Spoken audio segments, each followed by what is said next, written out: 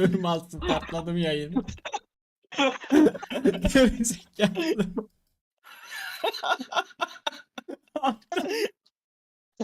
İnşallah gitmemiştir. İnşallah gitmemiştir. Oğlum. Salak bir Mim reis lan olsun. lütfen. Mimo İnşallah adresine satayım gitmemiştir. ya. Mimo, Bakıyorum. mim. Ben duymadım bile öyle miyim? Chat bir Onu şey seni duymadınız değil mi? sanıyorum da. He? Chat'e soruyorum. Chat'i versene bize en başta bir. Chat. Chat'e nasıl vereyim lan size? Nasıl chat'i nasıl vereyim oğlum? Ha böyle ver işte. Aa, kim bu yakışıklı? Aa, kim mi ki bu ya? Gerçekten. Oğlum chat'i veremem. Chat, ben ayrı ekranda açıyorum chat'i. Ama ayrı ekranı ver bize o zaman Gio şimdilik. Bir dakika mouse'um kayboldu. Masum kayboldu. Arkadaşlar günaydın günaydın günaydın. Oğuz'u duyan var mı az önce Oğuz'un dediğini? Arkadaşlar hepinize günaydın. Teşekkürler. Oğuz vallahi anlatasıya kadar canımız çıkar. Boş ver ama. İnşallah duymamışlardır. Oğlum Mimo ama ya. Şimdi duyduk diyor Şeyma. Ne duydunuz? Duymadınız değil mi? Şerefsiz Ha, Duymamışız tamam, ya bu- onu. Tam Ese şeyin basarım ekranı da ha. geldi size oraya geri çevirdim. Oğlum lan bilgisayar mavi ekran yedi. Arkadaşlar kusura bakmayın birazcık. Evet evet kesin kesin. Telefondan Yayından. katılmak zorunda kalmıştım. Kesin kesin. Yo duymadık bir şey. Gio Duymadık. anlat onlara. Anlat. Rüyalarını anlat onlara Gio. Hayır hayır hayır. O bizim aramızda. Oğuz dostum duymadı. Anlat. Anlıyorum. Rüyalarını Gio dostum, anlat sana onlara. Sana o mimi atacağım. Tamam mı? Hı -hı. Sakın yayında falan açayım deme ha. Niye atıyorsun o zaman? Aramızda kalacak. Geri zekalı. Sen anla ki He. Tamam gülelim beraber. muhatabım bileyim. Tamam okey. Tamam. Ama bir daha yapsana ya onu. Onu bir daha yaparsan beni burada yaşatmazlar. Teşekkürler. Teşekkürler kardeşim. Sabah sabah hiç beklemiyordum ama. Oğlum nasıl bilmiyorsunuz onu? Ben onu Vallahi bilmiyorum. Harbi diyorum, onu bilsem var ya zevkten 4 kişi olursun dostum. Şakasız. Oğuz tamam Oğuz tamam anladık. Mim yanlış anlattın tamam mı Oğuz tamam dedik. Ama min. Yanlışlıkla kurdun o cümleyi tamam. Tamam yanlışlık kurdun cümleyi. Tamam linç Ben yemeyeceğim ne tamam yanlışlığı Oğuz. bilinçli lan. Yanlış Tamam, anlaşılmasın. tamam. Ben yaptığım hareketin de arkasındayız yani. Teşekkürler. Biz bu sabah ne yaşıyoruz? Arkadaşlar Iesf'in mükemmel ansızın bir kararıyla maçlar ona çekilmiş. Bu chat'e yazmış diyor çünkü. Ben gayet uygun bir saat Afiyet olsun. olduğuna karar getirdim bence uygun bir saat. Uygun Bence- değil, ben daha uyuyacaktım. Çok da umurumda. Ben daha Bu uyuyacaktım. izleyiciler şimdi bir yayını hak etmedi mi? Yani bunu mu demek? Yani. Uykun daha mı önemli? Dostum Oğlum. gerçekten seni kınıyorum bu arada. Teşekkürler. Oğuz bak al hala geçmiş değil. Altı fon atarım. Demin kurduğun cümleyi Hayır, şurada bak. yayına izletirim. Kaşınma Oğlum sus. gerizekalı mısın? Onu lan. Aa inandıramıyorum lan. Lan ben öyle bir şey der miyim? Hukuk. Yani. Neyse. Oy. İyi boş yaptık. İyi boş Temiz yaptık. boş değil miydi ama? Deminki Kardeşim, Valo'dan kaliteli sonra. boş her yerde bulamazsın bak. Haksız mıyım? Evet, Haklısın, kesinlikle. haklısın Oğuzcuğum. Teşekkür ederim. Oğuz biz seninle şey yapalım. Talk show yapalım. Böyle yeni şeyler çıkıyor. Böyle kafede talk show yapıyorlar falan. Aa yok İlk mu lan? misafiriniz ben olabilir miyim? Neyi? Gio şakasız yok mu? İlk Kanka, misafiriniz ben olayım. Büyük makara yaparız da bize o imkanı sağlayacak bir yer Bana bir şey bulamayız. diyeyim mi bak? O yayından sonra bizi hiçbir Allah'ın kulu ulaşamaz ben söyleyeyim. Dur hallederik onu bu fikir güzel bunu kullanalım dur.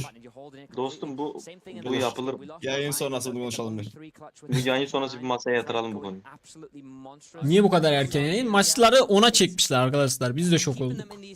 Yani ben gece uyandım. Waffle'ın mesajını gördüm. Her yerden yazmış çünkü. Instagram, Discord, WhatsApp işini sağlam almış. Telegram. Evet. Telegram'dan da yazmış. Maçlar ona alındı. Ona göre kalk yazmış bana.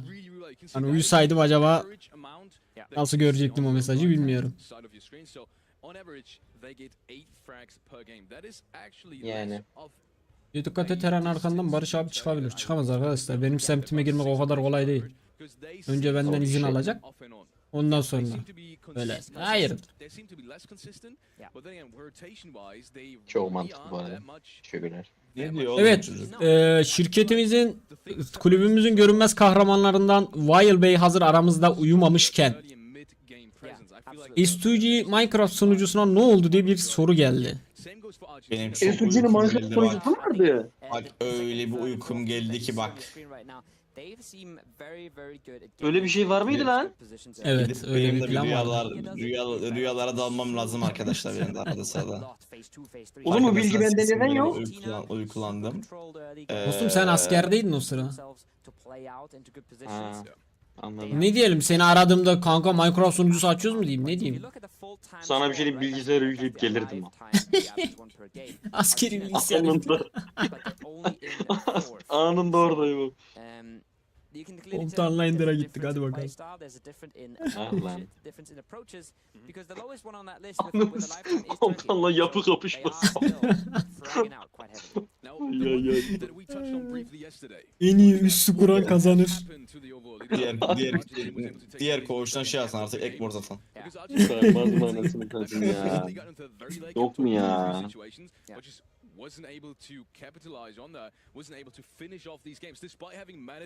Like atalım arkadaşlar yayınımıza, bakın. Şurada like butonu var, gördünüz mü? Ben de atmayı unutmuşum. Siz de unutmayın. Şurada like butonu var. Buna tıklıyorsunuz. Bunun içi dolduğunda like atmış oluyorsunuz, tamam mı? Daha önce tıkladıysanız bir daha tıklamayın. Ekranın sağ altında bir tane kalp var. Bu ne işe yarıyor? Dur bakayım, tıklamalıyım hemen şu anda. Oh my god. Beğendim. Adeta bir harika bu yayın gerçekten. Arkadaşlar Wikipedia'ya puanlar gelmiş sonunda. 2 günün sonunda puanlar işlemişler. Şu anda aramızda 38 puan fark var. Hiçbir şey değil. 2 maça kapanabilecek. Yani çok mükemmel, tek maça bile kapanabilir bir puan. Ama işte tek etken diğer rakiplerimizin de kolunun tutması. Yani sadece bize karşı değil. Bir tık kollarını tutması lazım. Wikipedia, sen de şuraya bir siyah tama ekle artık, gözünü seveyim. Bloğu şurayı kapatayım artık. Globalsin yani.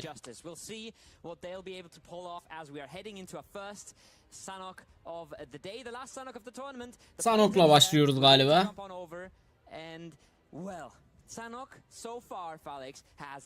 Oo, başladı bile lan. Ben beklemiyordum bu arada. 11-12'yi buluruz diyordum. Sabah 10 efekti diyebilir miyiz peki buna? Öyle olsun. Sabah çalışıyorlar demek ki. Harbi sabah değil. Biz yanlış zamanlarda yaşıyormuşuz. Ya aynen. Onlar açtı da biz açmadık. Doğru. Bu da doğru bir yorum.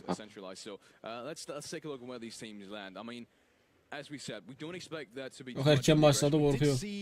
Bizim çocuklar inşallah uykusunu almıştır ya. Akşam yayında mıydı bizimkiler? Bir haberiniz var mı chat? Gördünüz mü? Yani bilmiyorum. KALSE veya HAMSİ akşam dans etmeli PK atmadıysa biriyle. Hamsi açtı, hadi. Kaçta kapadı Hamsi? Ya. İnşallah erken kapamıştır. KALSE 9 yayında. yayındayız. 9 erken ya. 12 mi? 12'de kapadıysa gene okey ya. Yani. Gerçi 12'de kapatsa 8 saat uyusa, 8'de kalksa 2 saat antrenmanla kafi. Ha, 9 gibi kapadı. Aynen 9 yazıyor. Okey. 9 gibi kapadıysa okey. Kafi bu arada. Gene Türkiye diyor, bak bu spikere ben çok tutuluyorum ha. Oğuz bunu bir yapalım buna, bu sürekli Türkiye diyor. Kardeşim değişti artık Türkiye, teşekkürler. Çok tutuldum ben buna. Bizim bir acilen Romanya. Hemen. Oğuz şu an Karabük Havalimanı'ndan Romanya'ya doğru gidiyor arkadaşlar. Havaalanındayım bu arada. Evet, o yüzden telefonda. Havaalanında şu an. Aynen havaalanındayım. İstersen kamera açayım.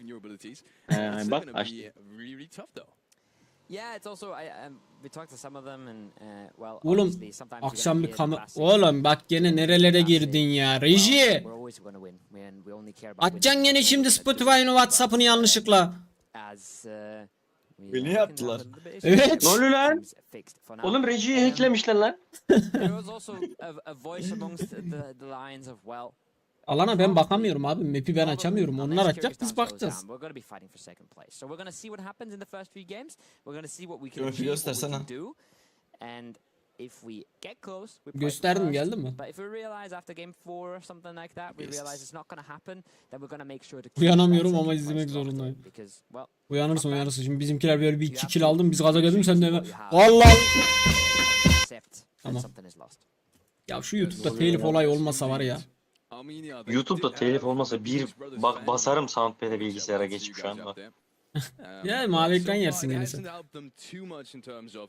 Yani niye dedin ki şimdi bunu?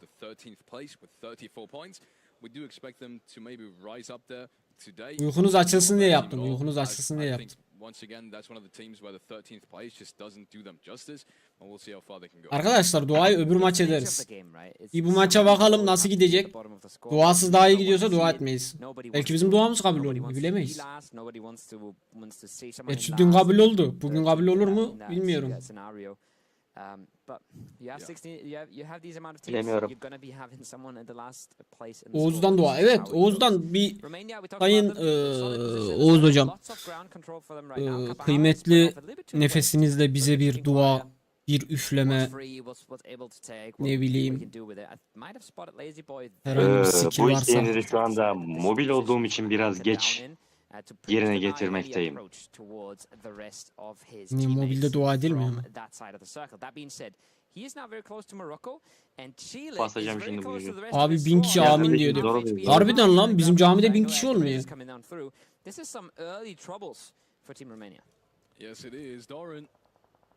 Kalite benimle alakalı değil arkadaşlar. Adamların ne kalitesi varsa ben de size onu veririm. Neyse Joe dostum. Al oğlum ona. Oy aslanım Hamsim. Hamsim uyumuş. Hamsim uykusunu almış. Yayın yaramış. Arkadaşlar Sanok'ta oluyor. Sanok'ta çok pikselleşiyor çimlerden falan dolayı. Adamlar yayını pikselleşiyor, ben değil. Kalsem, farkındasın. Farkındasınız. Kalsem yapma. Çok açık duruyorsun bak, sağda ben seni görüyorum.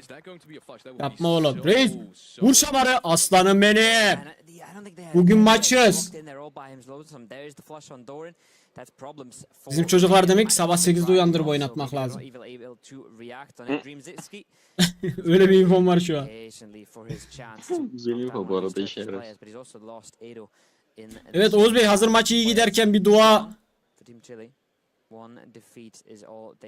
Ya dostum, dolduk ya. Ah be. Arkadaşlar Oğuz müsait değil demek ki. Bir abdest alsın da gelsin. Lan hayır. Salasıyla konuşma lan. Mal mısın lan sen? Aklıma başka bir şey gelmedi. Salak. Çok güzel alan. Sudan çekecek. Her türlü sudan çekecek. Bize doğru çekecek. Nereye doğru çekecek? Yeni geldi asker. Yo. Heh.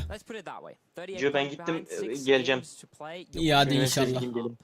Tamam. Sevgilim Hadi yanına bay gidip bay. geleceğim de duydunuz mu? Oğlum sana basarım ha. Yanlış lens etme lan beni. Hadi Korktuğun bay. yolun açık olsun. Dikkatli git gel. Thank you man, thank you.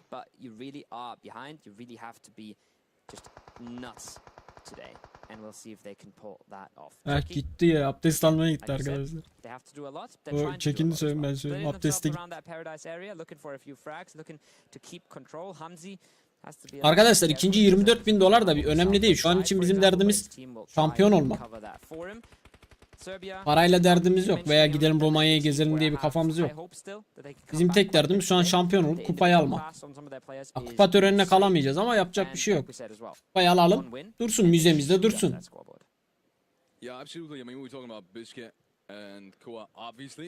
İlk maç arkadaşlar, daha yeni başladık. Bismillah dedik.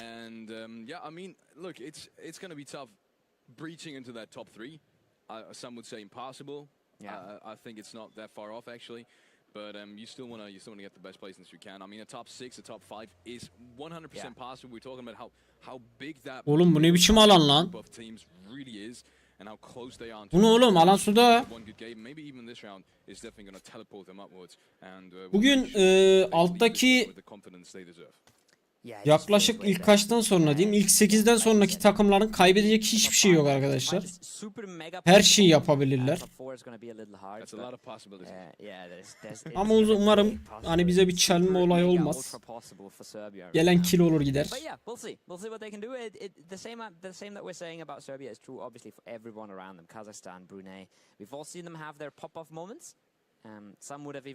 Bu bize tatmok alan oynatacak galiba oyun. Çok boktan bir alan, boktan bir tepe. Erken başlamasının sebebini bilmiyoruz arkadaşlar. Bir şeyden dolayı ona çektiler ama neyden çektiler bilmiyoruz. Herhalde öğleden sonra başka maçlar falan var.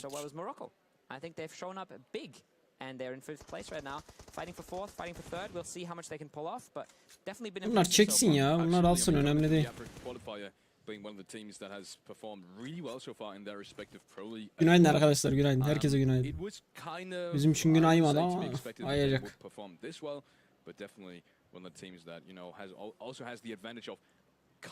Aleykümselam.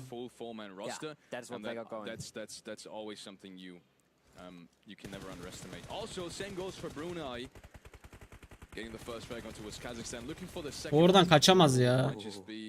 Ben olsam birinin peşine yollamıştım şu an. Sudan bir kill'dir abi.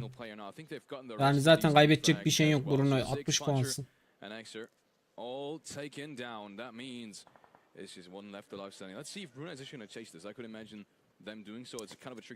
DC yok arkadaşlar. Şu an ayakta olan bir Burak var, bir ben varım. Benim de çok uzun sürmez. Burak da birazdan yıkılır muhtemelen. Ben gene gece uyudum biraz. Burak uyumadı. Günaydın mı, akşam mı oluyor? Saat 10 mu?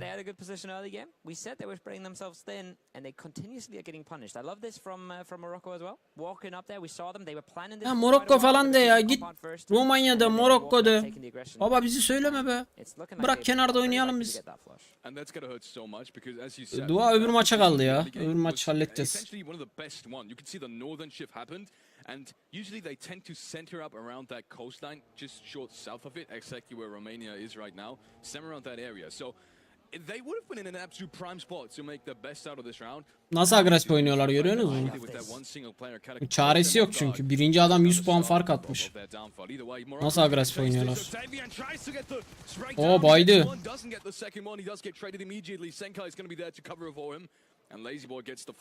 Bugün böyle 2 ya da 3 win çok güzel olur bizim için. Bebek gibi olur. Terrible start for them. You can already see in the distance there's other teams though taking that space away. Morocco has just left. You can see Senkai. He has to worry a little bit about his backside now as Algeria has pulled on up. Carry boy and ama var ya the söylemeyeceğim. Aklıma bir şey geldi, söylemeyeceğim. Yaşarsak söyleyeceğim. Totem yaptım şu an. Çok güzel, çok güzel. Yapma, kill olmayın. Okey, finishledi birini. 2'yi finishledi. 3'ü baydı. KALSE baydı. Hey. Hey. Kırgızlar bir finish bir baygın var şu an. 2 finish bir baygın var. KALSE de gitti. Ne oluyor anasını satayım? Bitirdi mi Kırgızlar orayı? Bir kaldı, bir kaldı. Hadi oğlum. 2 kaldık biz.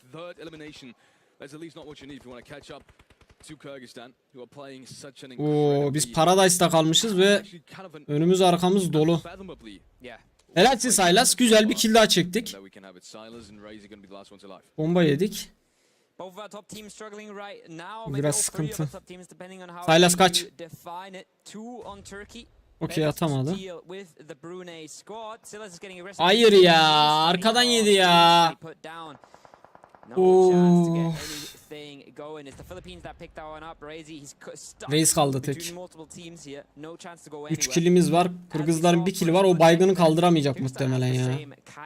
İnşallah kaldıramaz. One player left standing. The other one is on his feet, on his knees. Not a good start for our top teams here, but that is still. Ne oldu lan? Arenada bir şey for patladı. Kyrgyzstan. If nobody else is getting these points, they don't have to worry about falling out early. Biz elendik. 3 kill elendik, o kaldırdı. Vur artık be kankam be, vur artık be. M4 UMP fightladın, kaybettin. Tamam, Kırgızlar da gitti arkadaşlar. Yani onlar 1 puan çekti, biz 3 puan çektik.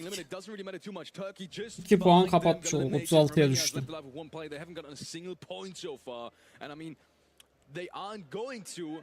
Gitti, Kırgızlar da gitti. Bu maç hiç oynanmamış gibi şu an.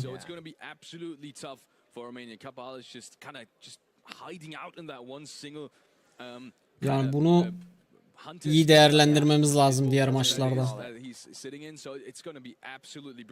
Bunu diğer maçlarda iyi değerlendirmemiz lazım.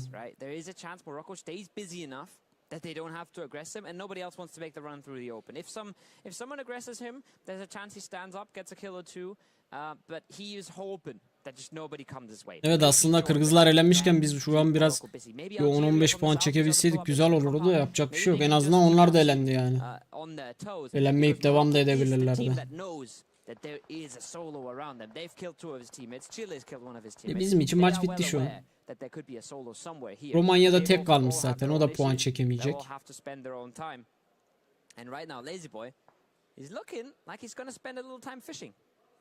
Looks like it.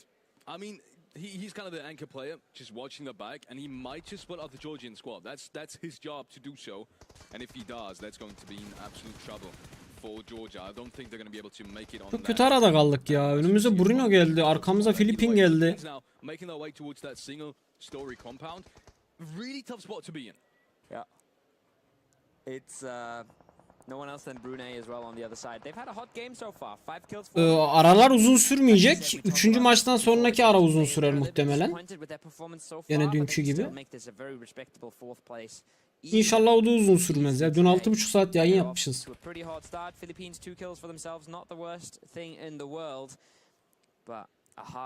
Puan farkı 36.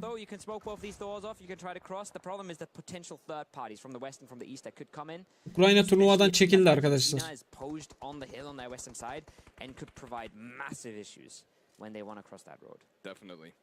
Bazı sıkıntılar yaşanmış, ondan dolayı çekildi turnuvadan.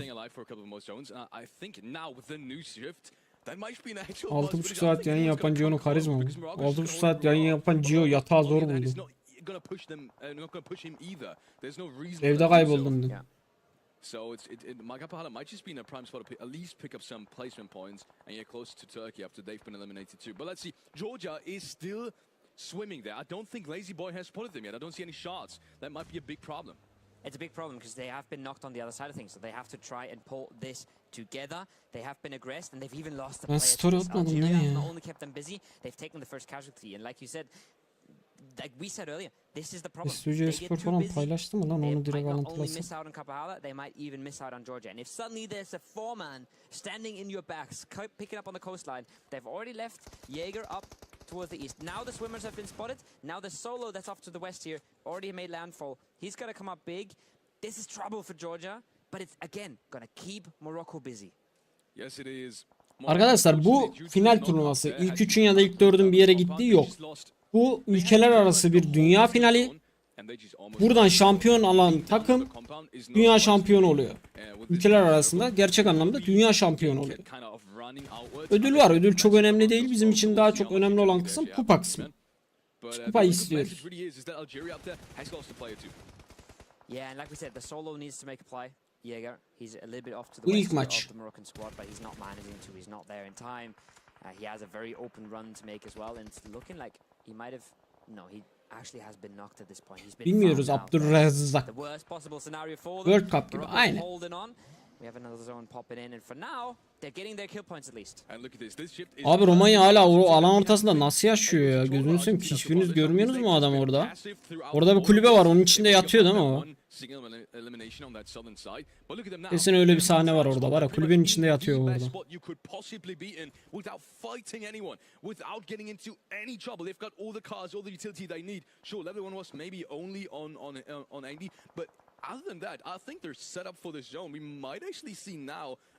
Hayır, öyle zehirlenme falan yok. Ben sebebini biliyorum, sadece söyleyemiyorum. Çekilmeleri gerekiyormuş, çekilmiş. Bunların sağa solu belli değil. Aşk derken bana mı dedin? Bir ikide başlatıyorlar, bir onda başlatıyorlar. Evet, biraz garip. Bak, turnuvanın son günü ekrana böyle oyuncu resimleri falan çıkmaya başladı yani. Turnuva bitiyor, şurada kalmış 5 maç. Şöyle bir hafta falan daha oynasak çok güzel turnuva yapacaklar da oynamamız lazım bir hafta falan. Oynadıkça yapıyorlar yani. Abi AWK demek istedim. Aşk demiş oğlum, ne olacak ki ya? On the western side, even these two teams can coexist. Morocco has to fight against Algeria as well, so that's another team out. We only really have Egypt, or maybe one team from the warehouse area, apart from Argentina, that's going to make it in. Either way, Ivan is going to be picking up, tries to pick up one of the frags, but doesn't even need to. Jody is going to be there, cover fire. Cezayir'in kaybedecek hiçbir şey yok arkadaşlar. Arjantin'in hala umutları var ilk 3'e girmek için. Onun için çabalıyor şu an. Ve Cezayir'e 4 gidiyor gibi. Ooo derken izin vermedi. Kim izin vermedi? Kim o? Kim o? İzin vermedi.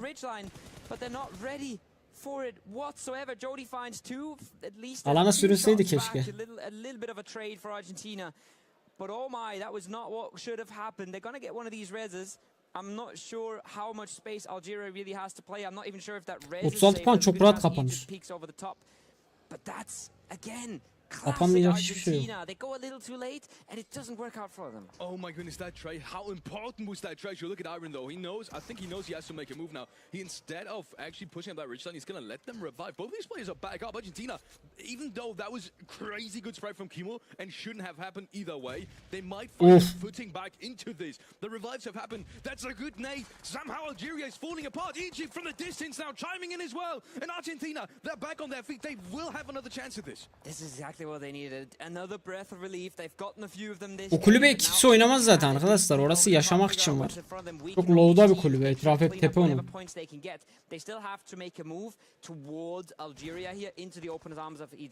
Orada bayağı sıralamaya oynar yani. İlk üçü görür o çocuk orada. But they have another chance. Lucky them. 7 kills for Algeria, not a bad result no matter what happens here. But they could provide to be the stepping stone and they could provide to be the tripwire for Argentina right now. Fraga's pulling up to the rock, 1 HP, the shots are not landing. It's an absolute mess. It's a mess in the warehouse as well. Chewy, DBS, can he make it work? Yes, he can. Keeps Brunei in it, but I'm not even sure he might have gone down to zone. What a great shot from Brunei. We do have it down to the top 4. And you were saying Romania might just get in there. And they have 2 frags at the moment. I think he's found another one as well. Kapahara still very much in this. Argentina now being taken out by the zone. Alana gitti The o da. zone just shifting too much the way of Egypt. And they will not find any kind of breathing room. And now it's just Arjantin de gitti. İyi. It is a 3-on-1. Tek bu çocuk kaldı. Kapahara doing this one. We've seen crazy stuff coming in from Flyke in a 3-on-1. But not in this kind of scenario. Surely. Bence bunun da burada olduğunu biliyor. 1v3 oynar mı lan? İyi bomba atıyor ha. 1v3 oynar mı? Bence oynayamaz. Yeri çok kötü. Dur. Ayağa kalktığı an vururlar bunu. That being said, it's still a very good position to be playing out of for Kapahara. The molly is beautiful. The molly is beautiful. The molly is what they needed. I think he even almost Oynuyoruz. Yeri çok kötü. Ayağa kalktığı an GG zaten.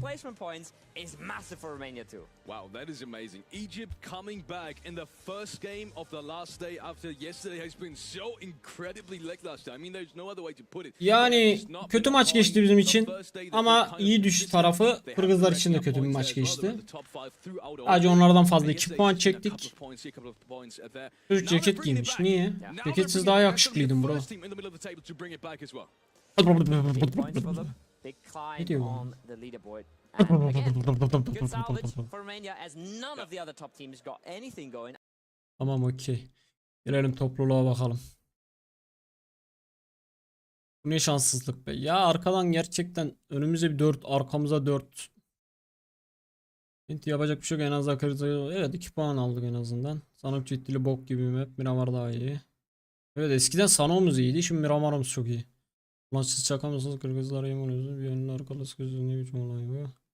Spikerlerin hep Türkiye dediğim direnç. Ben Türk milliyetçisiyim arkadaş. Bu ülkenin...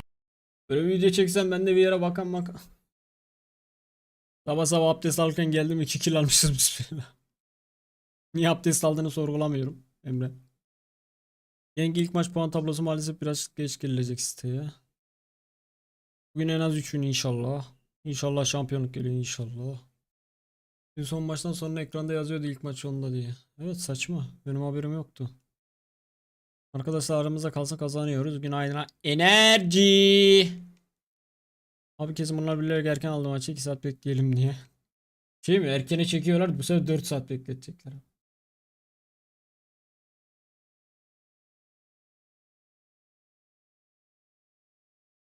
Yayını geri sardım duyulmuyor. Relax Oğuz gif.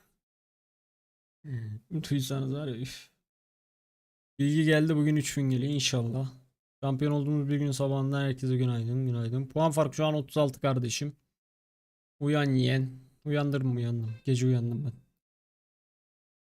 Gidiyoruz alıyoruz beyler hadi uyan istiyoruz. Sabah yürü kan yanlışlıkla kalktım maç varmış yala. Bende de aynen böyle oldu ha. Akşam yattım videoyu editledim. Yattım. Ondan sonra kaç gibi yattım? 10-11 gibi uyudum. Tamam mı? Gece 2-3 gibi bir böyle uyanırsın ya susarsın falan. Uyandım. Telefona bakayım dedim. Baktım Vap'ın 50 tane mesaj atmış.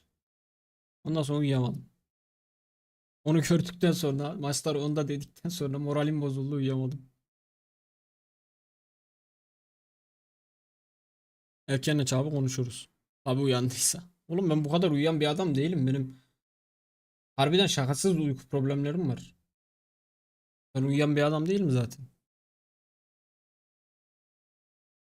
Yeter yeter kurban olayım. Mavi ne yapıyorsun Mavi? Siz onu gecelerin uyuduğunu mu düşünüyorsunuz? Geceleri. Şimdi Evet. canı sıkılıyor. Bir bakıyor herkes yatmış. Onun da yatması lazım. Elif yemeyelim diye ara ara kapatıyorum. Ama içinde bir şey uyutmuyor onu. İnsanı arayışlara iten şeydir. Her şey o gece düşünceleri. Evet arkadaşlar bende de öyle bir problem var ya. Gündüz işlere falan dalıyorsun geçiyor gün de. Gece yatağa yattığınız zaman chat. Sen ve düşünce. Şaka yapmayacağım bir şey. Cenab-ı Hak olan abdest alsın yüzü olan yüzünü yıkasın. İyiydi bu. Bugün şampiyon. Ya oğlum harbiden bize komple bir Türkçe hocası.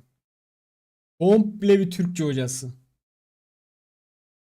Bugün Kırgızistan'ın boş geçmesi lazım. Evet ilk maç boş geçti biz de boş geçtik.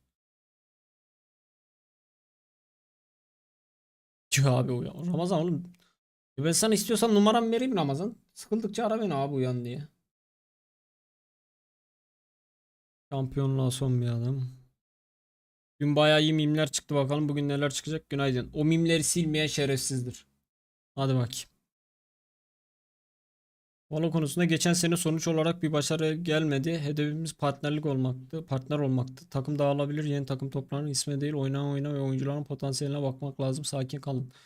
Yani evet arkadaşlar kulübü düşünmek lazım. Aşırı maliyete girdiğiniz zaman da ondan sonra futbolda bunun önlerini çok gördük. Çok kulüp borçlarından dolayı battı çıktı bir şeyler oldu. Haciz geldi falan. Şimdi onları da düşünmek lazım. Galiba Watch Party olmayacak bugün. Hangi gün olmadı lan Berkay? Niye öyle diyorsun? Diğerleri geceden atılmış.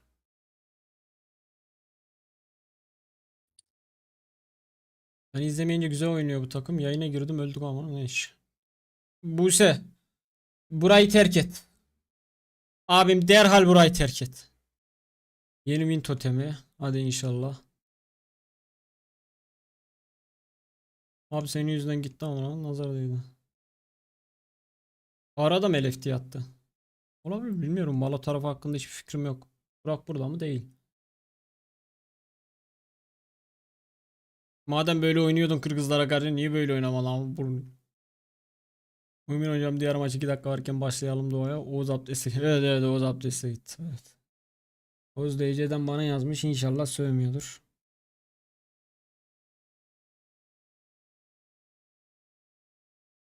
He tamam. Demin yaptığı şakanın mim halini atmış da bana. Ama ben bunu yakıştıramadım organizasyona.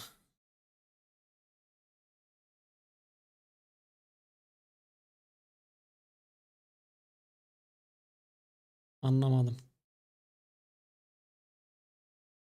Falan oyuncu win alma yüzdelerini falan gösteriyor. Ne oldu 2 günde değişti mi organizasyonu düzenleyen ama?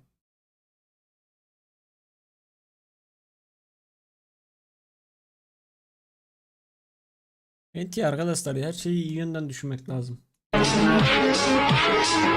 Ben yapmıyorum. Her zaman bardağın dolu tarafına bakmak lazım. Yani az puan çektik, 3 puan çektik. En azından önümüzdeki rakip de 1 puan çekti. Daha kötü de olabilirdi.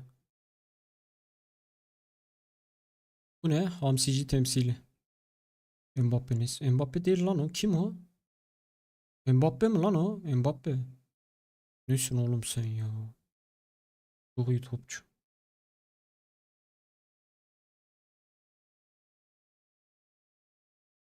Bakayım burası hızlanmış mı? Burası hızlanmamış, hala aynı.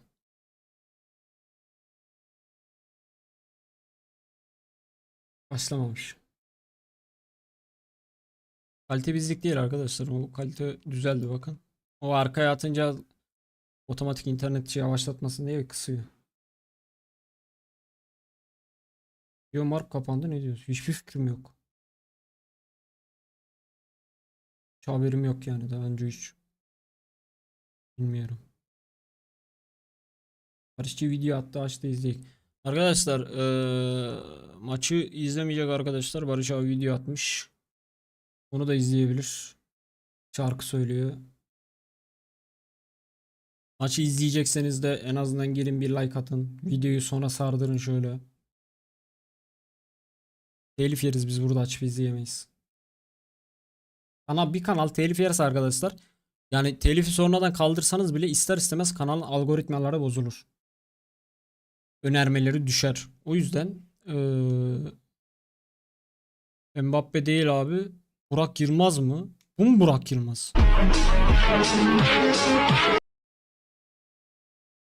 Burak Yılmaz ne zaman siyahi oldu oğlum, manyak mısın? Mbappe lan bu. Fransa Arjantin maçı lan. Burak Yılmaz'ın ne işi var oğlum? Fransa Arjantin maçı bu. Mizah mı? Ben mi ciddiye aldım? Tamam pardon. Estuji sözünü tutar, Kırgızistanlılar lafını yutar. Babalar sözünü tutar. O. Bizim beyin fonksiyonu. Evet evet, şu an harbiden bu şekil. Mizah falan da anlamıyoruz. Talişka abi diyen var. Mizah falan da anlamıyoruz. Beyin fonksiyonları şu şekilde harbiden bizim.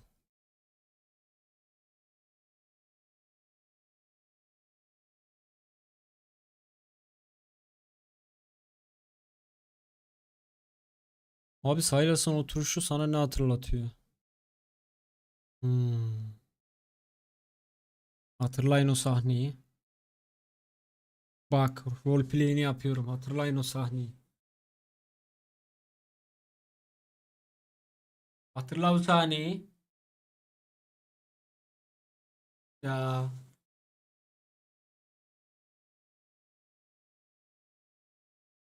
Bacak önemli.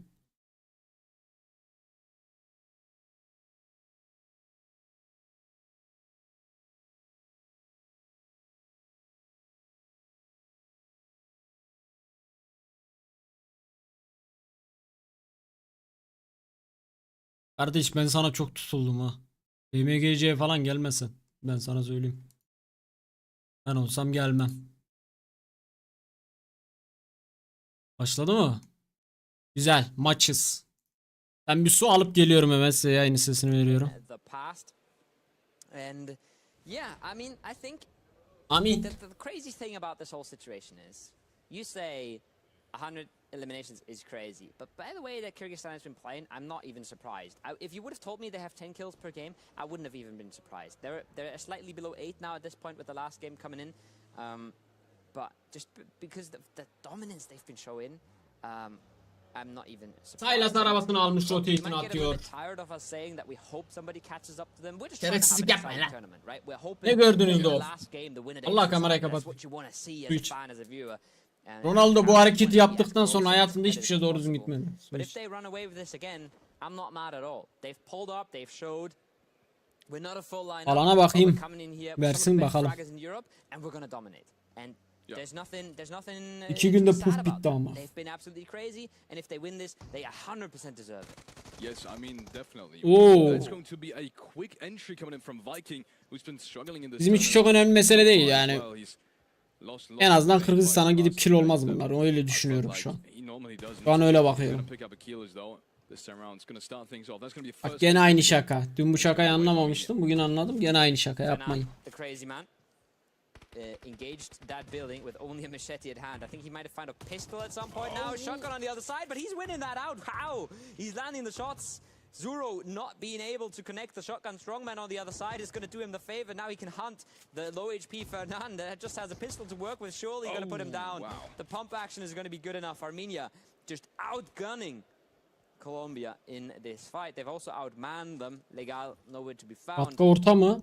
And that's another İnşallah. one of our mid-pack teams that will not make the jump. Absolutely not. No, Armenia is gonna pick up 3 frags. Colombia on the other hand will be just Ukrayna çekildi arkadaşlar. player left alive. Not even sure what the Eagles Ukrayna veda etti. might try to kind of get some kind of Bunlar intrusion here. I mean, rotate atmıyorlar, daha loot atacakları yere gidiyorlar diye düşünüyorum ben. Çünkü onların main'i Kuari civarı falandı. Western kind of circle, so I don't think Algeria is driving the way that they are opting for in terms of that first rotation. Nope, they've just arrived, actually just gotten their vehicles, obviously. So still lots and lots of time to loot. I don't expect them to leave too early either. It should be a pretty clean rotation path into the western side. Either way, Turkey though. Yeah. This has been Abi the kind of kulaklıklar circle falan iyi değil herhalde. where Nasıl if they're duymam centered ben? up phase Neyi one, which duyacağım they ya? are right now, they're in the military area looting, that they historically perform really well on. Acil dua, evet. I'm hoping to see a big split Tek again. atıyorum. That's what we can all expect Allah'ım, to see as well. A big split, lots of sen information bize together bu to turnuvadan just şampiyon send out olarak ayrılmayı nasip eyle ya weirdly, Rabbi. if you could look at the Amin. map there a bit, because it's super interesting how they split up in the looting phase. They're splitting wide between the south of South Georgia, essentially, the compounds just south of Everest, and the compounds next to the chopsticks. So they have quite a bit of area, and they really have to decide what they want to do with it. It's a lot of Bence net times istedik. it's way Doğada bir easier netlik to var come şu an. from the edge and just figuring out what's in front of you, and figuring out what you can take, than being in the middle and deciding what you want to take. Because you have the priority. You can pick whatever you want. But when you then end up picking spots that you can't really play out of, you end up spots that don't make you happy in that game, it feels way more like you've made a mistake. It was in your hands, and you didn't make the right decision. The other part of that is teams will come in very early into your phase one looting split where you're still looting. Teams will come very early and contest some of your positions. So you got to be really fast. You got to be quick. Biz üçüncülüğe nasıl geriledik lan? Sıralamadan onlar kaç puan çekti oğlum? And look who's next. Dikbilleri vardı. Sıralamadan 5 aldılar. 116'lardı. Nasıl oldu bu? But the way Argentina is rotating right now, we might see a little bit of a clash. Morocco coming into the northwestern side as well. In the meanwhile, Algeria though, taking their sweet time. They did take their time, bringing the vehicles in the first place. So as we said, we don't expect them to have too much of an early rotation. There we have it, Argentina. One of the teams that is trying to catch up. They did have the chance Ay, to 2 killer do olmuş. so in the last game. They once again missed out on it as an Argentina fan. At least you'll have a lot of viewing time. Aynı Because puanız they Romanya ile always şu an. survive.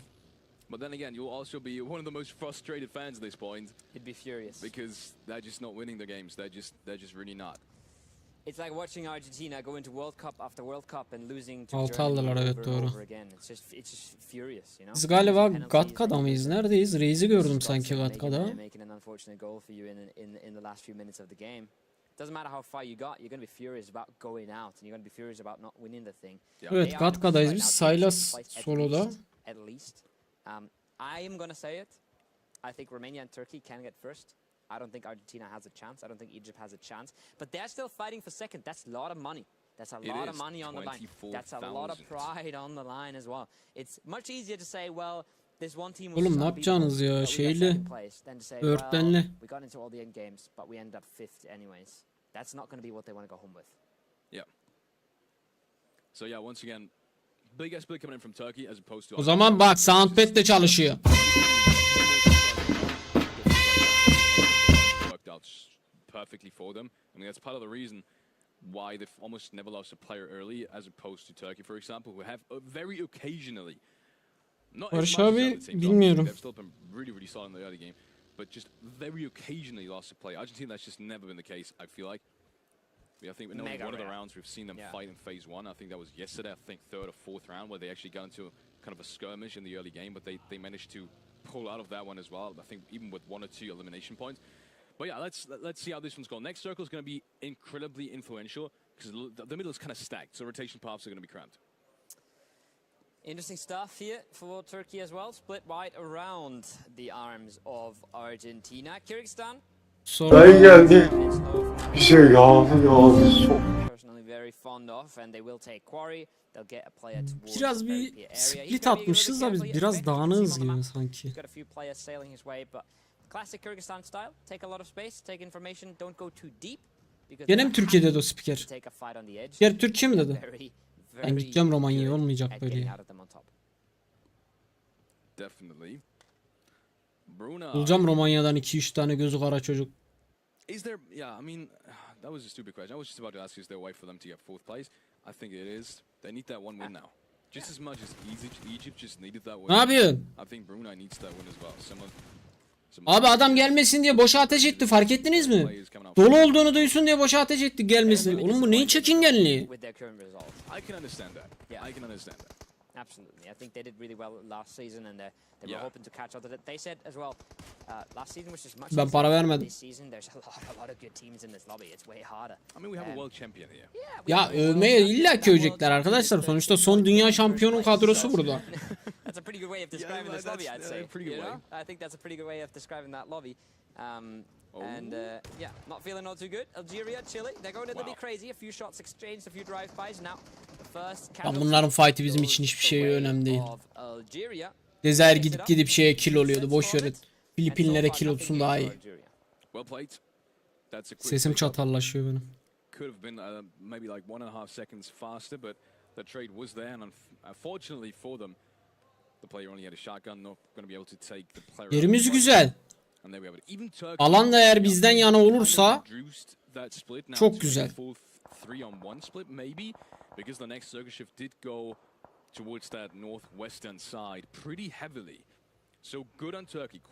Mehmet chat'e bir şey yazın ama bilmiyorum, amin. Ne demek o bilmiyorum. Yeah, ready for it. Reacting quickly is what you want to say. This is a wild one. This is Türkiye diyor kanka, Hindi yani bizler. Tam alanın göbeğiyiz yani. Buradan da alanı alıp başka yere verirsen senin gibi oyunun ben evveliyatını... Uuu kafaya vurdu. Tam fight'tasın bunlar. Yesin birbirini, önemli değil.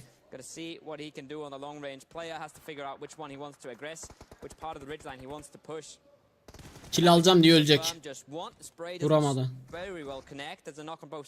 It's an absolute mess. Phase 2 blue doesn't kill you, but it really makes makes these fights so much harder and so much more messy. Absolutely, Nade's coming out. That might Patlatır la ona.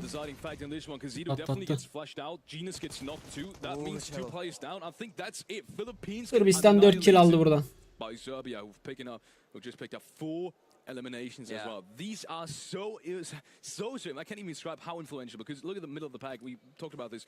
They are all so close. Serbia with this one round could easily go up to 8th, 7th place. And that's where erken başlamasının sebebini bilmiyorum. Unfortunately for me, my little favorites, I want to call them, Philippines. They have one around yesterday as well. Not going to be able to show their strength in this one. SYLAS finish yedi.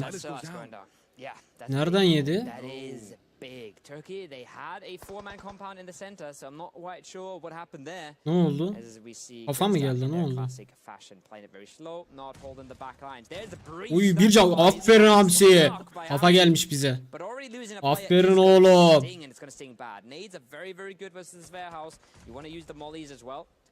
Tamam, bunu killedik. Bomba çekti Hamsi, yeme onu. Ama onun da canı bir.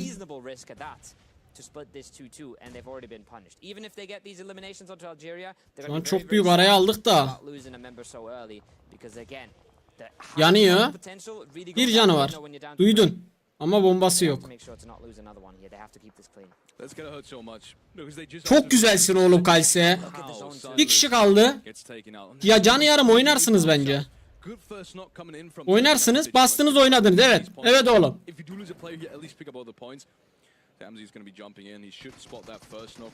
Duydunuz. Çok güzelsiniz oğlum. Bravo.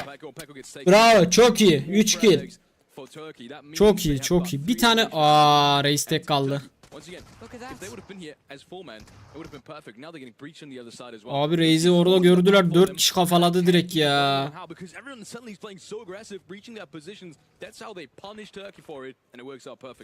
We talked about this yesterday a little bit, I think off stream, where we said, well, Çıkallık. if you're used to the best lobbies, you're used to İki genç yetenek arkadaşlar. where your enemies are gonna do. Adamlar geldi, RAYZ'i aldı, geri gidiyor. That just don't work Tek in gördüler ya, just direkt don't geldiler, play vurdular, out gidiyorlar. at all how you expect them to. And right here, they're not ready for the aggression coming out of this lobby. Morocco on the one side, Algeria on the İkiyiz. other. Morocco has İki always genç been yeteneğiz. Morocco has always been aggressive in the way they play. And Turkey is playing a 2-2 split. That might work out for them usually in some of the leagues they play, some of the tournaments they've been in. But here they get very well punished.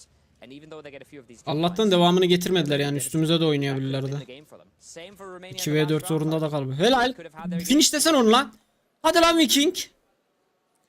Oğlum kaybedecek hiçbir şeyiniz yok. Bir knock verdiniz, oynayın bence. Oo, nerede finish desin oğlum. They've rotated towards the western, south of Hospital Edge. We do have a knock against Kyrgyzstan though, but it did get revived. So I'm not expecting anything to happen over there either, to be honest. Not with the compound they have. I mean, it should be pretty safe. It's almost unbreachable, to be honest. You can see them just stacked up. Biz DBS alsın, ondan sonra rakipleri düşün. Arkadaşlar DBS metası geçti. DBS artık herkesin elinde var. Yeni metalar oluşturmak gerekiyor. Aynı metalarla, aynı şeylerle sürekli ilerleyemezsiniz. Yeni metalar oluşturmak gerekiyor. So that means Argentina's in a great spot because they have no one behind them in the circle. They can just play in through the northern side. Also means Turkey still has some kind of chance. I mean, they will get breached sooner or later, I think, by Morocco. Morocco is surely going to play through this compound. And also Kyrgyzstan again. İkinci maç bu arkadaşlar. Adamların oynayışa baksana ya. En arka duvarda yatıyor üçüncü şahıs. These teams are actively playing for it because it works in this lobby. Yeah. And well, that's one way to do it. Argentina very Evet doğru, az bir very E-Spor geçmişim var. passive in their compound. Morocco we saw tons and tons of space on the northwestern Ama side. eskiden de yani, çok Clearing- eskiden. Just completely clearing their edge, completely having everything they want to work with. A second until phase 4 pops and we are going. Ya Kırgızlar şu an sadece yerini korumaya oynuyor arkadaşlar. as the first Farkındaysanız sıfır agresiflik. Hiçbir yere pik almıyorlar. Hani şu an alanda kalalım, maç başı 5-10 çekelim, bize kafi. Ya öyle yaparlarsa da zaten iyi olur.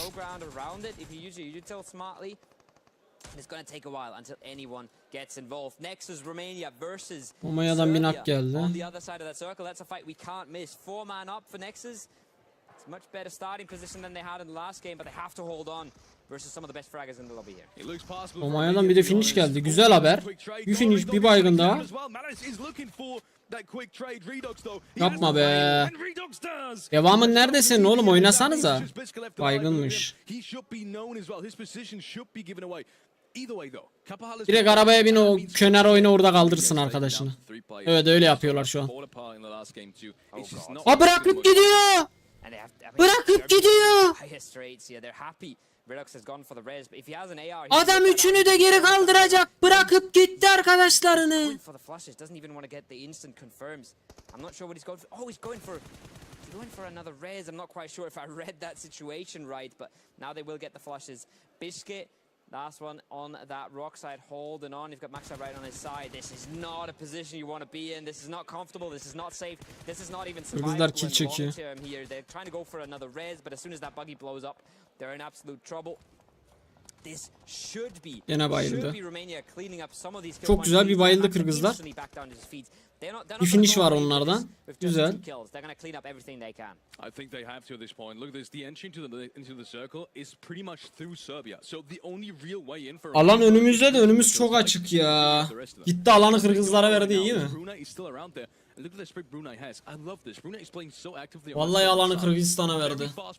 Not letting themselves get pressured from anywhere. They want to take as much control and as much space as they can, and that just goes to show you they should not be in 7th place either.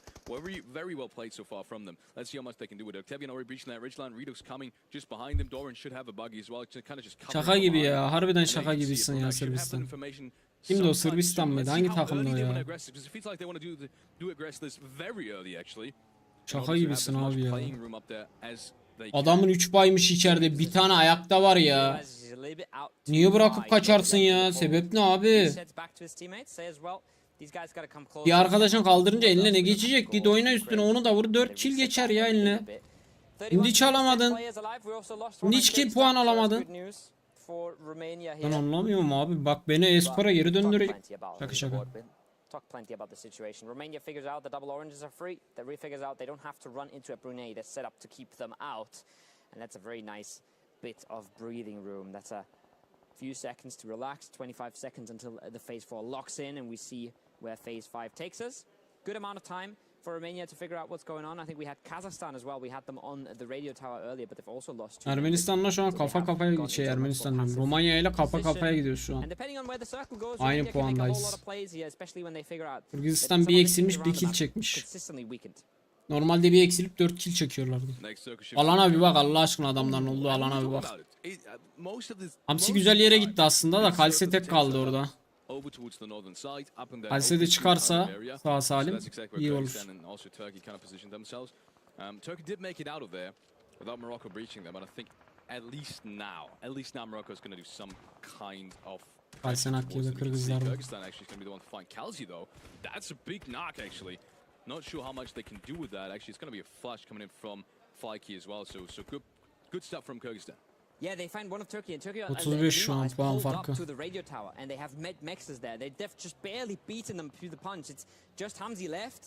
They've lost everything. Hamsi burada bayağı yatar yaşar aslında da. Romania has lost one as well. They have to go for that res very quickly here. They have to.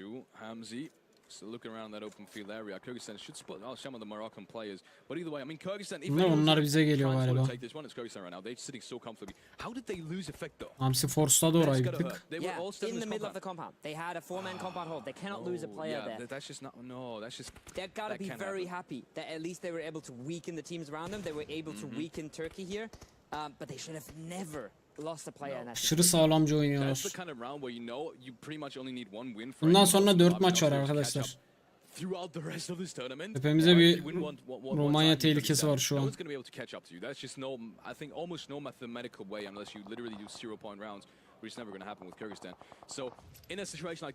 Keep it smart, keep it cool. Don't go for any aggression that you don't need to. You've got the zone, you're in prime position. There's no better spot than this.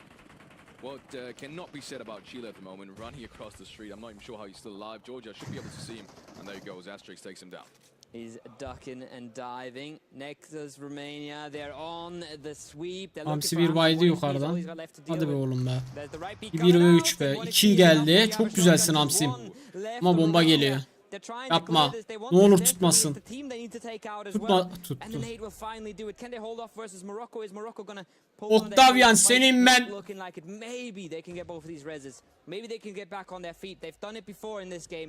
Git şunları vur var. Yürü Morocco.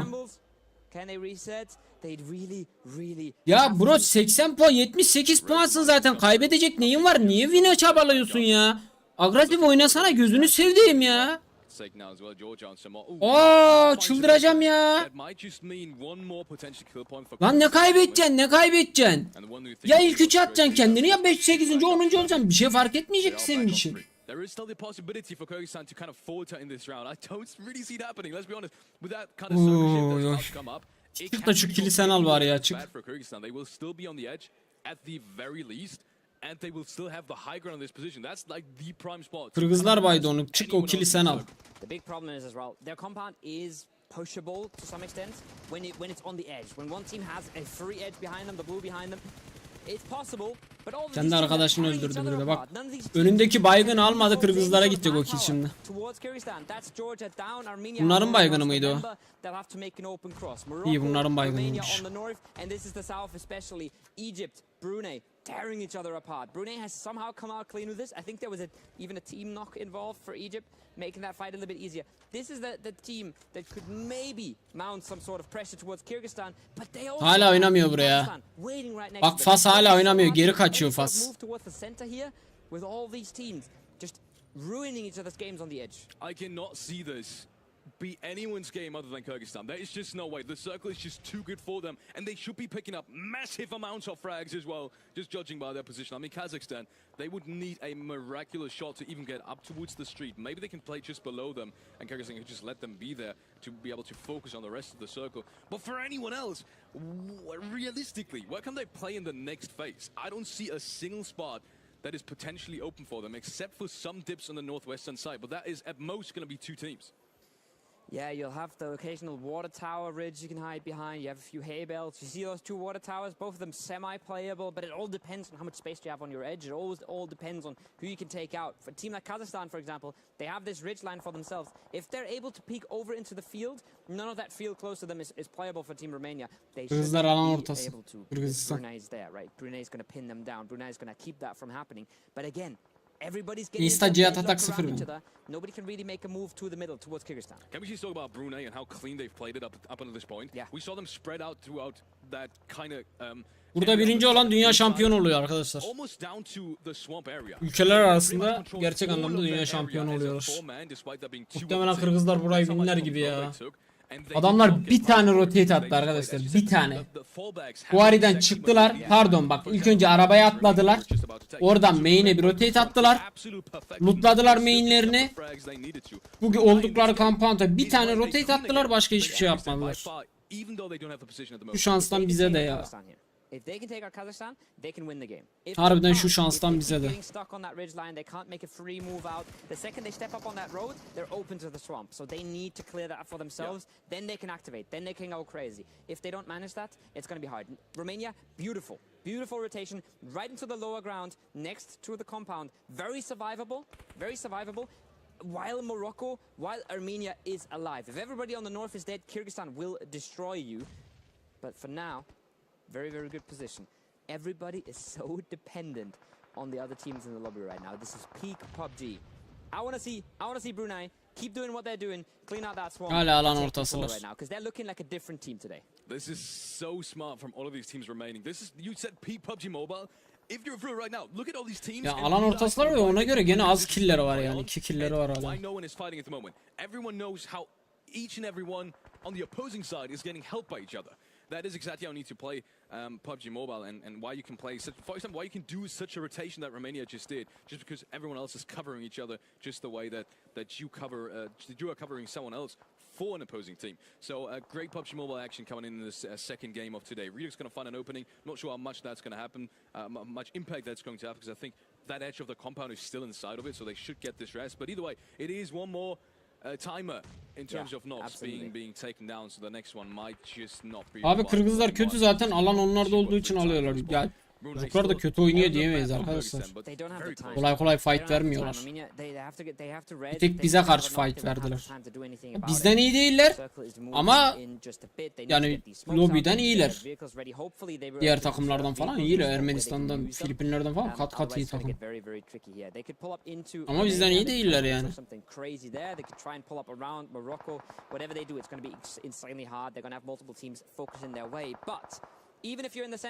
Even if you're Kyrgyzstan and you have free shots onto a team in the north, the second you take a knock, Brunei is up there. In your ridge, in your compound, your game's over. You have to be so careful when you're in the middle of it. Güzel buy finish'la lan. Finishleyemez. Loves to see that. Now they have to res themselves. Bu bomba onu bayar.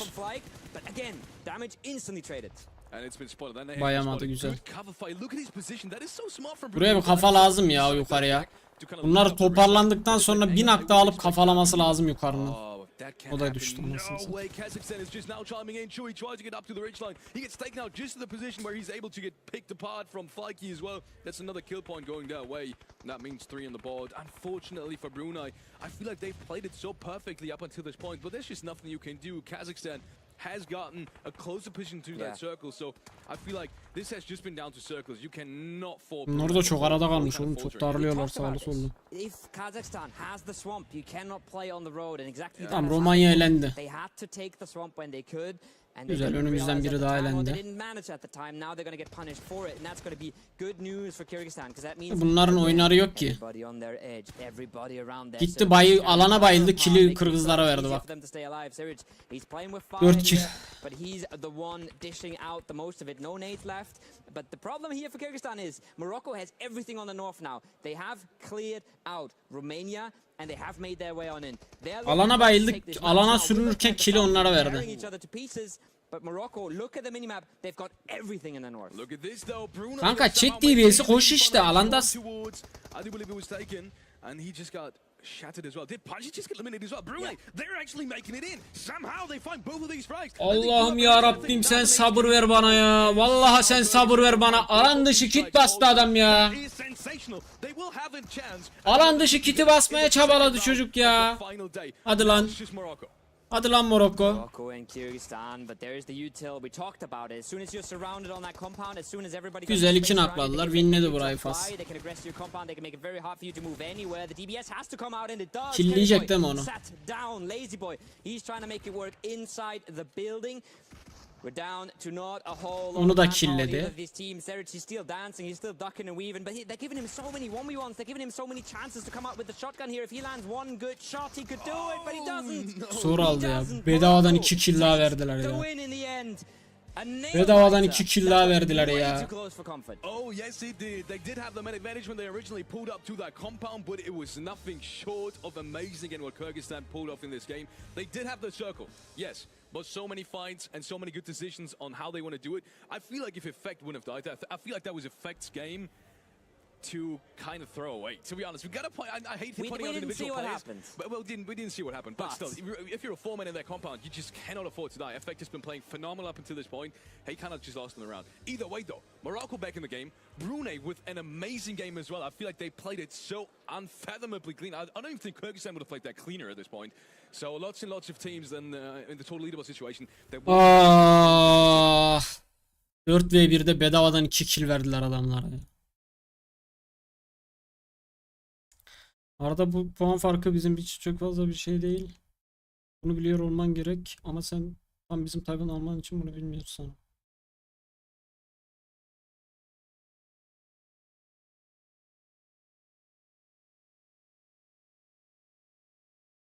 Arkadaşlar biz 13. 15. falan değiliz. Siz hangi maçlar izliyorsunuz? Biliyorsunuz değil mi? Biz 13. 15. falan değiliz. Girmiyor gene. Haberiniz var değil mi? Hoş geldin Merveciğim.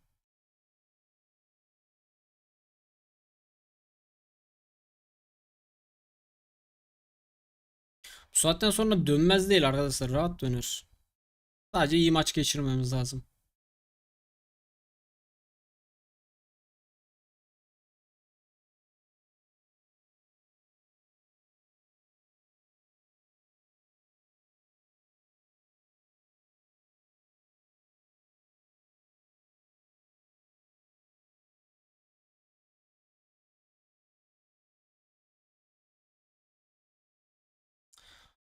Orada SYLAS'ın ayrı kalıp öldüğünü düşünmüyorum ya. İzlemedik, o sahneyi izletmedi.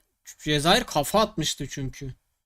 Muhtemelen hani SYLAS'ın olduğu taraftan kafa vurdu. O yüzden ilk SYLAS düşmüş olabilir. Bilmiyorum yani, görmedim orayı. Emin de değilim. Bu ne? Çok güzel alan. Sudan çekecek. Her türlü sudan çekecek. Bize doğru çekecek. Nereye doğru çekecek?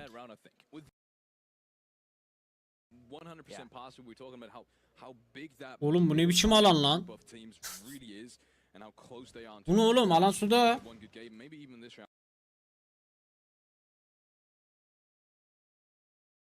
Win gelmedi. Lodos. İyi hissedememiş.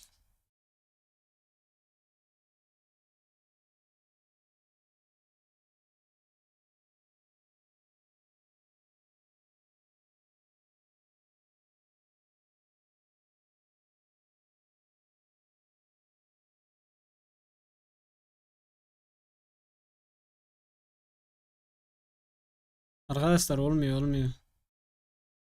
Nazar falan değdiremiyoruz anasını satayım. Adamlar power almış da gelmiş.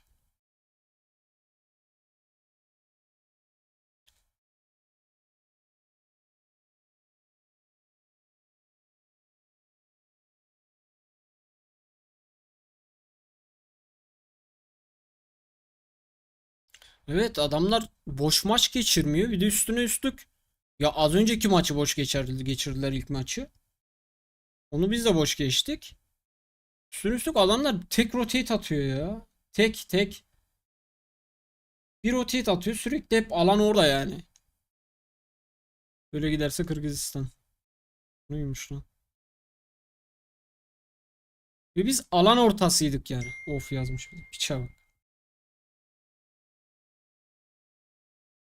Türklerin bizi orada kötüleme amaçlarını ya arkadaşlar insanlar kediler şeydir yani uzanamadığı ciğere mınlar der. Klasik yani. Hiç o lobiyi görmemişler bile. Böyle gece yatarken hayal ediyorlar o lobiyi. Ama öyle kalıyor. Hayal sadece. Görmedikleri lobiler için yorum yapıyorlar işte. Max başarısı Avrupa'ya gitmek olan takımlar.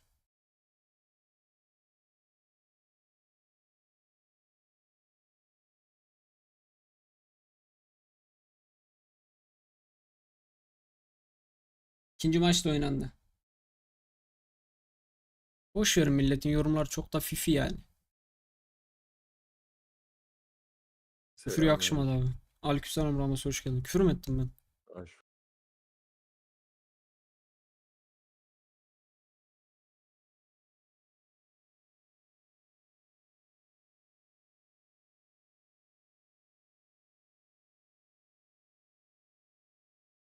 Amin. Amin kardeşim. Kırgızlar yandan bakıyor bizim ekranlara.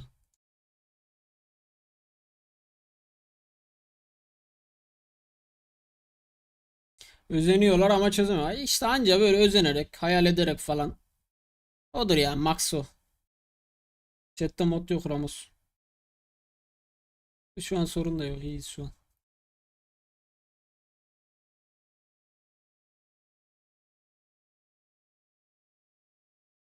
Diyor abi Barış abiyle V'de bir kill almıştın. Gelip burada istücüye yorum yapıyorsun abi. Bir de YouTubers. Vallahi Türkçesini yazarsan okurum. Hiçbir şey anlamadım. Bir kill almışım. Barış abinin videoda bir kill almıştın gelip oğlum siz Aa,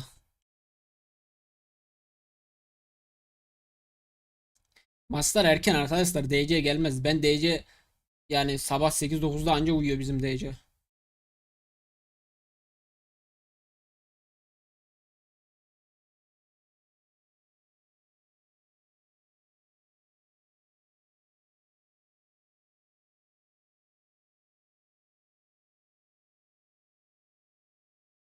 Takımlar var ben. Bir sürü takımlar ama gerçek şampiyonlar S2G's baby.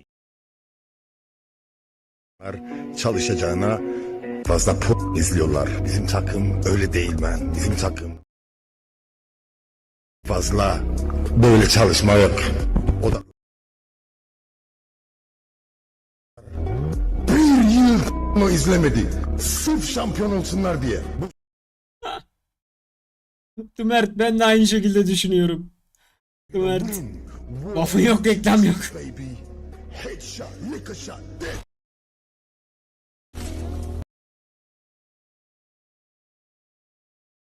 Ay ay.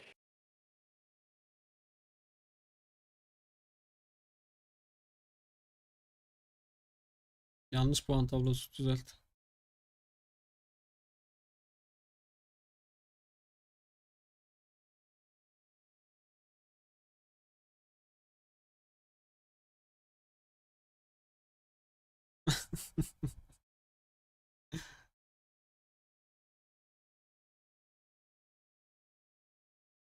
Ne yapıyorsun ya?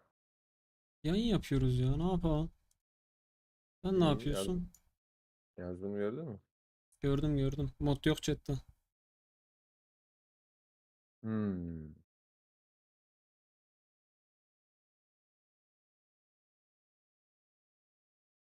Aşağı bir in mi? Ne var aşağıda be hata hızlı? Ne? Bir şey yok, okuduk Allah. bunları zaten. Ben bana atayım da keyfini yerine gelsin. Atma oğlum atma. Chatte bir şey yok şu an ya. Elim alışsın ya. Birazdan başlar arkadaşlar.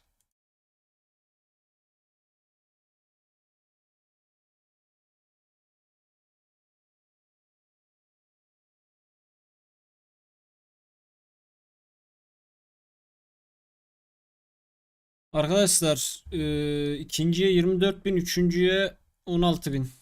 Geri kalanına da teşekkür edip yolluyoruz. Ya önemli olan burada şey değil. Para derdinde değiliz biz.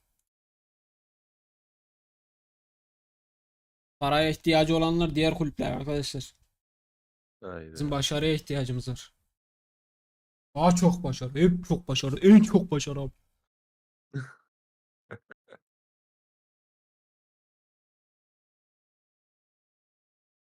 Ya bana sorarsanız para ya 40.000 dolar iyi para bu arada şimdi chat. Bana bir 40.000 verseniz ben ne isterseniz yaparım size. Yapılır bu arada. 45-46 puan. Kalan 4 maç. Sen yine tüm bildiğin duaları okuyor musun başlarken? Okuduk da tutmadı bu sefer. Ne? Geç gidiyor oraya bayağı.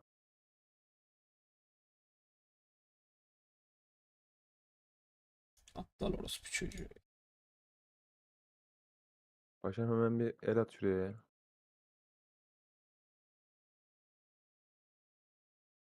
Arkadaşlar yine uyuyakalmışsınız yani. Oo Waff'ın geldi. Beyler geçmiş olsun, Waff'ın geldi. Abi bas reklam bas. Waff'ın At geldi. ulan. İtinayla aylık ücret yakaladım.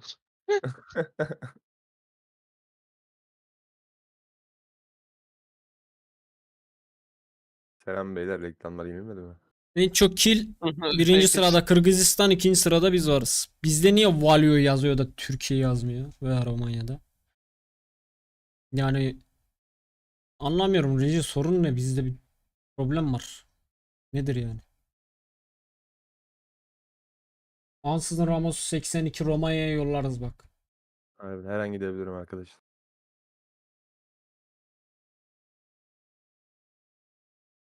Bak yüzsüze bak ya, chat'e ne yazıyor ya.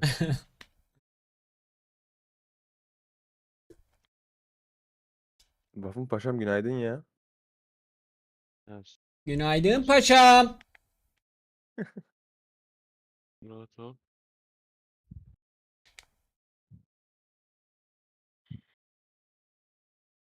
4 Çok maç korktum kaldı. şu anahtarı alamayacak diye. Aynı anahtar. Hı. Evet şey Oğuz buradaydı zaten. Fazla var mıydık ya? İyi, tamam. Var var.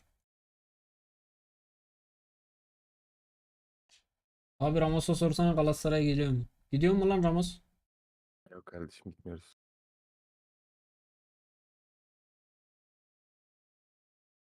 Paraya bağlı. Dün kimin maçı vardı? Dün, dün kimin maçı vardı? Dün maç yoktu ki ya. Avrupa'da yok muydu? Yok, dün salı günü vardı Galatasaray'ın işte. Tamam. Fener ne zaman oynuyor? Yani bilmiyorum, Beşiktaş'ın bugün. Beşiktaş'ın bugün Fener'in de mü? bugün. Fener'in de bugün olması lazım. Aynen, akşam 8'deymiş. Fenerbahçe Şampiyonlar Ligi bugün, salı Beşiktaş bugün. Şampiyonlar Ligi salı günü oynanıyor. Avrupa Ligi falan perşembe günü. Bunlar da çıksın da üst tura. Adana da çıksın Abi, ya. Ben Adana'nın çıkmasını da istiyorum ya. Ah be. şu ellerine bir like atalım yayına ya. Maçız. Not bad bir uçak. Alan bize Çok uzak değil. Kırgızlara çok uzak, Kırgızistan takımına. Çok. Sesi açmadım. Once again, we have a leaderboard situation where you need to consistently in each of the 4 remaining games make 10 points more. Yeah. Than Kyrgyzstan. So anyone trying to catch them, essentially at the moment, it is Romania, it is Turkey that is still able to do so. Both of these teams, especially Romania, had 2 chances as well. Seno game, great position, lost it to a solo of Chile, essentially. Not really too much to blame them for. In the last game as well, good rotations, but also very early on losing a player, making it really hard to finish the game off strong. And yeah, Turkey likewise. The double breach we were talking about just a second ago, the double breach in the last game kind of eliminated the chance of them winning it as well. It's I'm not comfortable with this position that you're putting me in. I'm always the rational guy. I'm almost the math guy saying, well, it's not possible. Now you're the doubter. I have to be the believer. I have to hope that somebody makes it. Garip bir alan verdi gene. We come right back to what we talked to some of the İlk defa Romanian gördüğüm players alanlardan biri yesterday. olabilir. You're getting to the point now where you're more worried about losing your second place than Dua you are etmeyi about unuttun reaching ya. the first, because it's becoming. Duayı demin overall no yaptık longer ya, a total reality, ettik. more of a dream, more of a wish, and that completely Allah'ım changes sen bize everything. şampiyon That means olmayı you're nasip way more eyle conservative, dedik. that means you're way more Detay vermedik. looking to make sure you get a few points every game. Yeah, sure, you can look for a 20, 30 Sayıldı. point game now. You can go crazy, Hı. you can get aggressive. Net. But maybe after this game, if it doesn't work Bir out, şey istemiyoruz ya öyle. at some point you're going to have to turn the switch and make sure that you're considering all the possibilities. And I've been there before. It's not easy to give up first place, but sometimes you gotta be happy with second Ya and make Ekin, sure you don't drop down further. yeter be kardeşim. Let's see. We can see Kyrgyzstan with a good circle again. So the first phase at the moment, not sure if you've seen it. Abi bir It is takım a yok. northwestern Ukrayna yok circle. arkadaşlar. It's- Çekildi onlar. It's way more northwestern than what we saw in the last game, but it is up there in regards to a centralized. Adam indiği yerde S12 bulmadı. Adam indiği yerde M4 buldu. İkinci silahı S12 buldu. Bununla beraber 4 maç, bunu hariç 3 maç kaldı. So Turkey will definitely have pry on that. Morocco as well, though. Imagine Morocco getting another win. They're definitely going to overtake Argentina, depending on how good the game is, come very close to Turkey as well. Both these teams. Turkish falan diyor bu gene ya. Oğlum bak seninle sorunum var ha. $40,000 up for grabs. We have $40,000 in first place. We have $24,000 in second place. Where Romania is sitting at the moment right now, and the third place is still going to take home $16,000. That's a lot of money. The rest of the teams unfortunately will be going home with experience only. Ya erken rotate atalım, alan ortalayalım diyeceğim. Ortalıyoruz, bize vermiyor. H oynayalım diyeceğim. Millete gelince ateş edemeyen takımlar, bize gelince Nova'yı geçiyor. Vallahi ne diyeceğimi şaşırdım artık ya.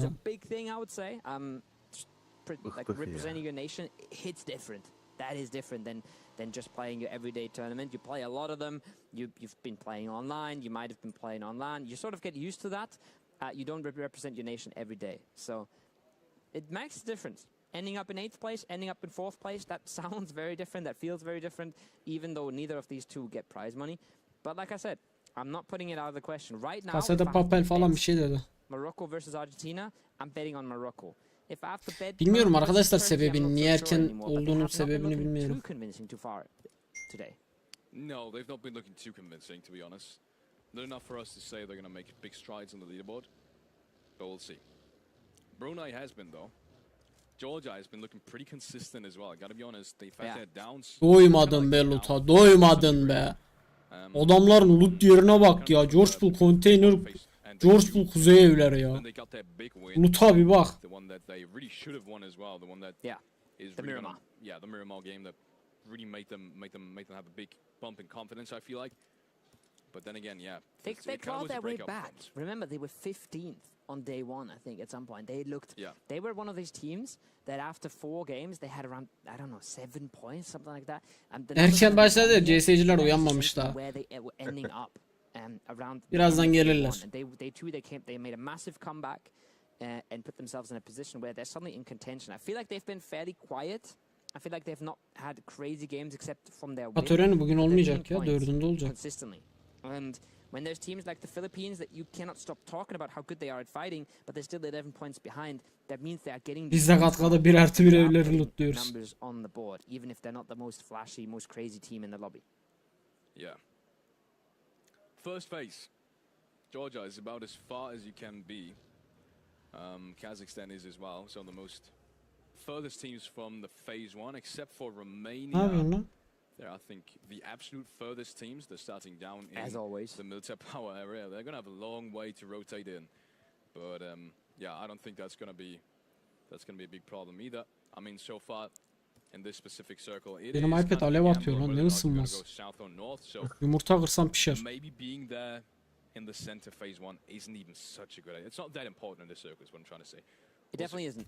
Because look at how Kyrgyzstan plays, right? Look how much they take their time. There is an Bugün aggression. PNPL yok. Nice trade up the stairs for Georgia. Of. Once again trying to get these Ne numbers oldu? but it's a team Kendi arkadaşını finishledi. Kendi arkadaşını finishledi, baydı birini de. Versus Puncher. He wants to keep him away from his knockdown teammate. He's taking his time. That's a beautiful nade. Surely that does a whole lot of damage. He knows exactly where Psyche is. Is he going to open the door? Is he going to try and get it through the window? There's a teammate covering Eleanor. Baydı. Trying to do his best, but the util is beautiful. Puncher rolling on through, looking for the flush. Doesn't have to go down to Eleanor. He has to make sure he slows things right back down. Don't overstep. Don't go too crazy. You found your knock. Find your first aid. Watch parti açarım muhtemelen yarın. Down. An aggressive push from Georgia. A good effort. Doesn't work at all. No, didn't work, unfortunately. Six got taken down as well, completely out and done about in this third game for today. And Eleanor is going to be the last one alive. I think he missed the play. I think he just about missed the play that was rotating out of the compound, right? No, okay. I think he does have an idea on where Axa is, and the shots are coming in. I think it's just Alana 2000 metrede bir fight. Güzel, Romanya'dan bir düştü. Bizim orada çok kalabalık şu an. Gürcistan veda etti, Hamsi nak yedi. Gene Cezayir. Cezayir'den nakladık. Finishledik. Turkey on the other side has found an engagement themselves. Octavian, good off angle on the top, making sure to take some of that ground away from the Hamsi kalktı mı bizim? Look at that. They haven't been able to consolidate on RAYZ nakladı. Çok güzelsin lan. Helal lan Cezayir. Aferin lan. 2 aldık, 2 kaldılar. Hamsi kalktı mı? Hamsi hala kalkmadı. Hamsi'nin bir kalkması lazım artık. Romanya'da gidiyor burada. Romanya'da gidiyor. Hamsi kalktı. Hamsi kalktı mı? İyi, güzel. Romanya'da 2 kaldı. Sıra Kırgızlar'da. Hadi bakalım. Hadi. Chat, sıra Kırgızlar'da. Kırgızistan takımını da böyle 1-2 bıraktık mı bu iş tamam.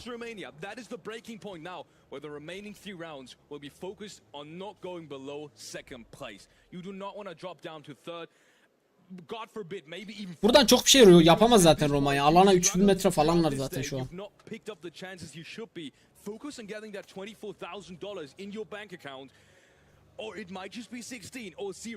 Because at this point, Kyrgyzstan is too far ahead. You should not play for the winning one. Play to outperform Turkey and Argentina at this point.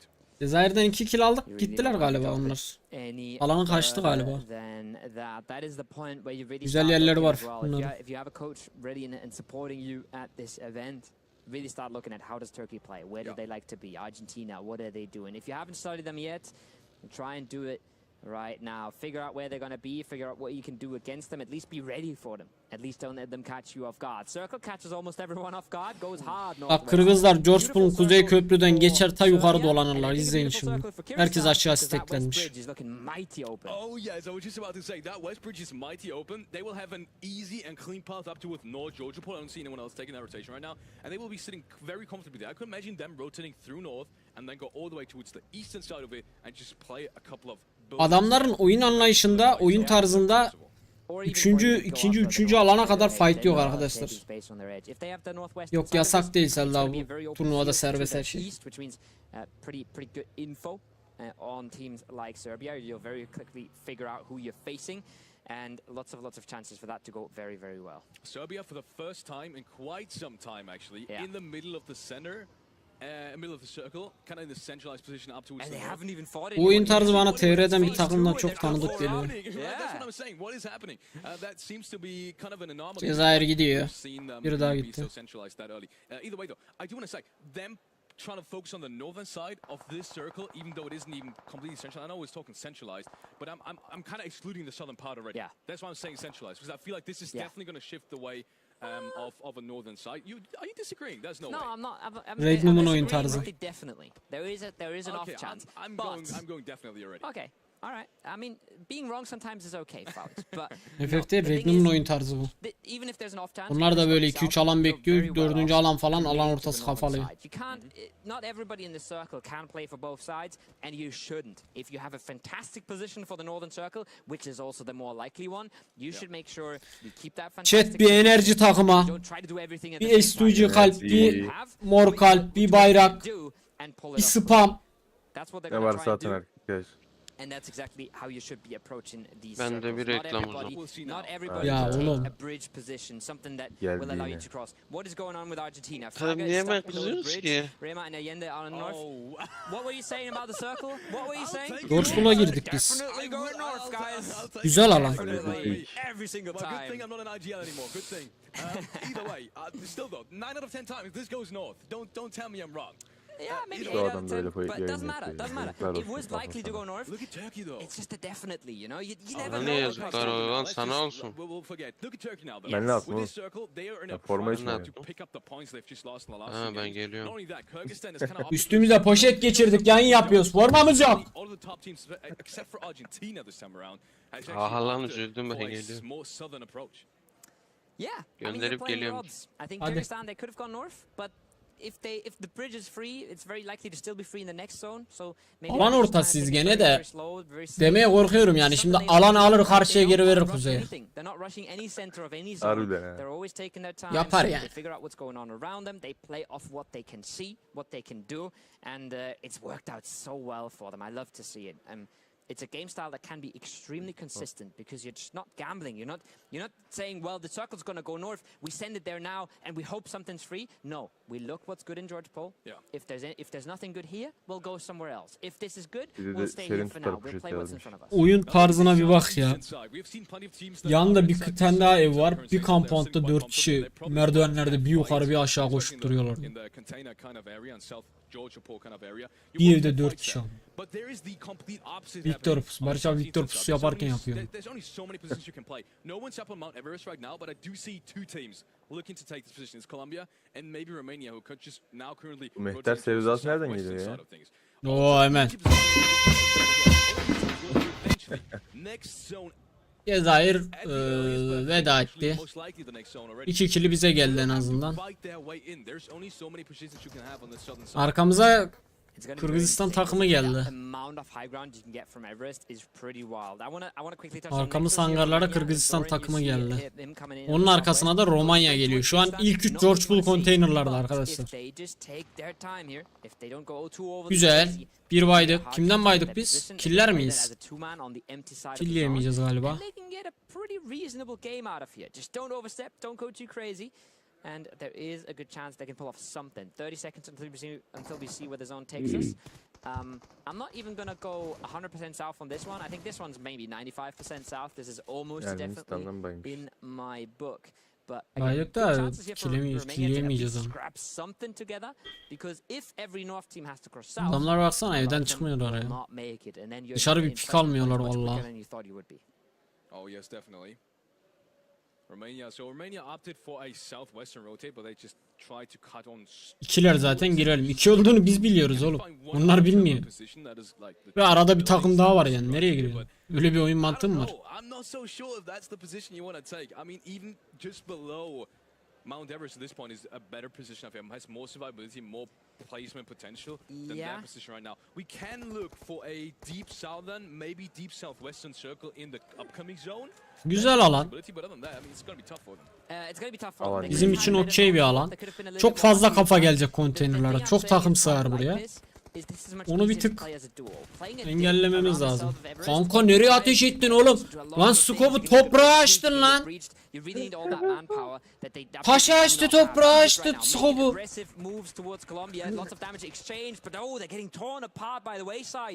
Three knocked already. That was looking like they had the opening, but everything else did not go their way. Colombia holding strong. Bir Serraflar neyi yanlış? Hadi bana bir yanlış söyle bak. They looked like they had a good approach. They're absolutely in the bin and really not been able to keep up the pace again here. Not really. Aleykümselam. It's been a matter of ups and downs really for them. Whenever you think they're going to be back up top, whenever you think they're ready for some big points, you just see them take early fights. You just see them lose these early fights as well. And just like that, you will be stuck in a top 6, top 5 position, no matter how skilled you are. Koa gets taken down as well now. Serbia, just when we think they have kind of flipped the switch as well, they'll be kicked back down to the ground as well. So yeah, it's tough for all these teams down there. So far, it doesn't seem to change in terms of storyline and who's going to get the big points. It remains to be Kyrgyzstan, remains to Adam be drop almış lan. and İlk suit almış. struggling now as well due to the fact that the Philippines have been kind of looking for them so early. Keep an eye on the minimap. Argentina, they Bu üçüncü maç. Fraga stuck below this bridge. Remember, all three of them were way up in the north. They have Başım iyi ya. managed to get into the water and group up through the river lines with their teammates. They now have 4 players there. They might find a solo Moroccan player under the bridge. Mapleri hatırlamıyorum bu arada ya. Suddenly they'll have a pretty respectable Vallahi position gecemizi out of one of the, gündüzümüzü karıştırdıkları için most mapler uncomfortable hep splits karıştı. I have ever seen. Thank you for showing that, Vallahi observers. ya. They have come from all the way north, sent it into the river, and swam towards Fraga. Beautiful stuff from Argentina, and putting Reklamcı. themselves ahead of all these teams on the northern side, reklam and bu giving bak. themselves a good chance to continue playing the game out of there. Absolutely. More shots coming in towards the Armenian buildings. Everyone's on that northern side now. That is going to have a problem. It's gonna have, I don't even see a way out of there. Look at this though. I quickly want to point out Argentina. They were so split. They had one player down below that Oynar. Don't think it was. Oyna lan oyna. Suddenly just grouped up and they rotated through 3 teams to group up at that bridge. How crazy is that? Well, that's one hell of a rotation from Argentina. But then again, Soktu mu bombayı? Sokamamış. Alırsın bombayı, nak alırsın. Ama adam akıllı mantıklarla alırsın yani, oraya atarsan alamazsın. Orada aldı burayı. Ooo, kim akladı?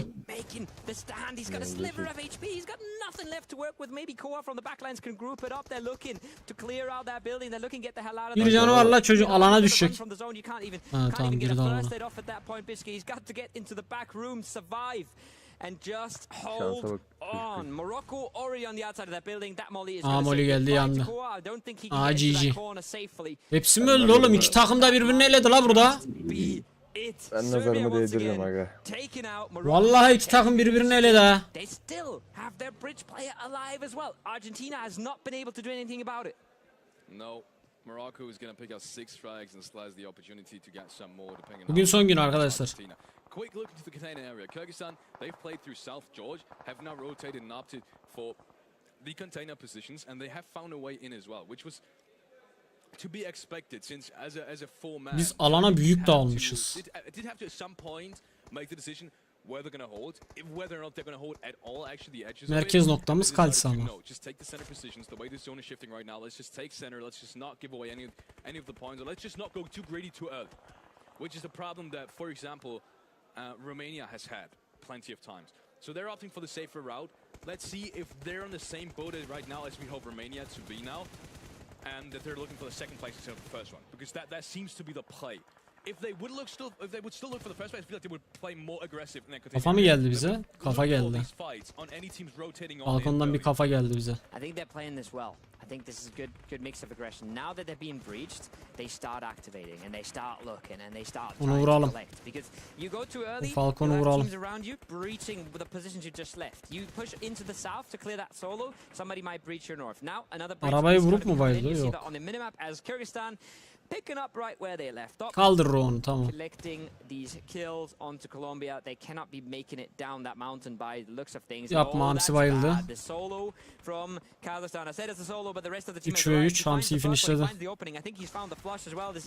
Güzel bir finish'te biz çektik.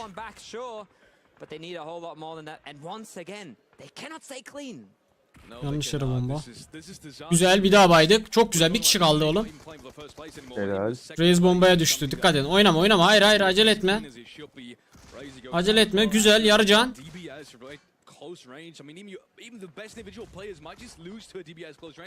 Çok kafa karıştıracak bir yer. Bir killimiz daha geldi. Güzeliz. Tamam, RAYZ'i kaldıracağız. Acele etmeyin. Sakin olun. Tek kaldı zaten. O şimdi bir tane konteyner içinde saklanacak, yatacak. Çaresi yok. Aynen öyle olacak.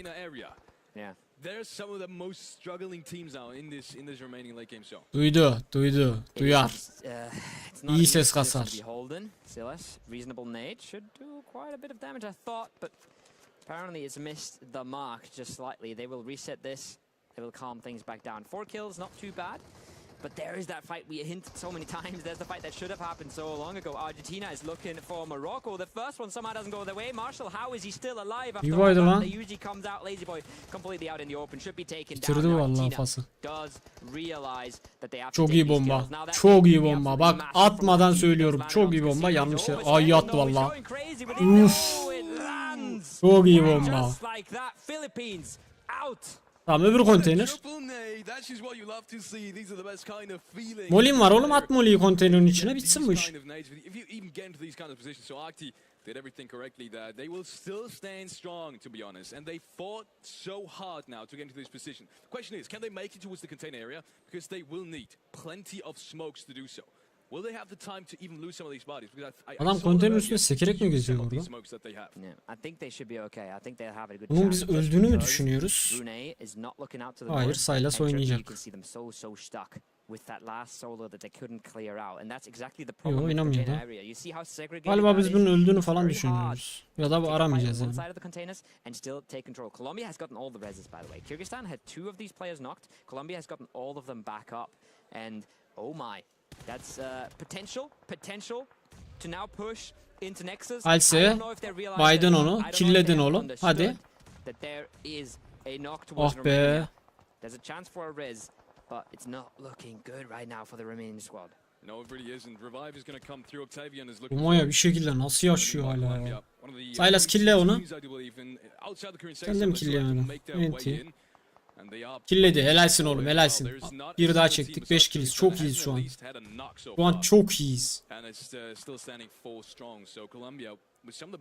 Arkamıza bir takım daha gelmiş. Arjantin gelmiş muhtemelen.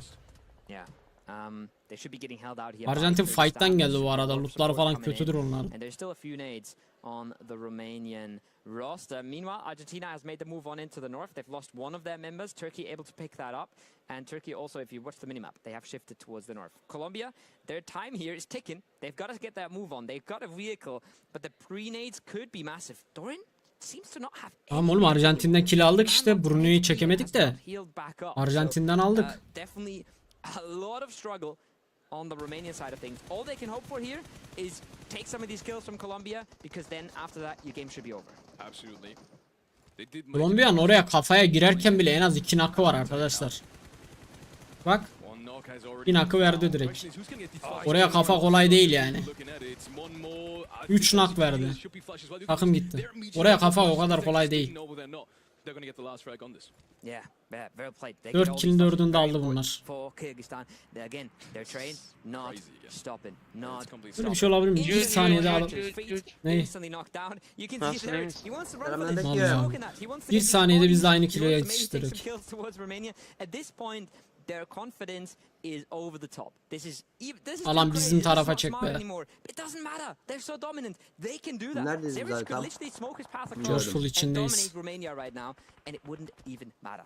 And the meanwhile, Argentina is still looking for the last player who's kind of stuck on the ridge line right now. But we got to shout out Octi, by the way. He's 6 frags already. He's got all of the 3 frags against, I believe it was the Philippines, that he just naded off. Bunlar öldü zaten. On that eastern side. Alana vermezlerse zaten onların kafalarını. Bak bak, kile geliyor defek. Çareleri yok zaten bunların başka.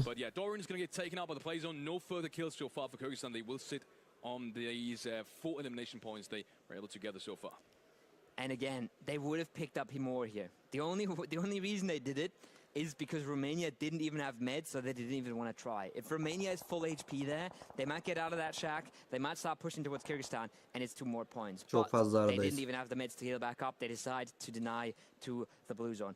4 eliminations on Kyrgyzstan, 5 on Turkey. So in theory, technically, they've caught up by 1 point. Realistically, Kyrgyzstan is winning this one, and the tournament winner will be decided. Çok sıkıntı. Absolutely. 1, 2, hadi akseri de say. 3, 4 takım tam ortasında biz varız ama. You think so? Yeah. They have their own... Listen, not because of their position, but because where the other teams are. Everybody's going to be fighting each other. There is a Kazakhstan solo that Turkey can trip over. Kyrgyzstan could trip over that as well, sure. But this fight on the north is going to eliminate so many players out of the equation, while Kyrgyzstan sits, waits, controls the space, and cleans up the late game. Let's see whether or not that's going to happen. Kazakhstan. Buradan geçemezsin. Midst of all of this. Very interesting positions as well from Kazakhstan. If you deep dive Görme, görme Kırgızistan. Görme, görme, görme. Geçsin, görme geçsin. Görme geçsin. İyi geçti valla.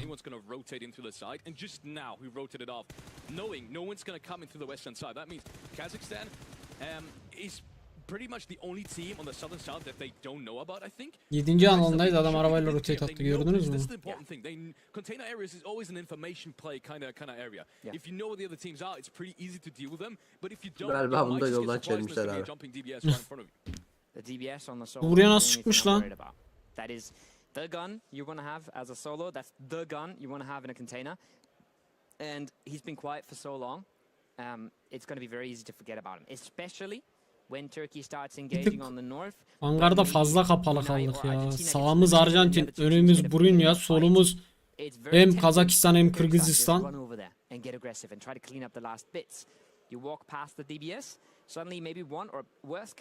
Şu an sadece bombalar... Ne yapıyorum? Bombaları yemememiz lazım. That being said, I think Kyrgyzstan, they could lose a member to the solo here and they'd still be fine as long as they don't lose 2. I still think they're in a very reasonable position to take this away. Let's take a look. Turkey is still sitting very cramped up in that Bir way. 4-5 kill daha çekebilsek çok güzel olur ya. 5 bomba ne kanka, sonra lan lan. Bir de bunlar o kadar fight at. Çocuk bir bombayla 3 kill çıktı az önce. 6 kill var çocuğun. Ben bütün takımların mermiden fazla bombası var. So man, it's going to be tough. I think Turkey has the most kill potential, but also the most dangerous position at the moment, just because of where they're positioned. Rezi inşallah aynı kutu arkasında değilsindir. O ilk bomba gelecek yer orası.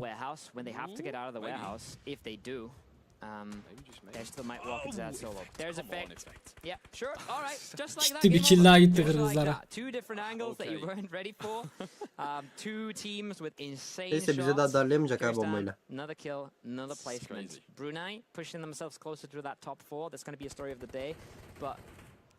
Güzel. Killleyebiliyor mu? Killeyemedi.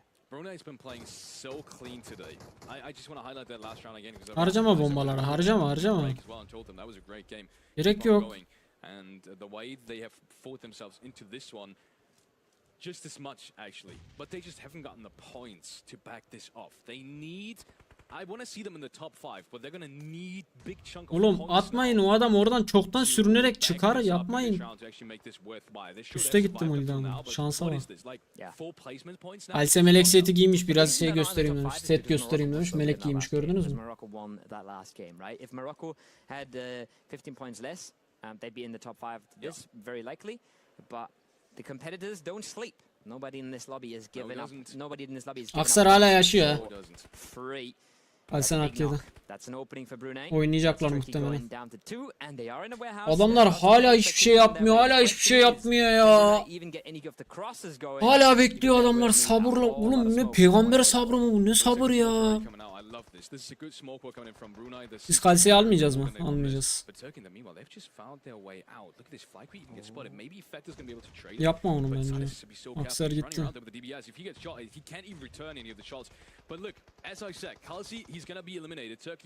KGZ hiçbir şey yapmıyor. Sadece yerini korumaya oynuyor şu an. Puanını korumaya oynuyor. is getting the first one. Do they know about Turkey though? This could fall apart for Kyrgyzstan before it's even They begun. know now. I think they just realized. They heard SYLAS at least. I don't know if they're aware of RAYZ. It felt like they had an inkling. It felt like they had a clue. And just based off these nades, yes, they do. They also know that this is what matters. This is the team that's more dangerous to them. This is the team that doesn't have to cross through the open.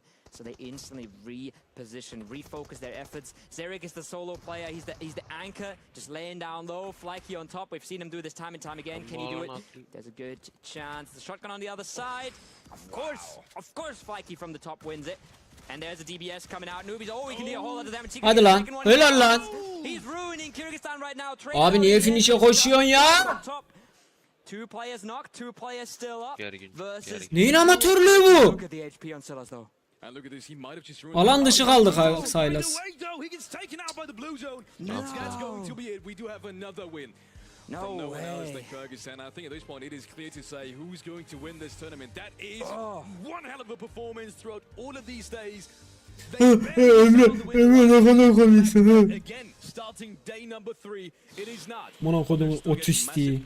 Look at them. I mean, they're as chill as it can be. I don't even want to know what their pulse is right now. It's probably around the 60-65 area because they should not be worried at all.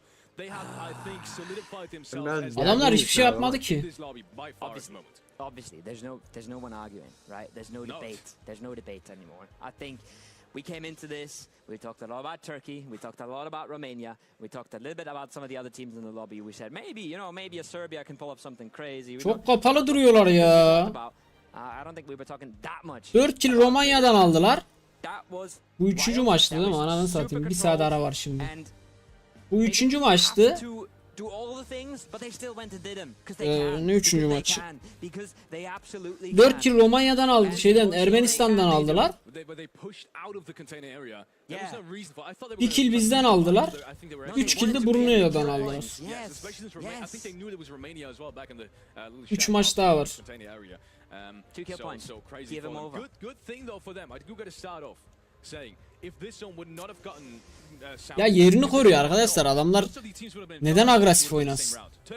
Gerek yok ki. Yani adamlar açısından gerek yok. Neden agresif oynasınlar yani? Hiçbir sebepleri yok.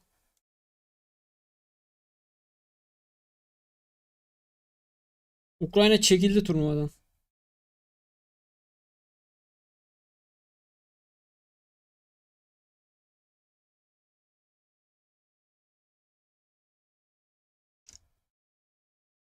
PUBG WoW oynayın. Harbiden biz ne oynayacağız şimdi?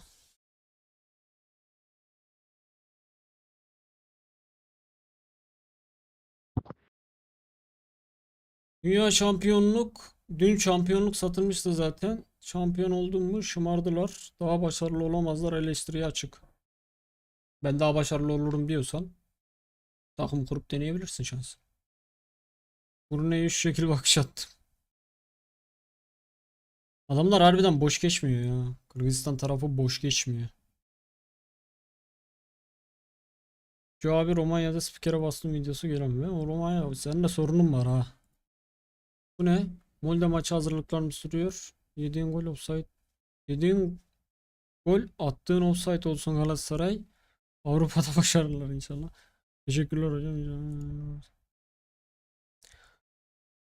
Gürcistan'ın küçüklük şaka mı, adam kendi arkadaşını raporladı hareketsiz kaldı. Bunları kim turnuvaya alıyor? Etti herkes en azından ikinci olan falan diyor. Delirmeyen arkadaşlar ne zorluklardan geldik. Bunun da üstesinden geleceğiz Allah'ın izniyle. Oğlum ben ey. Sövmeyin oğlum. Tüm maç mehter dinleyeceğim, yeni totem. Arkadaşlar bu alan ne, yeniyor mu? Afiyet. Alan kötü değildi oğlum, alan iyiydi yani. Bize yakındı. Daha kötüsü de olabilirdi. Bunu şuraya falan da kapatabilirdi. Çok kötü düşünmeyelim. Şuraya da kapatabilirdi. Burada da bir adamız var. Da olabilir. Ben de su içerken yakalamış ya onu. Allah'ım Kırgızların şansını bana da verse bu çıksa. Harbiden ha. Bugün abi hepsi.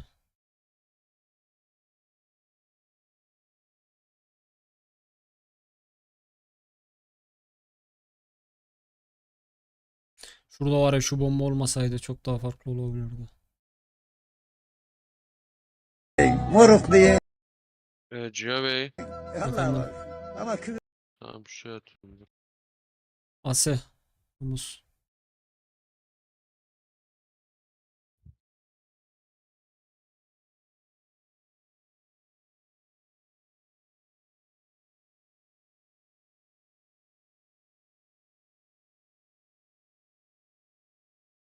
Ne attın bana? Dur atıyorum, diğeri de yükleniyor.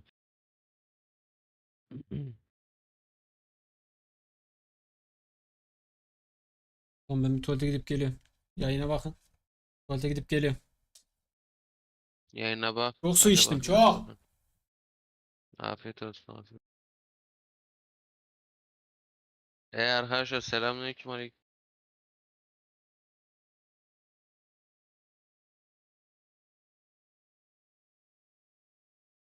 Oh yaş.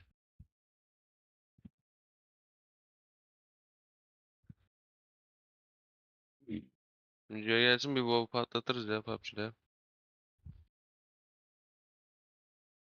Hafın sen gelmemi niye lan? Ben gidiyorum, iyi tamam. Okey tamam.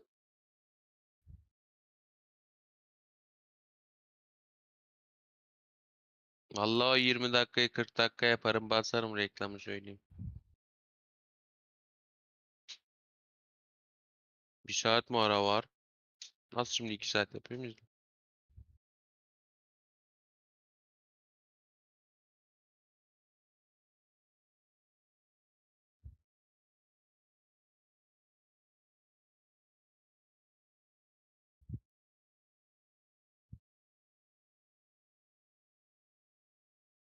Çok istediniz ya, hadi bir tane yollayayım.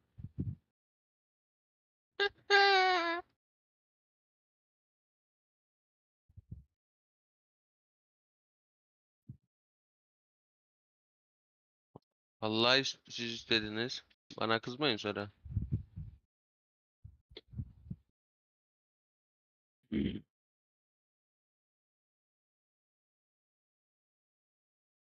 Nasıl kötü bir şey çıktı ya? Oğlum kullanma Ramazan onu ya. Kulübü destekliyorsun bak onu izleyerek.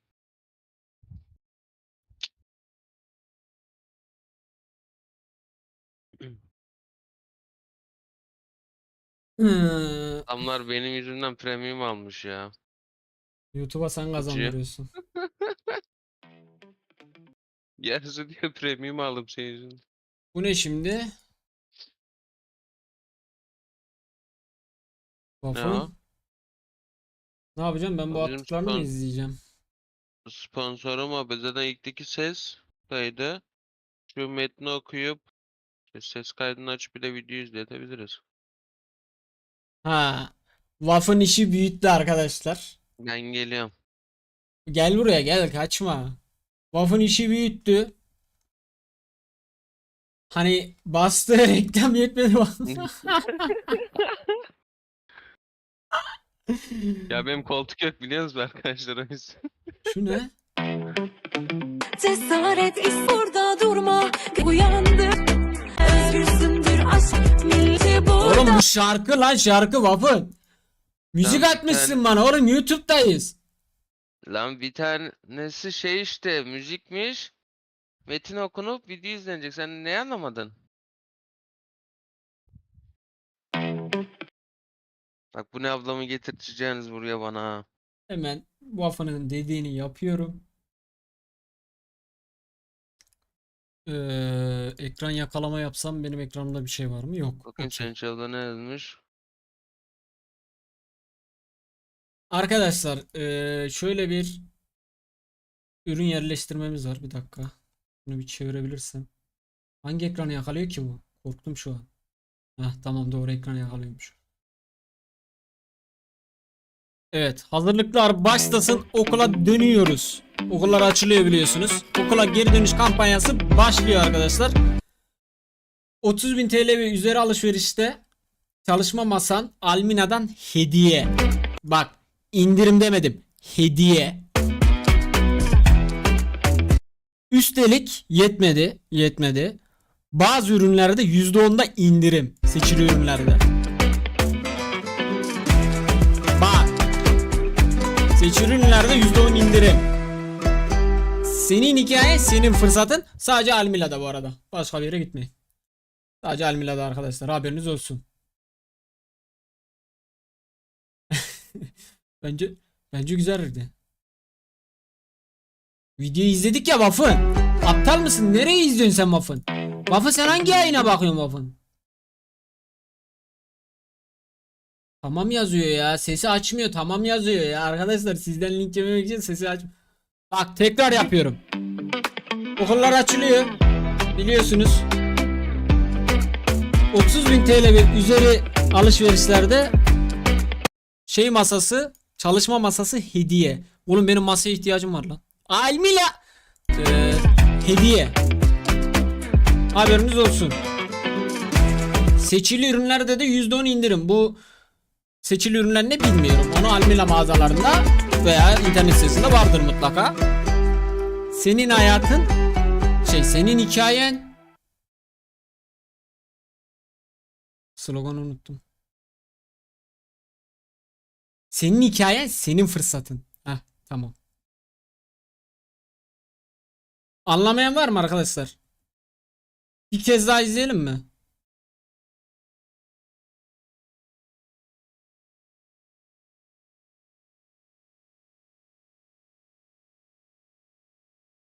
Bak 30.000 lira üzeri alışverişte çalışma masası hediye. 30.000 lira ve üzeri alışverişte. Haberiniz olsun. Almila mağazalarında. Almila. Hem de takımımızın sponsoru Almila. Pencere gitti. Göbeciğim bir saat ne yapacaksınız ya? Bir wow mu falan? Bilmiyorum. Bir WoW gireceğiz artık. Yapacak bir şey yok yani. Ben oyunu hiç de sevmem girmeyi. Ama gireceğiz.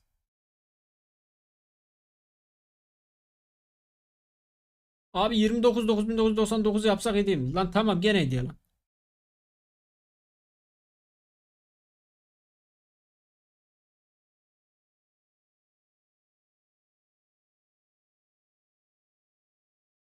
Abi sence şansımız var mı? Arkadaşlar nefes alıyorsak her zaman umut vardır. Bunu hiçbir zaman unutmayın. Bunu da kendinize bir hayat mottosu olarak belirleyebilirsiniz. Nefes alıyorsak her zaman umut vardır. Ben belirleyemedim ama siz belirleyebilirsiniz.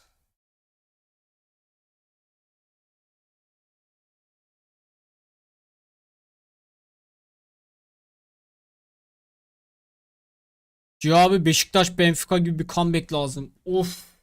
Gözümde canlandı Cenk'in Royaşata golü. Allah'ım. Beşiktaş değilim bu arada ama hatırlıyorum. Vafan hadi gel WoW oynayalım. Benim oynayalım hadi seni mi kıracağım? Hadi Ya gel benim bu WoW yemek oynayalım. nerede kaldı ya? Senin yemeğin burada Vafın gel. Gel. Senin yemeğin burada gel. Allah Allah. Tamam bak. Görüyoruz değil mi arkadaşlar? Ne Böyle son saniye yapıyor ya Vafın bu işleri. Çıldırtıyor. Ne yaptım lan? Gerçi yayının erken alındığını önceden haber vermiş bana sağ olsun gece 3 gibi de. Sen uyuyordun. Sonra sabah 7'ye 12-15'te kadar dayandım başlıyor dedim. diyor Cihan abi. kardeşimi bekleyeyim. Yok Sonra ben arkadaşlar. uyuyakalmışım. Burada koydukları geri sayayım zaten 18 dakika. Gerçi hemen hemen aynı şeye geliyor. Doğru diyorsunuz. PUBG Mobile ekranıma geçiş yapıyorum. Ama bilin bakalım neden siyah ekran? Söyle Arkadaşlar bakalım Twitter topluluğunun linki sabitlenmiş kısımda var. Orada görebiliyorsunuz. Like atmayan varsa da yayına harbiden ayıp etmiş olur. Barış abinin infosunu verebiliyor muyum Muffin? Ha, ne evet. Çoğumuz onlardı. Ne Bana olacak? yazdığın şeyi. Ha, ne olacak ya? Zaten Barış abi de paylaştım da. 2'de değil mi? Evet. 2'de Barışçı kanalında yayında olacak arkadaşlar. O PM Yükselen Yıldızlar turnuvasını izleyecek. Bizim o zamana maçımız biterse oraya atlarız direkt. Bitmezse burayı bitirip oraya atlarız. Haberiniz olsun.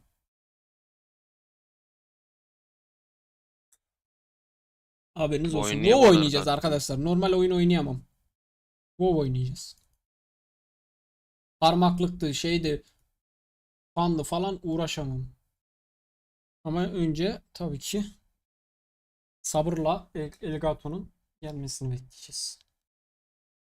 Ondan sonra abi YouTuber'lık kolay, yayıncılık kolay. Bayağı kolay. Hadi be. Girdim be.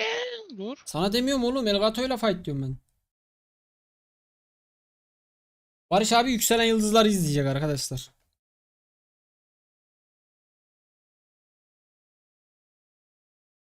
Normalde son günü Barış abi izleyecekti bugünü. Milli maçların. Ama Barış abinin yükselen yıldızlar çıkınca bir de çakışınca mecburiyetten böyle bir şey yaptık. Waffen sen hangisisin? Gel. Açtın mı sen oda?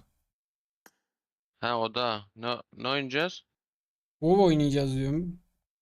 Yok ne ama WoW'da hani 5000 tane oda şey var Ne ya. bileyim oğlum bir tanesini açacağım oynayacağız işte. Tamam seç sen. Aç En kendin çok kafana göre. oynananlardan çekiyorum ben. 7 günlük Parkur açıp bizi kanser etmedi bilmiyorum. ama. Parkur açacağım tabi. Parkur mu açacağız bir daha? Peki. Evet. GTA'yı özlemiş belli bu arkadaş. Ben GTA'yı özlemedim.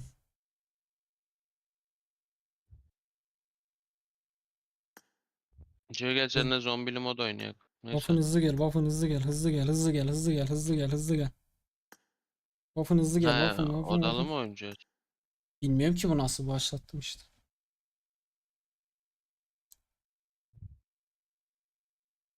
GTA videosu gelmez. Ama belki bir Haze Maze yapabilirim. Ekran dondu. Bu ne lan? Bu neymiş böyle? Oğlum daha mod açılmadan oyun başladı. Ne oldu? Herhalde şuraya koşacağız. Bu ne? Ya başlama Neye öldü? başlama. Benim ekranım gelmedi. Başlama. Tamam. Bakınıyorum zaten.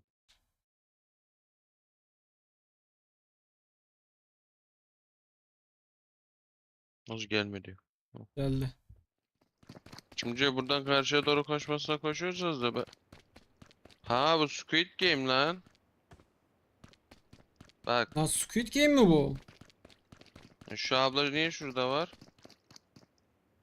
Ama neye göre dönmüyor ki Oğlum bu sağ kafası? sol üstte şey var. Süreler var Ha, ona göre. sol üstte süre mi var? Evet. Ha. Böyle bir Squid Game yapmışlar. Çok saçma olmuş. Oğlum durdum Ama ya. durdum. Ben de durdum. Bozuk.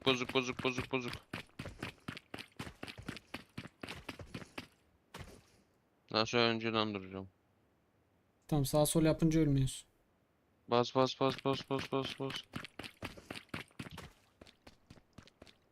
Ben duramadım. Bakın çık bundan. Allah. Ya buraya da gelmişim dur. Yo, çık bundan. Adam Ya. akıllı bir map parkur kuralım. Bu ne oldu? He. Ne oldu ya? Ne oldu? Ne oldu ya?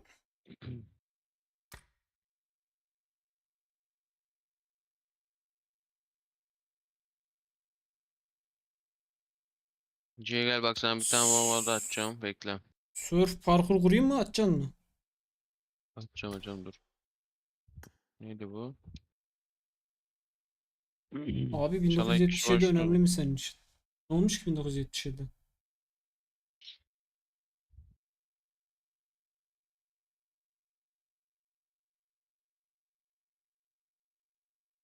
Ama bu tek kişi başlanıyormuş ya.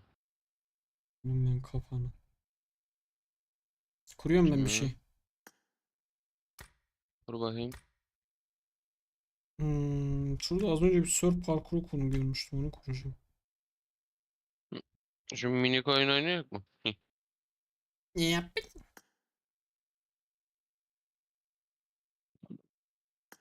PUBG'da RPG mi vardı lan? Oha. Ağır silah modu var yani PUBG'de. Ha. Başla. Başla. Gerçek adım Cihat benim.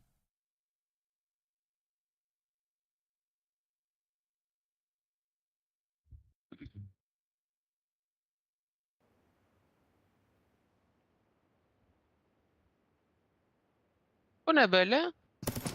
Anlamadım ki. Ben sarı olacağım. Yo. Bunun bir numarası yok oğlum. Ananı satayım. Ne Ne oldu oldu? sana? Sen Bilmem niye öyle ki. geçtin lan? Uçtu çarım.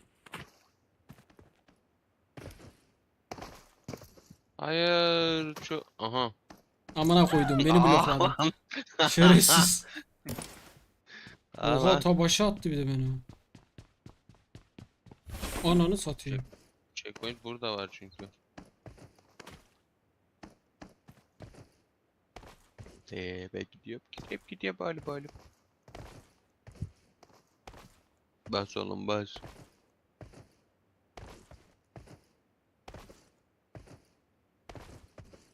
Hı? Ananı satayım. Oğlum ne oluyor? Salak öbür tarafa gitti. Ha.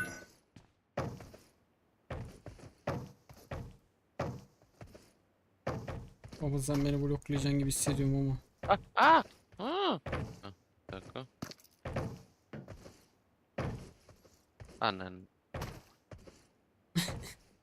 Çok heyecan yaptım. Baba sapladı rahat. Bunu satayım. Parmaklığım yok ya. Joystick kullanamıyorum. Düştüm. Tutunmuyor mu lan bunlara? Göremediğim için bilmiyorum, bir dakika. İnşallah gelirsem. Tutunuyor. Dur, benden önce Halledeceğiz. gidiyor. Ananı satayım hayır. Ya oğlum. Allah Allah. Allah. Senin bulduğun map'in. Ana sayfada bu vardı. Bunu Bunu oraya nasıl atlayacağım? Böyle atlayacağım. Hadi. Hayır. Amına koyayım sondaydım be. ya niye atla tırman yapıyor durduk yerden? Mal mı bu? Zıpladım ben. Abi kanser challenge ya. Ama tutundum lan. Biri beni arıyor. Bu kim? Tutamadım. Yakın köşeden uzak köşeye mi attı? Ha.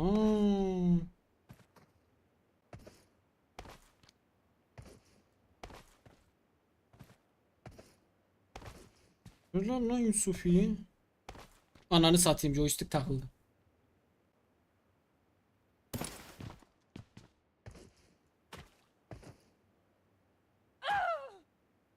Joystick takıldı. Parmaklık yok ya o yüzden joystick kullanamıyorum.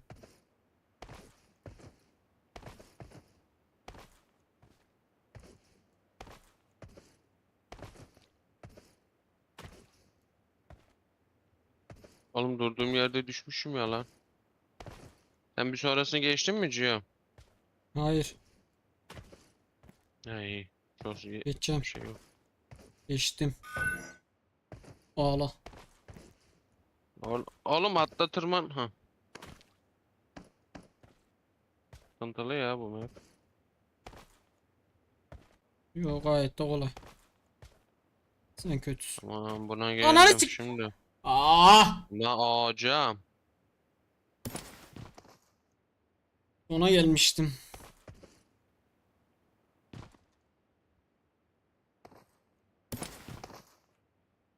Sen buraya için mi uğraşıyordun 2 saattir Cio? Evet. Tek dedim ama sen bilirsin.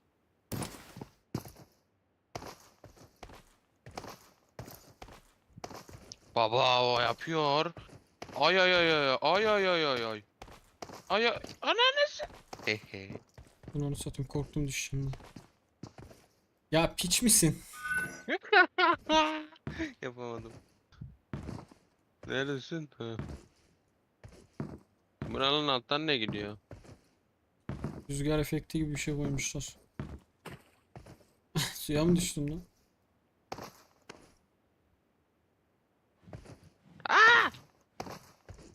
Düş Oğlum lan. düş. Ananı satayım. Niye az önce düşmedim? Bir güvendim düşmüyor herhalde diye de düşüyormuş.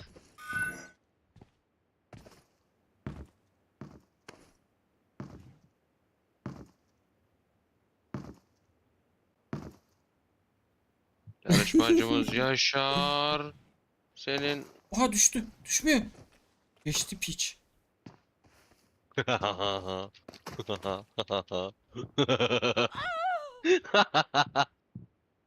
Oğlum ben aldım zaten. Niye gülüyorum mal?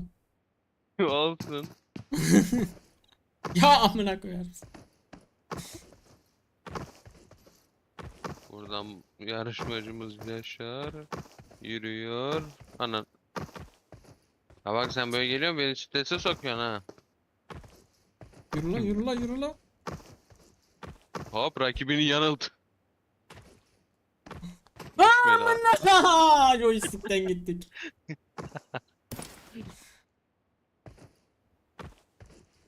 Baba gidiyor. Hop. Evet. Seni bekliyorum burada hadi. Hadi yine Toksik pezevenk ya. ben ve toksik alakası yok.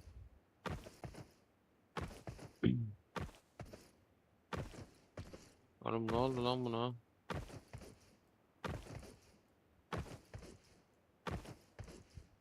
Oha bu ne?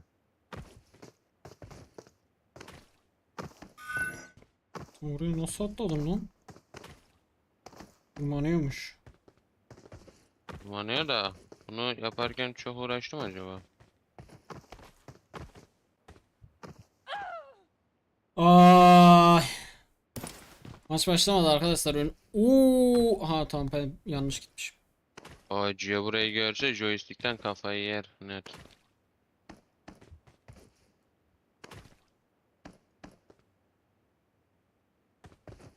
Oğlum Waffen size reklam basamazsın diye soktum işte parkura. Parkur oynatıyorum.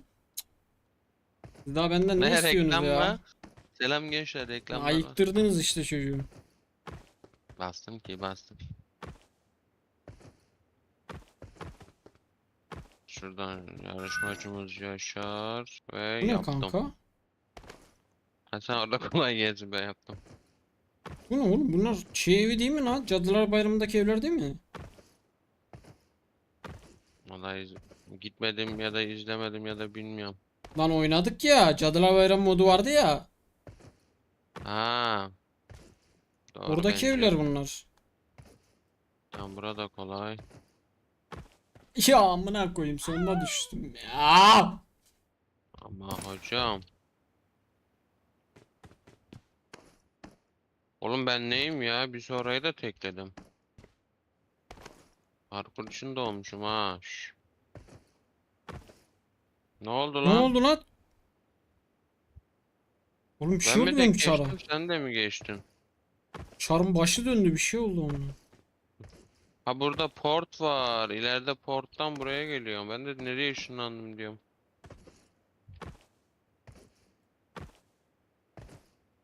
Hop hop hop hop hop hop. Anan. Oh.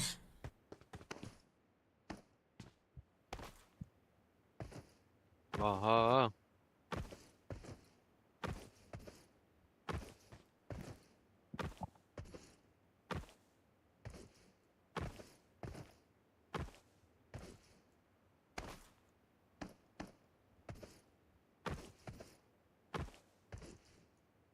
C'yi bekliyorum arkadaşlar. Hala gelecek umarım. Düşüyorum ne yapayım? O İlerideki ya bundan sonra geçtikten sonra senin porttan bir yere atacak. Orada şaşırdım dedim ne oluyor ama. Sen o porttan geçerken benim başım döndü karakterin.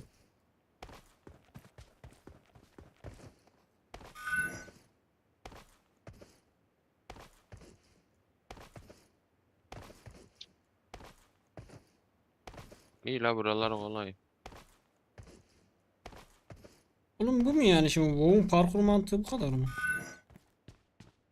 Bir parkur yapanlar var diyor görme.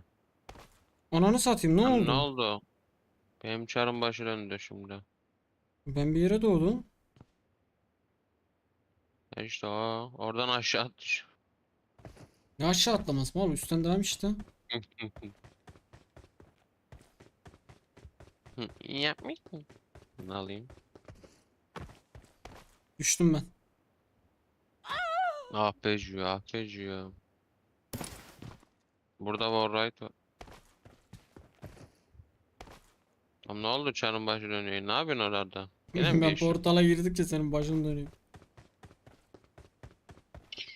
Havadayken o timing'i tutturmazsın da inşallah boş verme. Ha. Oha bu ne? Bu ne oğlum?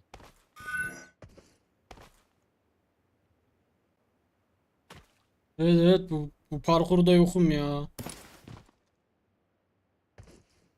Ah be Cüya hadi GTA. Oğlum bu niye?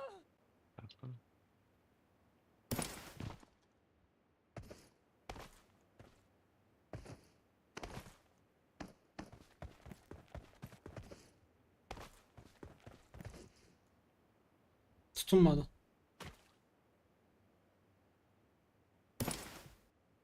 Bak direkt aşağı attı beni, fark ettiniz mi? Ben hiçbir şey yapmadım, aşağı attı.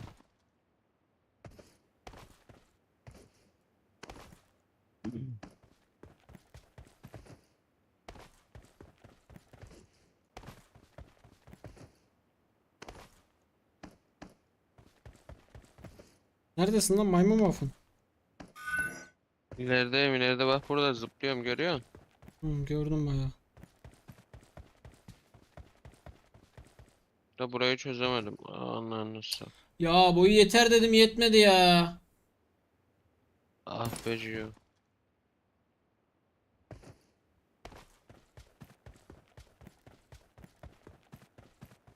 Hadi buradan buraya tutunduk da buradan nereye tutunacağız?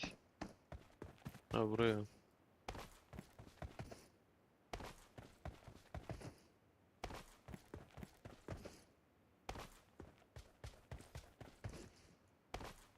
Jiroskopla oynayayım, daha iyi oynuyor. Ne oldu lan? Gene geçtik portala.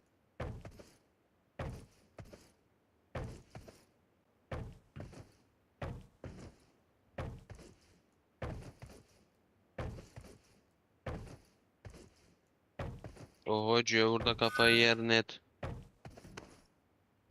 O zaman maç başlar ya. Bir dakika diyor.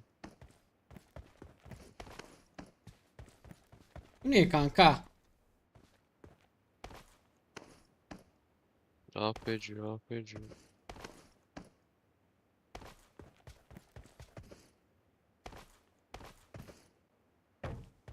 Ne oldu lan? Ne yaptın yere?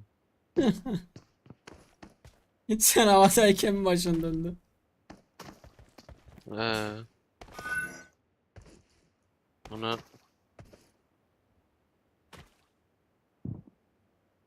Cüya buraya dönsen kafayı yersin gibi ama bilemedim.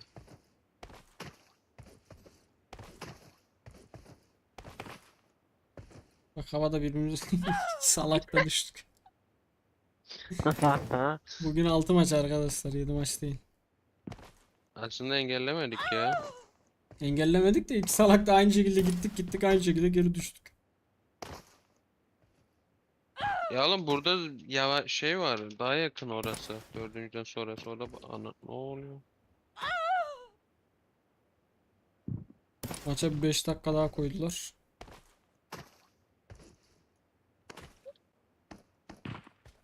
Daha yemek yiyeceğim ne bekliyorsun ya?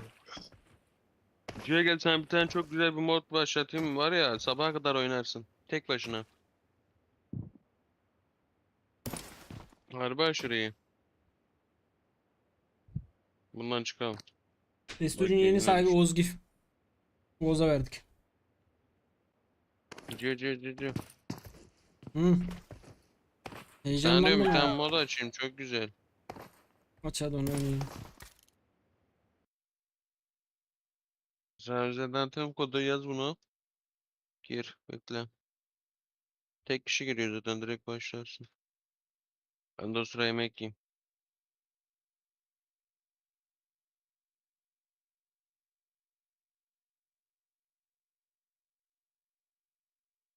DC'den mi attın? He.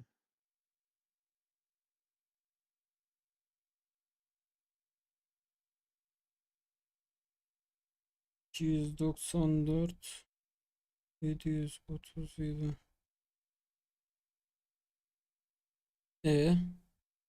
Nasıl arayacak bu? Bu mu? Oda kurup kendin başlasana. Öyle yapacağım zaten. Tamam neyi arıyor onu?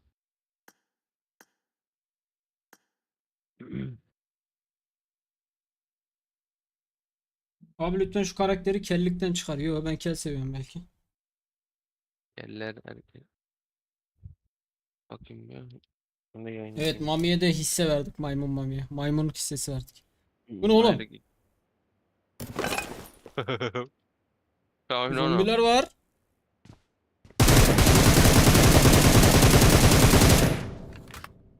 Oğlum bunlar, ben nasıl çıkacağım buradan? Çıkarım ki buradan.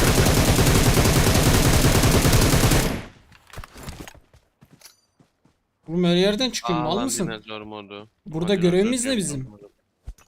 Onları öldürmek. Tamam da ne zaman bitiyor bunlar? Bilmiyorum. Nasıl onu bilmiyorsun? Zombi modu bak herkes bulamaz. Ya ne istiyorsun?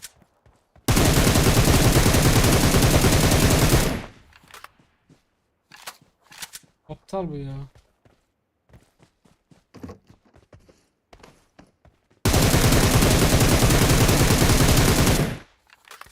İnsanları düşünmek de vallahi billahi.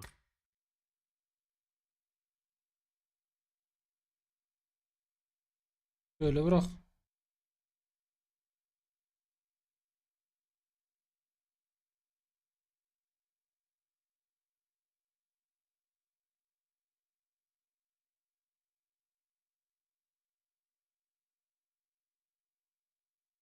Waffle bu ne zaman bitecek bu? Onun bitişini bilmiyorum. Öyle bir sıkıntı var. Nasıl bilmiyorum. Bayağı zombileri öldürüyorlardı. Öyle gördüm aldım. Ne zaman bitecek? Sıkıntılı mısın? Yani ne zaman bitiyor? Oyuna sıkılınca çıktığına bas bitiyor diyor.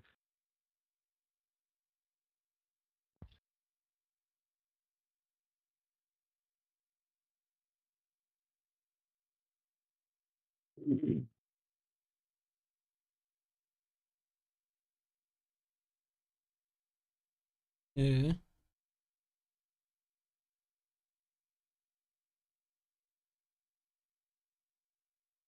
Oyunu bug'a mı soktun lan orada ne yapıyorsun? çıktım buraya işte, geliyorlar buraya. İyi.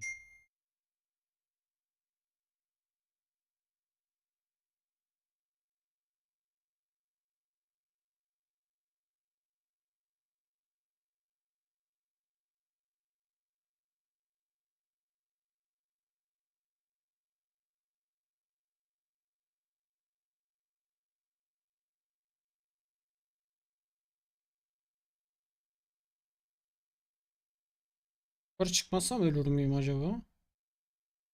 Çok vuruyorlarmış lan.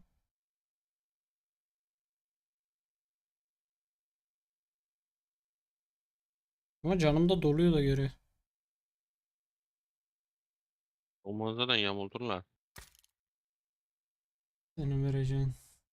Harbiden. Senin vereceğin şeyin kodunda, eserinde, senin de. İnsanları düşünmek de suç olmuş.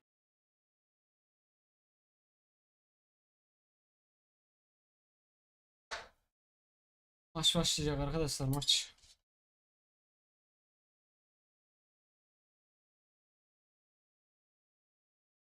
We got to see the total leaderboard on how big the difference actually is, but that opens up a whole nother bag of questions. The question that we actually got to ask already after the second game. If you Romania, if you Turkey, on first place, I think the answer is 100% no. 48 galiba. That's 179 points. The second place 133. We have 3 maps to go. To be reminded, there is no chance. 48 puan fark var. I really want to. 46 points in 3 games. You gotta start wondering. I think we'll see how this game goes. I think Romania, Turkey, they're going to play their own game and see how many points they can grab. They're going to try and win it. They're not going to go out of their way to go for a crazy win. If they can get a win, they'll just play their own game. They'll probably not worry about any other. Arkadaşlar benim doğam kurtarmaz. Bu saatten sonra bir hoca bir vermiş birileri.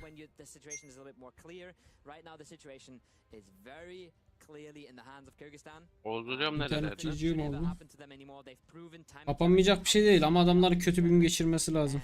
Again, Romania, Turkey fighting for that second and third place, but maybe, just maybe, Argentina, Morocco, they could still get in there too. They still have a theoretical chance of breaching into the medal spots, into the prize pool spots. Yeah, I mean, especially Argentina, we gotta be focusing on them in the next. 3 maç oynandı arkadaşlar.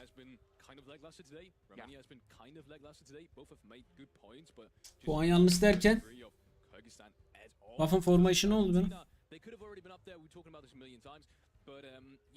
Ses çıkarmıyor. Bu ne oğlum, bu niye 191 131? Hangisi yanlış? İkinci ekrandaki yanlış. And then we talked about it plenty, right? All the other teams, they're so stacked. Brunei tied with Egypt, Georgia essentially tied with Kazakhstan, the Philippines 2 points behind. Tons of stuff can still happen, tons of movements can happen on that scoreboard. I'm still sad to see Serbia in 12th place. They can still. Peki bu adamlar 179 mu? We have a team summary as well where we can. Tamam dayı siz bir susun ya, biz kendi puanımıza kendimiz bakalım. Maç mı başlıyor? Yok. Kendi puanımıza kendimiz bakalım ya. Allah'ım, otomatik işlenen bir puan sisteminde nasıl yanlışlık yapıp ekrana yanlış puanı verebiliyorsunuz ya? Bu adamın puanı da farklı bu arada. 131'iz. 180, onlar 190 oldu. Bizim bir baygın kili daha gidecek onlara. Onlar 191 oluyor. Biz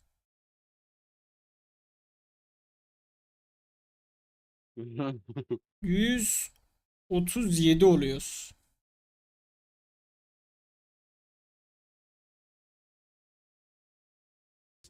Getting there have been rather clean, but not clean enough to get there as 4 players most of the time. I think Morocco is a team that struggles with hard circles, with hard rotations. They're not the most creative, not the most elaborate at moving into circles that are really far away from them, and they're really good at fights. And that's where we first saw them pop off in that air angle game around the church.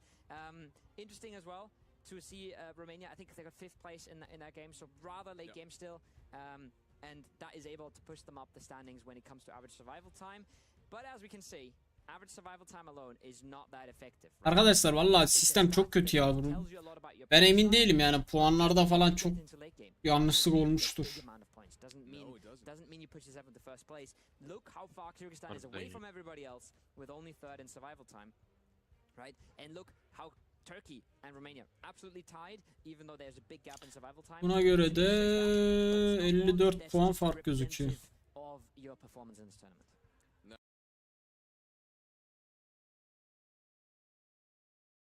RAYZ bugün 4 bulmuş ama bence 10 görür. Söylesem bir şey oldu. Puan farkı 70, imkansız gibi bir şey oldu, sattı. Puan farkı 70 değil, 54. Buna ne yazsak hakaret olur. Harbiden ha, ben böyle şeyler çok uyuz oluyorum. Bak şimdi bu adam Ali Memi, bu adam buna şimdi küfür etse bu adam engellenir.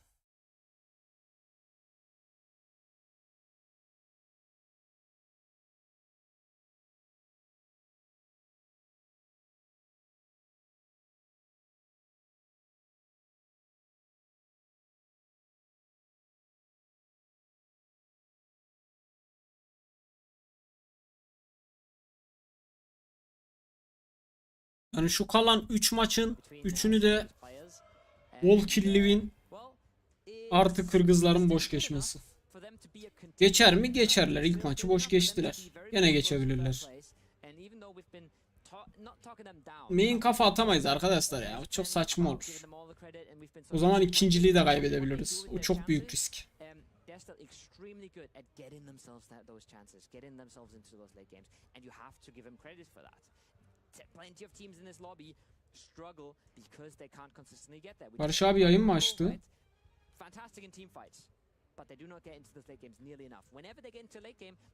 Yayın değildir o ya, hatırlatıcıdır. Yok, açmamış oğlum. Yakında diyor arkadaşlar, saat 2'de.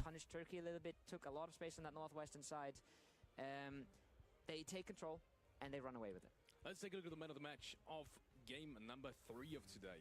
And we have no one else than Akti. His nade play to take out, I think, the whole Philippine squad actually on that northeastern side. That surprised you. Yeah. I'll give you enough time in a second to explain that. But his play over there secured them not only 3 frags, but allowed him. Yani inşallah saat 2'de bizim turnuva biter de kaçıyor olmaz.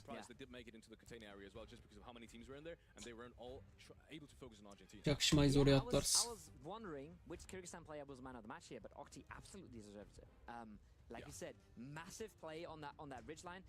Crazy that Argentina was able to get there. We talked about it. Both of us talked about it. How crazy it was that they grouped up there. And like you said, not only the 3 kills, but also the time it gives them, the space it gives them to rotate back around, get into those crates. Sure, they lose a player there, but I think losing one member there is very expected. You're happy. Almost happy to only lose one. To make that cross, get themselves into the late game. They got absolutely torn apart from both sides at some point. It wasn't ever gonna happen. Arkadaşlar Barış abi milli maçların yayını açmayacak. Barış abi yükselen yıldızların yayınlarını açacak. Farklı turnuvalar. Ya bu sene bilmiyorum, turnuvalar bir garip oldu. Şimdi yükselen yıldızlardan çıkanlar nereye çıkacak? Normalde PNPL'e çıkıyordu. PNPL başladı.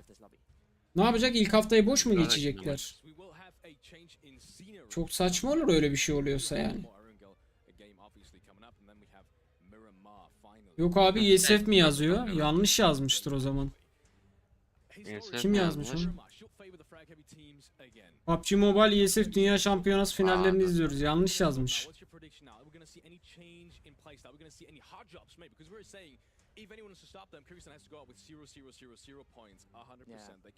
Bunu yanlış yazmış Aliyan.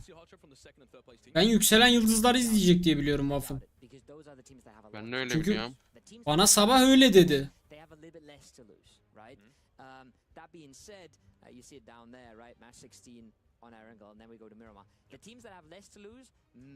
Ben bir Aliyan'ı arayıp geliyorum.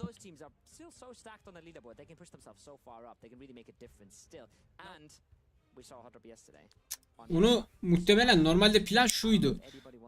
Bugün yükselen yıldızlar yoktu. Barış abinin yayını yoktu.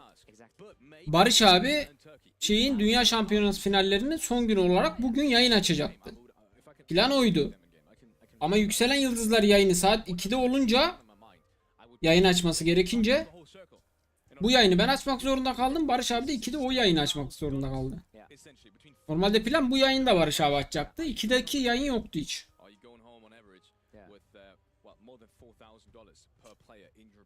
Abim çenem yorulmaz, yayın yapıyoruz. Mecbur konuşacağız.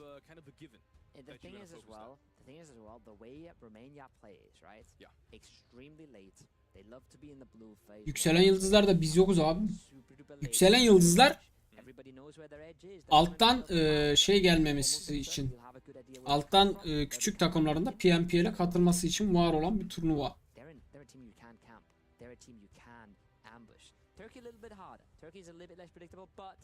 On eastern circles on Erangel, when they loot around the Gatka area, we've seen them clash, we've seen them get caught. There's a little bit more variety in the paths they take, but both of these teams have weaknesses and have predictabilities that you can try and exploit. And those are the teams you want to exploit because they are realistically, possibly overtaken. I do have to say as well, if I was a coach right now of one of these two teams, Turkey and Romania. Arkadaşlar kapak fotoğrafında S2G olmasının sebebi, hani S2G'nin kurucusu, sahibi olduğundan olabilir mi? Hani acaba? Sanki. He?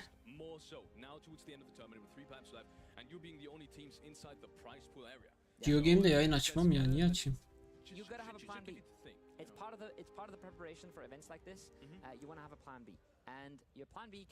Hile olmaz arkadaşlar, zannetmiyorum ya. Bu cihazlar zaten organizasyonun cihazları. Cihazlar değil. Ses gelsen olacak arkadaşlar, anlamıyoruz zaten. they still want to play their own game. Yok, kapakta cool deniyor. Kapaktaki kafa benim, omuzlar Hamsi'nin arkadaşlar, benim değil. Romania had a 10-point lead over Turkey. Then they maybe would say, okay, we'll play something different. We'll make sure nothing grave happens, nothing tragic happens to us. But the way they're stacked against each other right now, they probably still want to play their own game, at least for one more match. And again, I'd love to see someone try. I think there's a chance you can catch them. I feel like that might be for the later matches. I feel like that might be for Miramar. Maybe. But I still think the focus has to be starting now. Yeah. Neden maç başlamadı bilmiyorum. To make something happen on both of these teams, and I hope they're gonna, because we were talking about it so often. I can't stress it enough. They need to stop fragging out. They're getting into the positions, do some decisions, realize when you can isolate players, or whole teams even at that. And when you can actually get. Kalse'ye bakacağım oyunda mı diyor. Evet, Kalsegil başlamış. Biz de birazdan izleriz arkadaşlar muhtemelen. No more waiting. Last Erangel is coming up. We've got a game ready for you. We've got a plane in the air. We've got the teams locked and loaded to be jumping into the last time of the good old faithful. Last time dance. Turkey. I'm not sure if they're going to reach Gatka at that point. Might be some tricky positioning. Direkt düzenlemeler yap. And it's one of the rare Hadi chat. that doesn't someone can throw us for a bit of a loop. Maybe someone's İmkansız diye hiçbir zaman hiçbir şey yoktur arkadaşlar. Masada biz varsak her şey olabilir. Romanya ayağını denk alsın. Her şey olabilir. Kola alıp geliyorum lafı. Orada gel hele. Arkadaşlar nasılsınız, iyi misiniz? Ben gene geldim.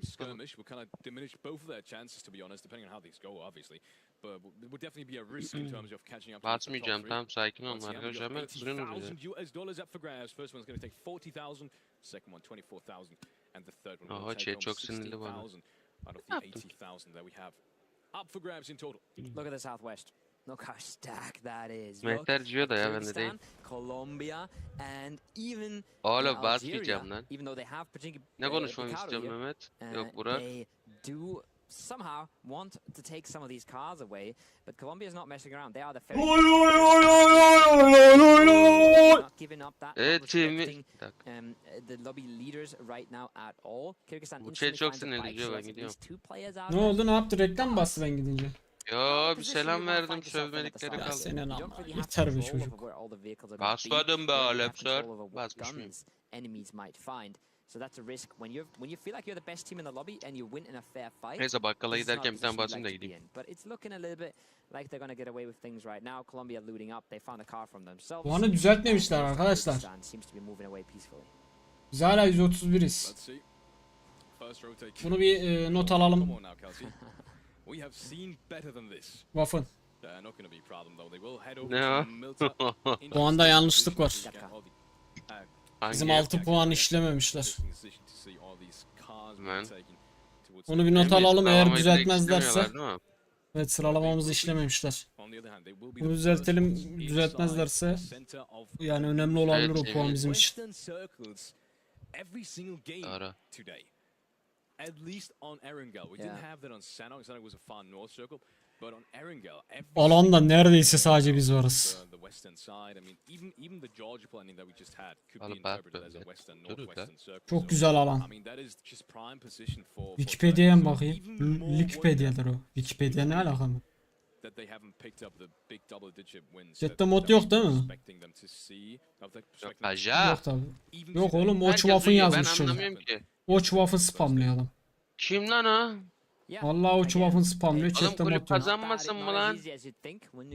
Onun için bastım lan, niye oğlum yapma lan? Nerede o? Seni nasıl banladım şimdi izle. Bir de sen üyesin ha. Aa, bitti biri.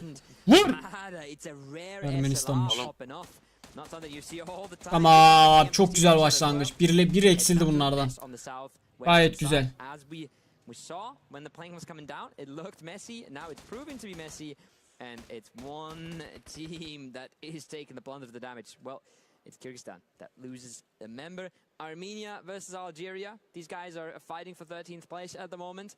But Kyrgyzstan losing one KALSE is 5 nice aldım for the rest of the takımlarına. lobby. Absolutely, it is. Algeria very aggressive though in that early game. I think for some of the teams. Acayip. Vallahi arkadaşlar. Lafa geldi mi hepsi geliyor yayına. Konuşurken. İcraata geldim Vallahi 6 abone saat olun tek oğlum. başıma yayın yapıyorum. Out abi. of the ordinary, crazy kind of stuff, but just the normal aggressiveness that we do expect towards the end of the tournament, where teams do Bir vafın uyuyor uyanıyor. kind of. Uyuyor Oğlum uyanıyor. siz koyun. Yeah. Nasıl So şimdi for these abone teams, I modunu mean, aldım top izle. 8 has got to be the goal at the very least for like Kazakhstan, Philippines, even Serbia, to finish this tournament. Anything else would be a disappointment. Talking about not disappointing, Brunei in the last couple of games. Ne oldu, yoruldum, maçaya devam etsene. They've Tamam. come back a little bit. And then Niye that's geldin ya what we Kaca? see from them. Kaca uyusaydın saat 1 oldu. Öküz müsün Vallahi birader? arkada yatıyordum bu arada. Uzaktan izliyorum. Ha, lafa geldi mi de abi yaparız beraber yayını. Geliriz abi yayına. He, hallederiz de olmuyor, halledeceksin. Halledecek diye bir şey yok abi. Dün ne oldu biliyor musun? Ne oldu? Bahane ha, ne oldu? Abi internet gitti, depresyona girdim, bir saat oturdum böyle balkonda, düşündüm dedim. Lan niye gitti acaba? Balkonda uyuyakalmışım abi. Sen ol hasta. Uyku maçında Tamam bu abi. ilk 3 maç neredeydin? Buradaydım. Balkondayım. Severek gideriz abi. Hacı'nın sesini şu ana kadar duyan var mı? Ben bu arada selam verdim, almadın abi, haberin olsun. Şimdi bak Yalan nasıl atma. linçleyeceğim. Bekle, yayın tekrarına nasıl linçleyeceğim, şimdi vereceğim ses sana. Yok. Waffle'la benden başka sesin bir ilk maç Burak biraz ayakta durdu, o da yıkıldı. Bu da çöktü.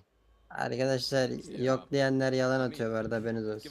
İnanmayın siz. Kind of the worst thing we can do. Absolutely. We're talking. We saw the Romanian players as well after the last game being very disheartened. And Yeah. it was kind of Oğulcan 110 lira yollamış, her zaman arkandayız diyor, bahanelere bak.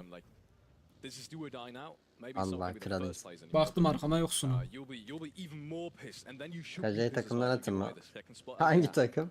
So, especially we know with the home. Yolda Bak bul bak lan bak demeyin bak öyle bak ya. bak bak, bir Acayip- selam verip gitti demiş, Mert adamsın lan. Abi Acayip işte. Valorant'tan attık ya. Biz sabah bir ranked girdik Oğuz'la. Ha, vurdurdunuz Oğuz, mu? yo, Oğuz diye 2 başladı, ben diye 3 başladım sezonu. Tek maçta atmıyor ki. Tek maçta atıyor, ara maç şey ya, sıfırlama ya. Ve ben bir 5 tane maç lose değil. yedim. Sen O lose zaman yedin, ben ne sizi attı seni? satıyorum. Yemedim be. Ben sizi satıyorum, tek giriyorum saatten sonra. Yapacak bir şey yok. Biz diye 3'ü, sen diye 3 ol, ondan sonra konuşalım. Aynen diye 3 attı aynen. Aynen. Yok, immo abi. Sezonu bitirdin. Yerimiz çok güzel. Oradan bir o kollar hangisiydi Joel yazan? Kaliforniya. Kaliforniya'nın rotate'inin Kırgızistan'la çakışıp Kaliforniya'nın bir anda biz de varız deyip biz de buradayız deyip yumruğu masaya vurup Kırgızistan'a bir 3 kill çekmesi çok güzel bir Abi senaryo. öyle bir şey olacak, haberin olsun. Mükemmel bir senaryo. Ben bir şey demek istemiyorum ama 2 lira lan güzel atmıyormuş şimdi bize doğru. Kolombiya mıydı o? Pardon Kolombiya. Karıştı. İnsanları kandıran sen.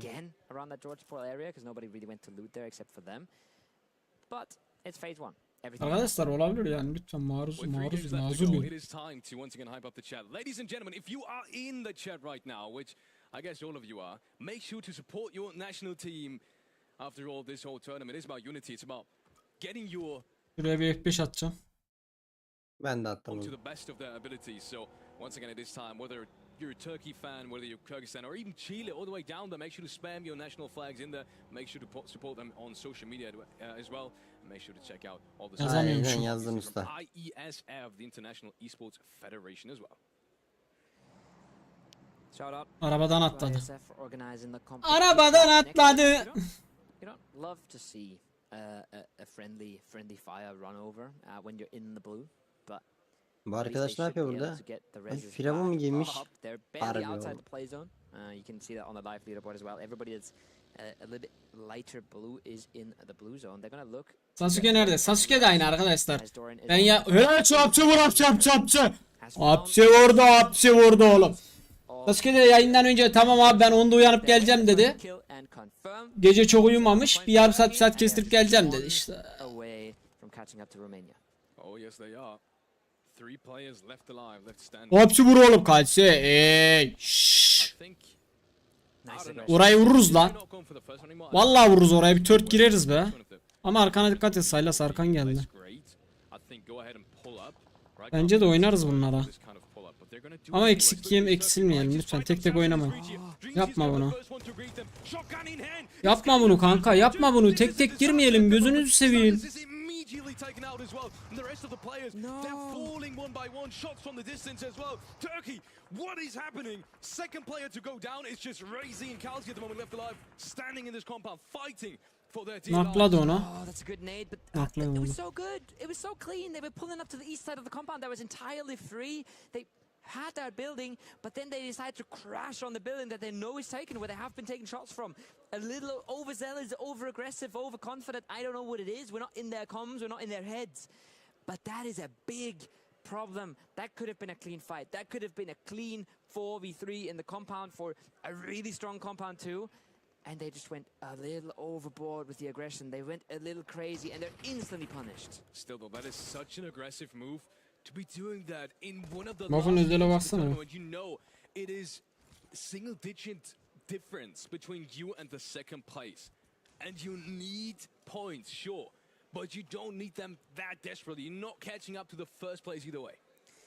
I think it's a little bit about the circle position as well. It's a really good compound. The circle has shifted a little bit east. They did want that compound, and they did take one of the players out, right? So they are aware this is a 4v3.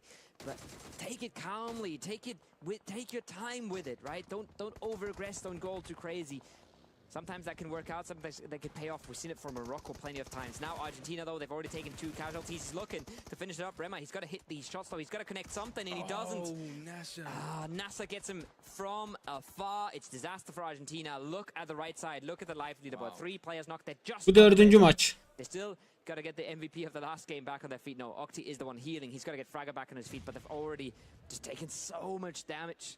And any team around them, even Egypt, if they see this in the kill feed, they could try and get in there. Oh, Peko is down low, and he's going to throw another nade. That is so good for Argentina, because at the moment, even the player that got knocked from down far, from Egypt, he's not flushed at the moment. Peko's going to get found out. This might just be perfect for Argentina. Rema is going to get picked back up. I'm pretty sure he's inside the building at this point. Yeah. And that means 4 frags. And a very Acaba chatte modluk var mı sende? Not at all, because at the moment Argentina is looking more decent than Turkey in this round. Turkey, unfortunately, I'll take it all back, by the way. That was a good play then in the end, because you were right. That compound is in a very good spot. Absolutely. And they just wanted to fight for it, especially since they got the entry. The execution was just messy. Absolutely.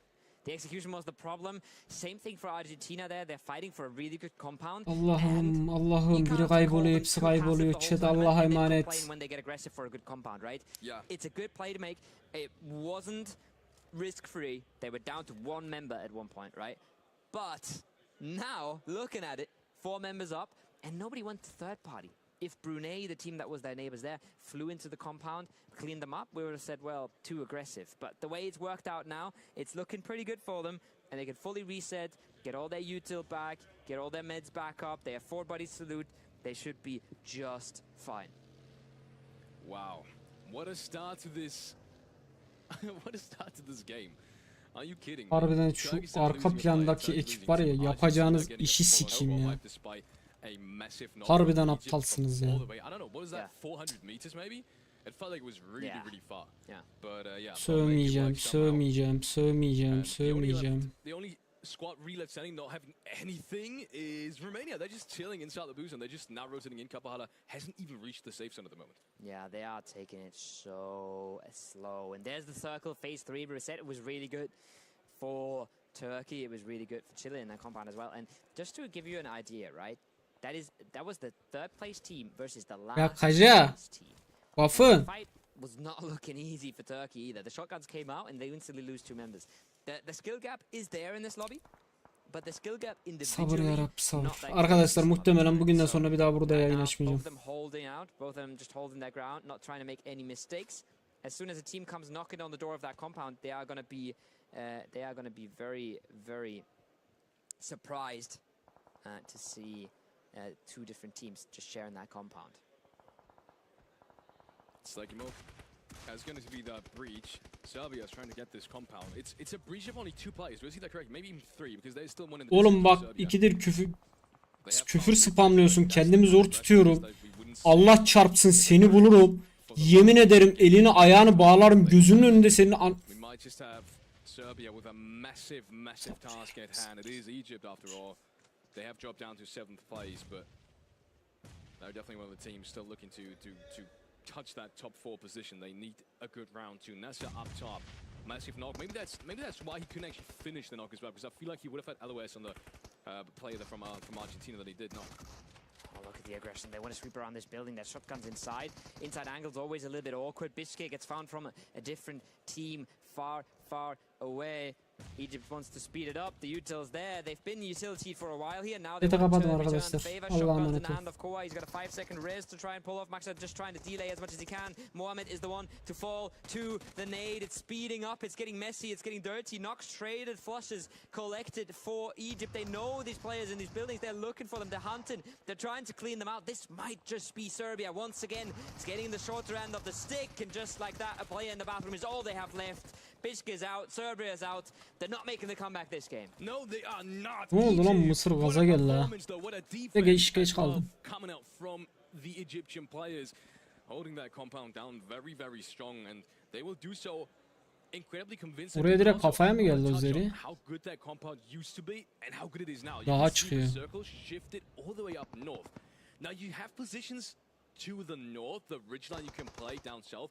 But look, Argentina is playing the compound down east. We have 2 teams inside the compound that Turkey originally breached. So there is barely any space for Egypt to find space in the upcoming section. I'm looking through the map stream right now. I'm not sure where Egypt is going to be rotating up. The only thing I see, but they will need information to do that rotate, is far east. No one's on the far east. I think that's where Romania is going to go. Exactly.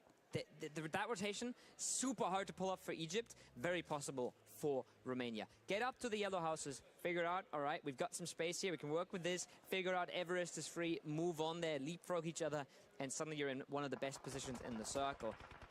Way harder for Egypt. Vurun la onu. What I would do in that situation is either go west around or east around. You kind of have to make a gamble. Right in front of you is so taken. It's going to be really hard to work your way on in there. So many teams. Finişle. But hold that thought. Kyrgyzstan lose their member, and again it's effect. Çekemesinler bari puan. And Zirk are the 2 remainders. And they're not. Adam arabayla geziyor ya. Görüyorsunuz değil mi o adamı? Görüyorsunuz değil mi? Az bir kolunuz tutsun adam geziyor arabayla ya. Havasına vurdum. Who's even gonna care if they go out early in this one? I think even you guys out there supporting Kyrgyzstan in the chat, and there's lots and lots of you, I think even you guys won't even care about this one. You'll just be like, it's all chill. They've gotten their performance down so far. Doesn't matter. We'll just support them in the next 2 rounds, and we'll make sure. Şunu da vursalar iyi olacak. Yeah, you know, Miramar. Aldım abone moduna. Absolutely. Allah razı olsun ya. Oğlum şu chat'e bir tane mod dikemiyor musunuz ya? Bir kişi ya. Vardı da alıyorum şimdi. Lan benim yetkim olsa ben banlarım zaten. Gözümün önünde dönüp duruyor. Bekle. Nasıl alıyorum şimdi? İzle. Bir kişi lan bir kişi ya. 50 kişi çıkar şu DC'den buradan modluk yapacak taraftar. They take that slow, they take the approach. They'll either have to leapfrog the compound or they'll have to make a breach into it. Once they breach into it, they're going to be in a little bit of trouble, but they have plenty of time to figure out what's really going on here and what they're dealing with. And they're going to get a whole lot of passiveness back from the compound, and hopefully they don't make the wrong read. Hopefully they don't make the read that nobody's in there.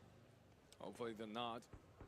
Morocco will be kind of okay with that shift, to be honest. I think Morocco is one of the best spots, actually. Sure, they have to fight uphill, but that's totally possible since Georgia can't focus on all of these angles. They still have to worry about Serke down there as well. Big shots on towards Romania. That's Argentina. They need exactly Romanya'da gitsin. Points. Yeah. Now, Turkey, troublesome spot.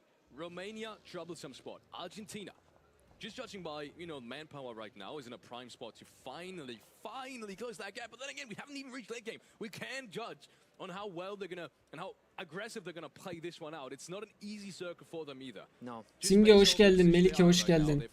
They've got chances.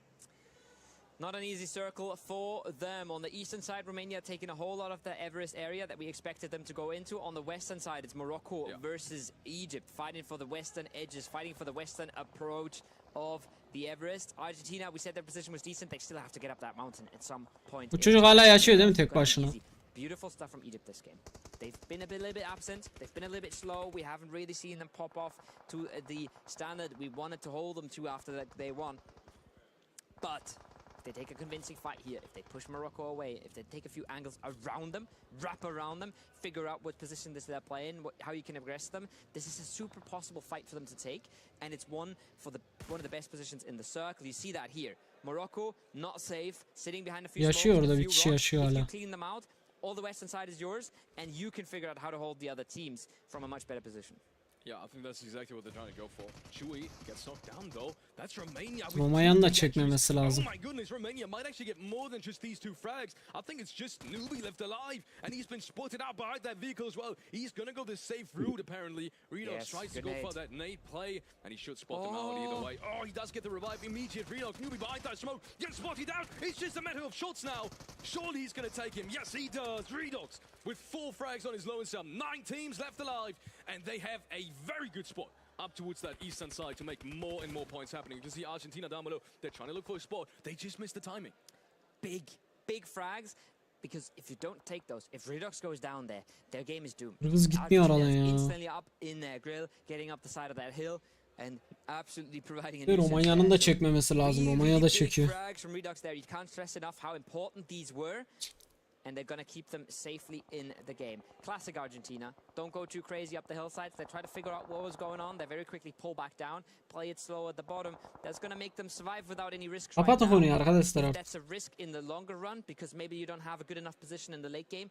Well, we are yet to see. Right now, lots of space for them. Lots of space on that southeastern side. Kazakhstan, a little bit further off to the west. We saw Morocco and Egypt still trading knocks here and there on the west as well. As tons of space for Argentina, but the big dogs are going to be the ones on top of the mountain. Yes, they are. Ölmedik, 2 kişi ayaktayız. That's got a sting too. Morocco now rotating in. Ama Romanya'nın bu tepeyi alması iyi olmalı. Same goes for Romania, kind of. But look at this. Kapahala has been knocked down. That might be a massive opening, actually. Now that I see it, that is completely. That's amazing, actually. Whoever did that opening, that's such a important frag right now. That's a massive impact frag. But look, Argentina does not have the confidence to just straight up pull up there, and I feel like that is what they're missing. That's one of the top 3. Just pull up there. Come on, please, Argentina. Make sure to get this fight. You've had the first knock. Where are you going? Şu an tablosunu niye kaldırdılar kenardan ya? If they do pull up, if they do start the fight, they have such a good chance there. Even if they slow it down, they don't have to flood over that hillside. But just going into the next circle, just going into the white zone, is going to put them in a horrible position here. They're going to put themselves in between 2 teams again because they are a little bit too scared of the direct confrontation. The second Kazakhstan activates, the second there's knocks on that eastern side, whatever team comes out of the eastern fight is going to be the one. Anasını satayım. En azından yandaki şeyden düştük mü kalktık mı onu takip edebiliyorduk. Onu da kaldırdılar. Öyle izliyoruz yani. O da kill çekiyor.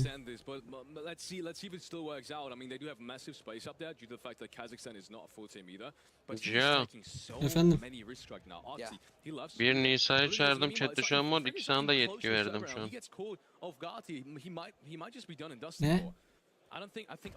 Nisa'yı çağırdım mod olarak diyorum chat'e, bir de sana da yetki verdim. Lan 2 dakika AFK kaldım lan kaçı. Aç chat o zaman. Kalse gitti. Ne chat atayım lan? Chat'i aç dedim, aç. 2 kill'le gittik. Oh, that is big news for Argentina and Romania. But again, they're both in such precarious positions. One of them could come out victorious, but I just can't help but feeling like Octi is going to get caught here at some point. Romania doing just the right thing, chilling on the edge for as long as they can. Chile backfilling the eastern side, trying to move in there where they can, moving it away from Morocco. But that northeastern ridgeline, Felix, it's not looking good. Argentina can't get their way Şekilde out to gittik the end. arkadaşlar. Trying to wait for Romania, but Romania doesn't have to come for another full circle. Frag is completely caught out. Şu Romanya iyi bir maç geçirmemesi lazım. The second Kazakhstan comes over Şu an that puan ridge. farkını I am kapattı bunlar. so concerned for their tournament life. I'm more concerned about Frag at the moment. If he's gonna get found out, and I feel like his teammates, once again, due to the fact that they're so passive, are just gonna let him die. I mean, as soon as he gets spotted out, he's 100% dead. But what have you gained through this? You should have pulled up there.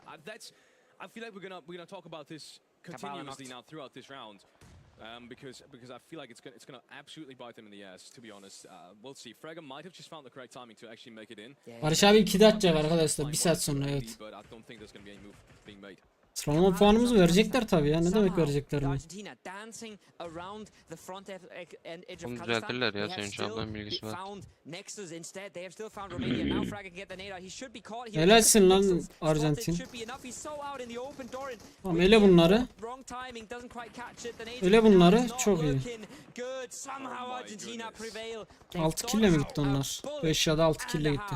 To stay alive here. Nexus going out, opens the door wide, but Kazakhstan is right there. Oh yes, they are, but they need to fight Kazakhstan as well. I think there was not a single knock going against Argentina, so it should be that 3 and 4 situation right now. Frega, you can see him on 3 elements. In the meanwhile, Georgia, the solo! Oh, Airstreaks takes down 2. He might have the chance for a third one. That is falling apart for Morocco on the other side of it, just like he did for Romania. And we can see 6 open. 5'le mi gitti? Okey, 5'te okey. Trades things out. Airstreak goes down. There's one team eliminated as well. We're down to the top 3. Just like that, Everest explodes. The mountain is on fire.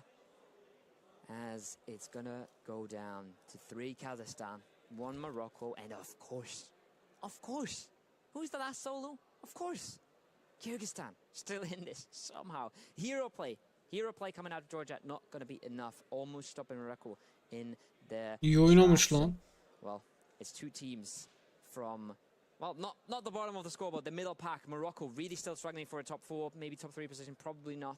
But they are getting close here. The only problem is that Argentina has pulled away. Look how long the overlay took to keep up with all these teams going out. Because, yes, understandably. Oh my, that was quick. That was fast. Wow. We're gonna have a tiny bit of calm before the storm now. Before Ölmedi değil mi o kırdı daha? İlk 3'te kaldı adam. Man, Bir şekilde kaldı. This whole tournament could have been so different if they were able to just win these late game scenarios. They just cannot win these fights.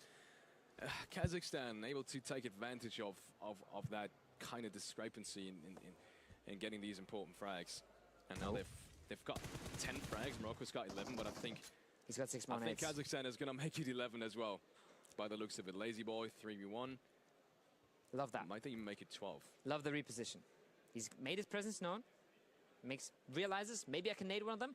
Realizes, well, they can easily nade me as well. So he repositions. The problem is, he might think this is a 4v1. He might not realize that there's another solo waiting. And well, Kazakhstan doesn't have to step on the Bak bir snakes. kill daha çekecek. Because Morocco does it for him. Oh, it's taken a little bit longer than he should have. İkinciliği de aldı. Bu çocuk buradan 1v3'ü de oynar ha. Yok ya, tepe avantajı var. Oynar. 1v3'ü de oynar bu çocuk. O 1v3 verilmez zaten büyük yani. You would be stupid to do so after everything we've seen. They should absolutely not give him a İmpos single yoktu chance. ya muhtemelen. Right? Bak onu da They shouldn't give him a çekecek. single chance. They shouldn't give him a single 1v1. Ne yapıyorsun lan? Bir kill daha çekti. Well, he already has. I know. And he's got enough Finishledi mi? flash. And it's a Finishledi. 2v1. Finishledi. He's got time to heal. I don't even 1 know ve how 2'ye he's getirdi. in this position. This is absurd. Once again, I think that's the Oynar yani point. 1 ve 2'yi de oynayabilecek bir çocuk. You do realize they've fought pretty much from phase 2 Bu onwards. çocuk buradan 1 ve 2'yi de oynasın, win alsın. Gitsinler Kırgızistan'da Cengiz Han'ın yanına bu çocuğun heykelini diksinler. It's just been a tough one. It's just been a really tough one. Let's see, the zone is in their advantage, but Serikay, he just needs to... Kanada diktiler ya bir tane futbolcunun heykelini. M6, the way he's rotating off right now, might just give it a glimpse on whether or not he's going to give, whether or not they're going to give him 1v1s. Well, the thing is, they have such a big advantage in either of these 2v1s. Just don't go crazy now. Çocuk sırtladı ya You've takımı. got him fully under control. You know exactly where he is. He can't move out. Six has a different angle. Cengiz Han Moğolistan'da abi olabilir.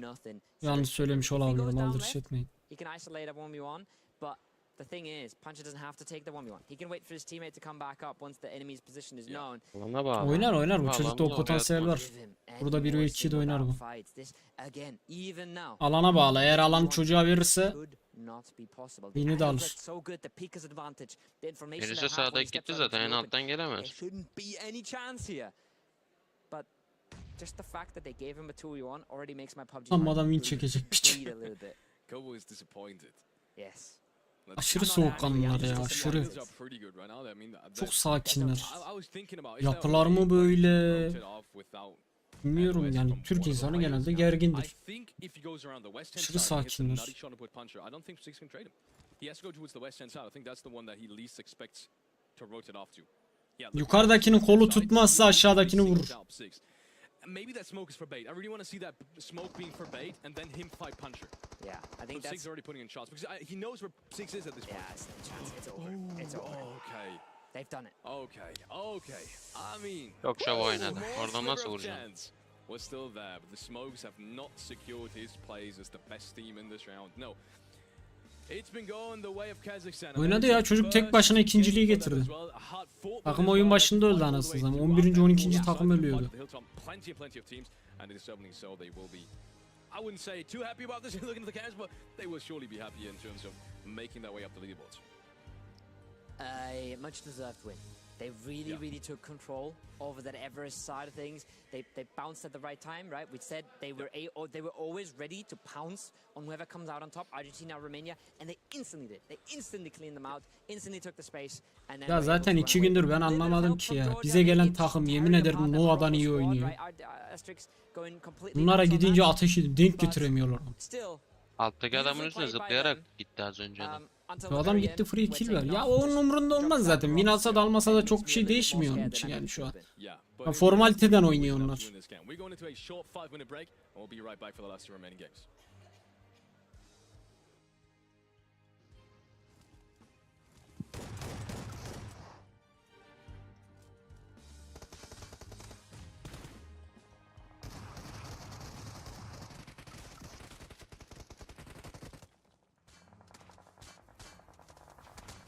Pusma değil arkadaşlar, bu sakin oynama. Sakin oyun tarzıdır bu. Oyun zaten 3. şahıs oynanıyor. Niye kullanmasınlar ki? Herkes kullanır. Oyun sana o olanağı veriyor yani. Pusmak değil, bunu pusmak diyemezsiniz. 3. şahıstan izliyor. Doğal bir şey yani. Herkes yapabilir bunu oyundaki. Bu da çocuk 1 ve 2'yi oynamış. Da sonradan yemiş şeyi, DB'si.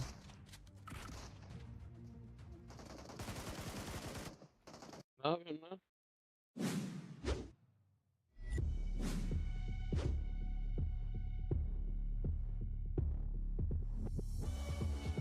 Hayır, orada rush atmak zorundaydık arkadaşlar. Yani bizim bu saatten sonra alan ortası bekleyip 10 kill'li win almamız bizi kurtarmazdı. Bize bol kill'li win lazım. Onu denemek zorundalar. Hayır Yusuf, o map biz yayını kapattıktan sonra oynanmış. Şimdi 2 Miramar oynanacak, başka oynanmayacak.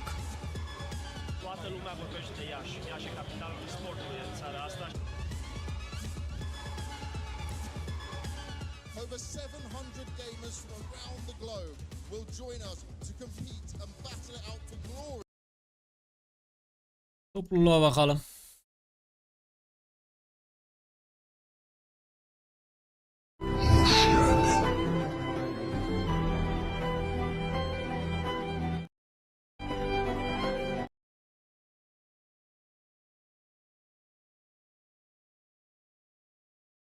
Adını bilsem bir de maaş veren muhasebeci biliyor o ki.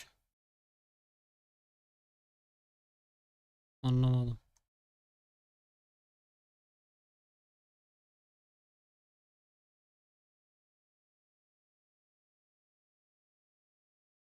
Çok boş kill verdiler ya. Turnuva başından beri aşırı free kill verdiler. Ki ben defalarca söyledim hani bak yapma. Bak Cezayir'i hiç unutmuyorum Primosk'un orada. Yapma, gidip kill olacaksın, sen oradan oynayamazsın. Gitti dedim, yaptı, kill oldu.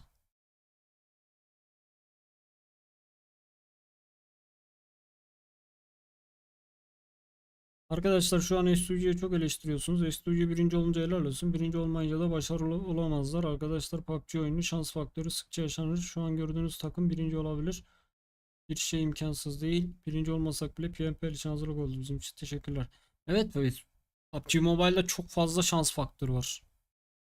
Aşırı büyük bir şans oranı var yani. Valorant gibi değil burası. Adam gene bana chatte sövüyor. Gene chatte moderatörü yok. Ama ben engelledim.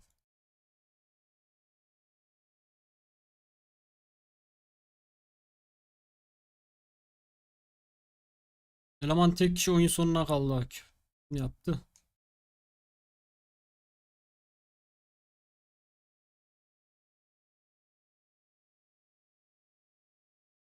Puan durumu bilmiyorum. Puan durumu gelsin bir bakacağız.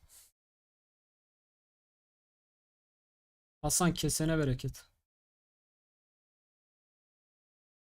Bir gün aralıkla 10 gündür oynayacaklar. Normal dinledim. Hayır ya bir gün aralıkları yok. Yani bugün Perşembe işte. Bugün son gün. Yarın hafta sonu maçlar başlıyor. Araları yok. Yarın direkt Türkiye'ye gelip oynamaya devam edecekler.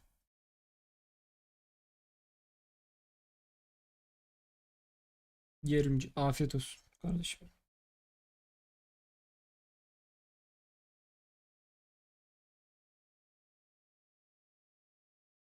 Manyak mısın oğlum? O zaman bütün mesajları görmüyorsun.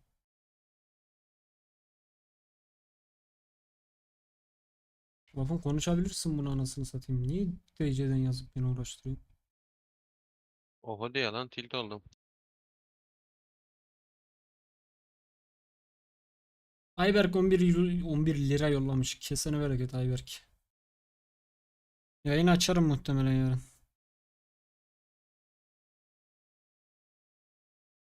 Tam diğerlerini de görmüyorum ama. Arada çok mesaj kayboluyor.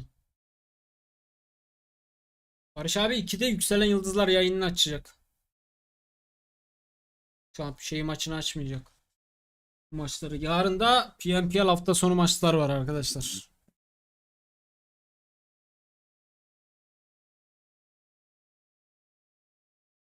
Turnuvayı muhtemelen ikinci bitireceğiz. Tam puan tablosu bir gelsin ona göre göreceğiz de. Yani konuşacak çok şey de yok aslında. 2 maç daha var. Sonuna kadar stay together belli bir takımın arasında sorun var. Yeni oyun sistemi denediğimiz bariz ortada. Evet ilk 2 gün farklı bir oyun sistemi denedik. Yani onu bilmiyorum hiçbir koçla konuşup sormadım ama izlediğim kadarıyla farklı bir oyundu.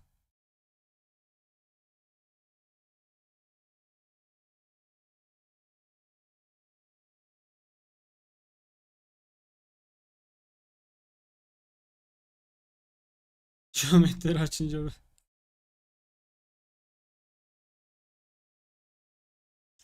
SYLAS bu maç bol killi bir win almaya çalıştı. Başaramadık. Birincilik şansımızı aldıktan sonra ikinciyle oynayacağız. Evet SYLAS'ın oradaki amacı ya ben de dedim zaten bizimkiler oradan nakarlar almaz. Hani oraya girip vursak dedim. Çünkü çaremiz o yani. Bol kill istiyorsak arkadaşlar biz başka takımlar değiliz oturduğumuz yerde 10 kill gelsin. Gelmiyor. Mecbur bizim girip vurmamız gerekiyordu. Bu isimleri bir doğru yazın ya. SYLAS bu maç bol killi bir win almaya çalışıyor.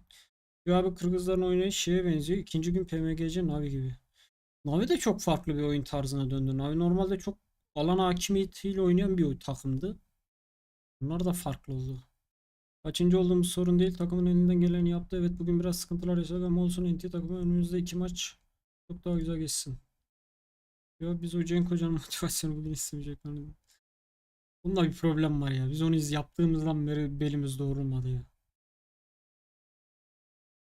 Bu arada belimiz doğrulmadı dediğimizde hani ikincilik maç başlamış. İkinciliği biz kabul etmiyoruz yani. Gözümüz o kadar yüksekte ama. Başka sadece PMPL Avrupa gören takımlar ikinci olsa şurada havalanda bayraklarla şu törenlerle karşılarlar. Ama ikincilik bize göre değil ya. Biz şampiyon takımız. Diyor laf yok sizin için yayın yapıyorsun.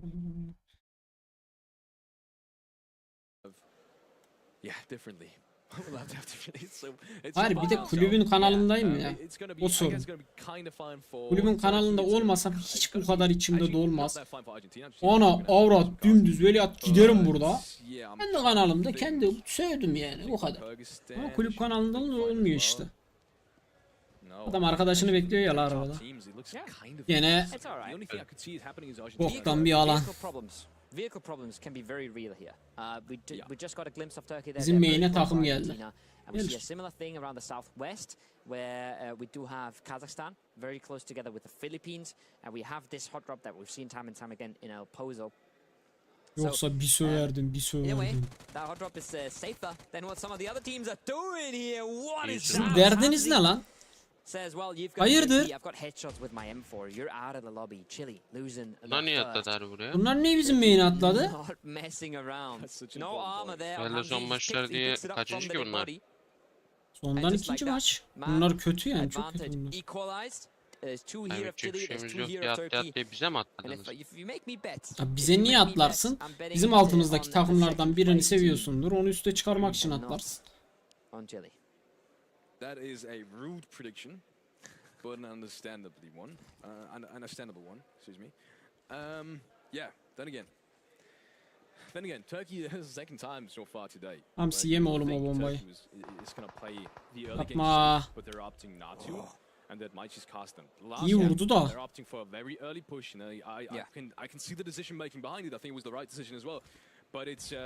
Güzel damage. Çok güzelsin oğlum SYLAS. Ama sol geldi. Sol görecek.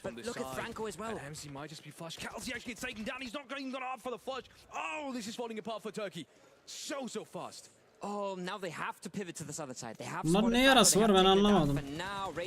Bunlar niye bizim main'imize atladı son gün? They were not ready for the flanks at all. They didn't have control over the area and still chose some rather open positions. Belli ki bunların bir yarası var arkadaşlar. They're not going to be drive buying from a buggy surely. Ne yapıyorsunuz oğlum? Flanks here. RAYZ could take a lot of control from this position and they could get the res, but by the looks of things they're deciding not going to hold that long range angle.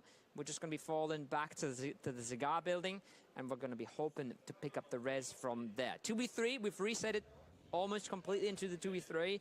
Not a fight that any of these teams would have loved to take when we're looking at how early in the game they're losing players. Definitely not. It's been a recurring thing for Turkey, as I've said. Man, that's going to be a problem if they want to still take the second place. It's going to be a problem. Amaç ne amına koyayım? Niye yani neden? Hani 2 gün gelmeyip o kadar Miramar maçı oynandı. Hiçbirinde gelmeyip neden son maçlarda? Son 2 maçta. Expect to be so solid, especially in these under pressure, end of the tournament kind of scenarios. These scenarios where they've been in millions and millions. Geçen elde RAYZ'in lootuna sıktılar. Ne? Niye? Dertleri ne? Yeah, it's weird.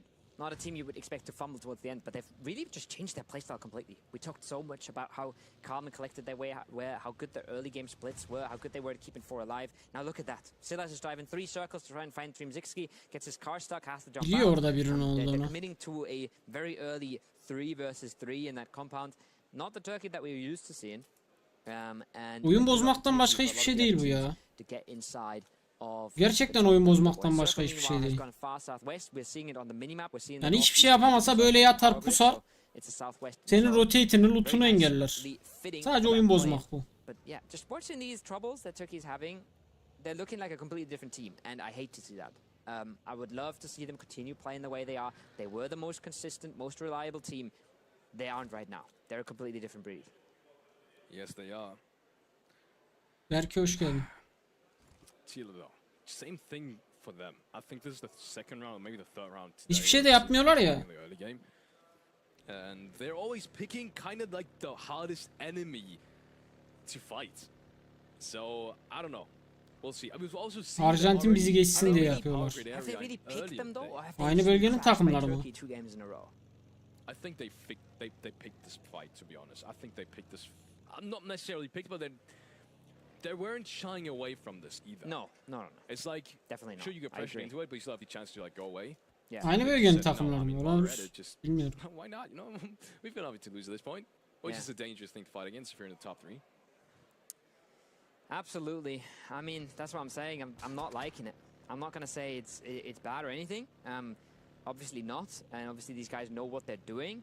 But it hasn't paid off so far. And I would have loved to see them continue on their recent trajectory because it looked very promising, especially on Miramar, coming out of Power Grid. Lots of high ground, lots of information. Their game plan looked very solid. Their gameplay looked very solid. Doesn't really right now. Rocello, he has to be careful. He's not biting off more than he can chew. Marshall is ready and waiting for him.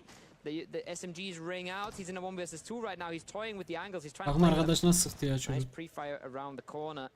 But he's so ready for it. And so is the rest of his team. There are already 4 guys here. Morocco doesn't know what's happening. No, they don't. Looks like they're going to dodge this, though. Looks like they're just going to dodge this. Gary Boy and Beyni bırak koşarak kaçıyorlar ya la gerçekten. The situation is anything but perfect. In the Philippines, as much as I love them, of course they're not giving up. Of course they're not giving up. Of course they're not shying away from this. Marshall immediately gets taken down, and Kerry Boy is just a matter of time at this point. 2 quick points for Philippines. I love seeing this. This is such a Philippines thing to do. Just rush on out there. You know they're running away. We're not going to let you get away. Immediately, everyone's on the same page as well. Immediately, everyone was rushing that direction. Everyone was ready to trade each other as well if they would have still been close, but they weren't. You have butterflies in your stomach when you say that. You sound a little bit. I do have butterflies. I love the Philippines team. Yeah, you're gonna start blushing very soon. Okay, it's not that far. Stop it. They're good pickup. They're gonna get the second kill most likely. I'm not sure if they're gonna go confirm it, but they should be able to grab that kill point, and not just the kill point. Really good position in the zone as well. I don't know. They haven't made the move just yet. Morocco is starting to think about it, I think. Morocco is starting to realize, oh, that's why Casito gets stuck on the fence there, losing a vehicle. Bu maçlar çok daha hızlı biter. Making a move on a similar side of the circle as they are moving into Algeria, southern side. Again, aggression coming out. Teams not shying away anymore here in the last few games. Quick headshot. Oh, it wasn't a headshot actually. Ooh, now that was a good body hit though. Back towards Puncher. Has to be careful of picking this one again. Gets the first aid off though. And Kazakhstan find themselves in a fight with Algeria. The Algerian guys, they have not shied away from any of the early pressure they've had. Geç çıktın ama. And most of the time they do get frags as well. They just never do it cleanly. Let's see if maybe this one is going to be different. Oh, Peko here so singled out. You're taking off so much more than you can. Pardon, senin çok kaçarın yok burada ya, ben sana söyleyeyim. Büyük çabalıyorsun ama. Almost gets taken out in the process. Such a good clear in the compound. And then just a bit of an overstep on the outside. Makes this more complicated than it should have been. But Kazakhstan as well, taking their time with it. Not flying over these ridge lines just because they got a knock. They're looking for utility. They're looking if they can catch the second player on the res maybe. And they are taking the time with it. Fight on the edge, so they have a little bit of time, but I've already seen a bit of third-party fire come in from their south as well. It's nobody but Romania who come out of the blue late and decide to be a part of that fight. Another knock towards Falcons. They're traded. It's not going well for either of these two teams. They're bleeding members right now. Answer pulling up with the DBS. 1v2 absolutely on the cards, but there might be another team third-party. Fit'i takip etmedim ya. Bizlik bir şey var mı? Algeria send the winners of the last game home. Packing, and they will have to wait quite a while to get into the last match. Oh yes, they will. Iron, good shots. Game 2, good shots. That's quick 4 frags. Fortunately for Romania, that fight has finished too fast for them to do anything about it. Otherwise, that would have been brutal now. Bilmiyorum ki. Players early. 3 kişi miyiz hala? That would have almost been the perfect scenario to set themselves up for the last game. Because at this point, I think 3 kişiyiz de 0 loot. Take a look at the scoreboard, but even for Argentina, it's gonna be. It's getting more dire. Alan ortalamışız. Muhtemelen açlıktan ölüyoruz. Atacak mermimiz yok. Gonna be impossible in the next game. A double-digit game right now would keep Argentina on the run, definitely. Absolutely. But as I said, it's not that easy. That zone is a pretty good zone for them, though, in that spot. Argentina, pretty good compound. These zones always... I know I'm talking about circle patterns a little bit too much in the last recent games, especially since I've been wrong a couple of times as well. But I haven't always been wrong. işlediniz mi ya şu şeye? I've been right plenty of times as well. But Lan üstücü short, şunu bir daha at. To either go deep south or deep northeast. So we'll see what it is.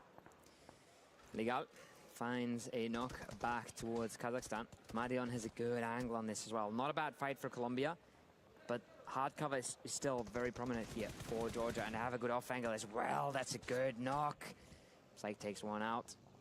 And, well, again, Georgia, They're surprising us. Their fragging has really stepped up in the last few games. They were looking quite weak. They were looking like a team getting pushed around by the big dogs at the start. Not anymore, not anymore. They've really reconsolidated and they've become a big part of this lobby, pushing themselves into the top 8 in Ne bileyim ya, puanları açıyorlar, kapatıyorlar. Doğru ekliyorlar, yanlış ekliyorlar. Ben de anlamıyorum ki.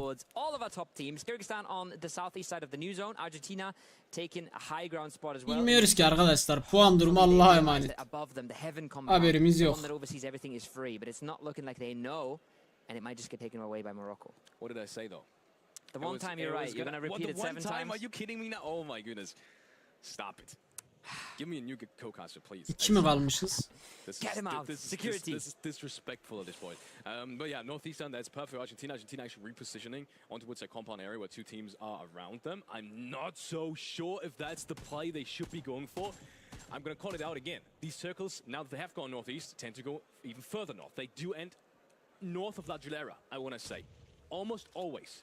It's never ending on top of Üst üste falan gelmiştir arkadaşlar, gözükmüyordur. So I'm interested to see if that play is going to work out for Argentina. Nevertheless, good scouting. And meanwhile, we see Georgia picking up a couple of frags. The last frags üst üste falan gelmiştir, gözükmemiştir ya. Reset for the last game as well because they're not going to do. Hah, geldi puanlama 300. Arjantin nasıl ikinci, üçüncü olacakmış Allah aşkına. The thing is as well, even if that circle goes somewhat central, even if it doesn't go north, there's still so much space on that northern side, so much that they could garner. Both these teams are taking knocks though. Everybody's fallen by the wayside. That's 2 for Romania already out of the picture. Caught in rotation by Serbia out of all things. 4 kills already. Oh boy, that was quick. That was caught, coming out of the blue, coming out late. I don't think that was planned. Yoktur arkadaşlar, yoktur. Main'de loot mu atabildik? Yani hiçbir şey yapamadılar zaten. Bir eksilttiler, 2 kill verdiler. 0 loot'ta. Romanya gitti mi? Güzel. It is 16 points difference from Argentina to Turkey. That's a good game. We were saying to keep them in the run, they need a double-digit game, and that's absolutely possible. Oh, Egypt as well. Another team runs into the open arms of Georgia. They've really Gürcistan, bu oyunu çok daha önce oynaman gerekiyordu. 7 already. Egypt down to just 1 left alive. Georgia is making a stand, really making a statement in the end here. Turkey is the one that has to hold on though. We talk about it so much, but it is what matters the most here. They have a good chance to push themselves into second, but they really don't want to fall down. Argentina, high ground position, surrounded by a lot of strong teams, but again, as every time today, Lan 59 puan var arkadaşlar. Arada 59 puan fark var. Adamlar 3 kişi hayatta, biz 3 kişi hayattayız. Ama bizim lootumuz yok. Benim en son gördüğüm KALSE'de RAYZ'de kask yelek yoktu, mermi yoktu.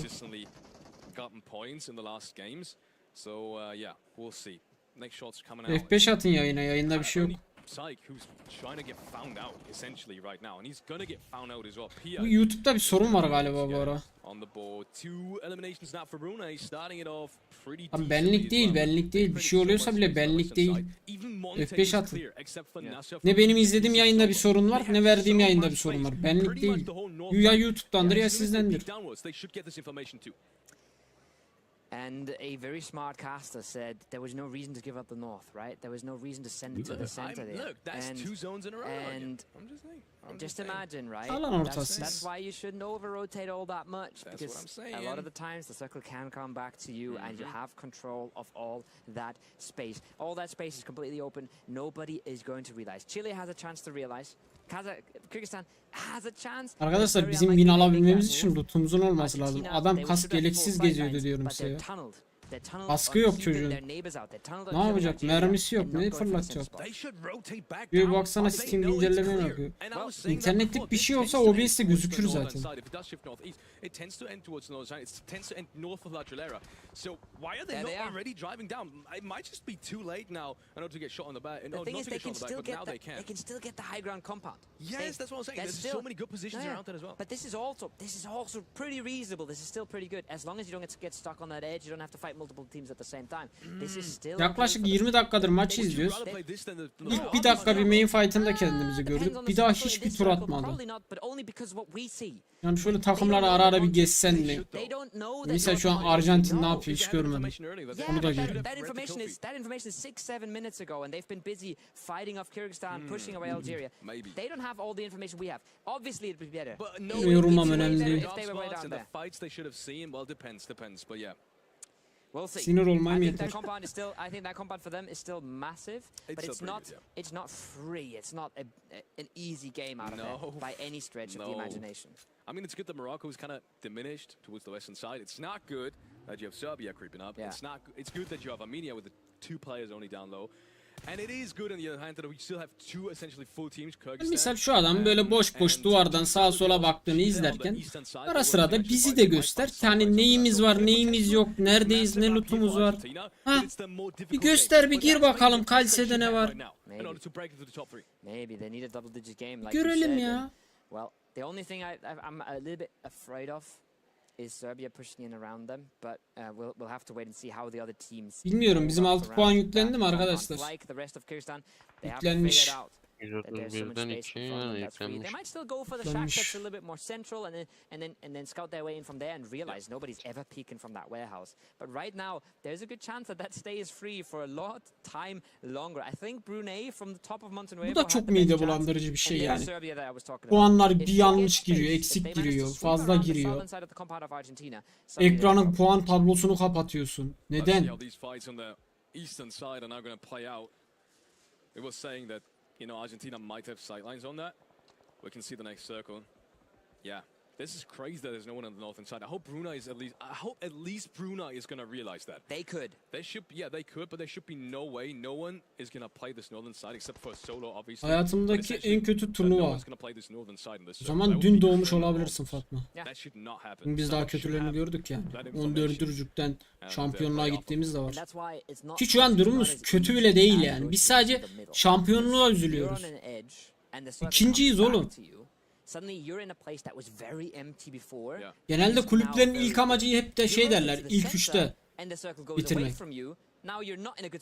Biz şu an ikinciyiz oğlum zaten. Bizim derdimiz şampiyonluktu. SYLAS'ın kaskı yok. Olabilir.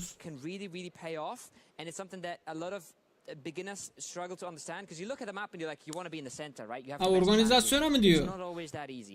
Brunei right now, haklısın bu arada. O konuda haklısın. A bit of information being gone. Gene bir şeyler deniyor. He might still figure this out, and you can see even organizasyon olarak doğru diyorsun bu arada. Had no idea that compound was free. Drives right past it, crashes a compound that's taken because he just doesn't figure out that warehouse compound is still up for grabs. It's kind of crazy that he just rotated past that compound. Yeah.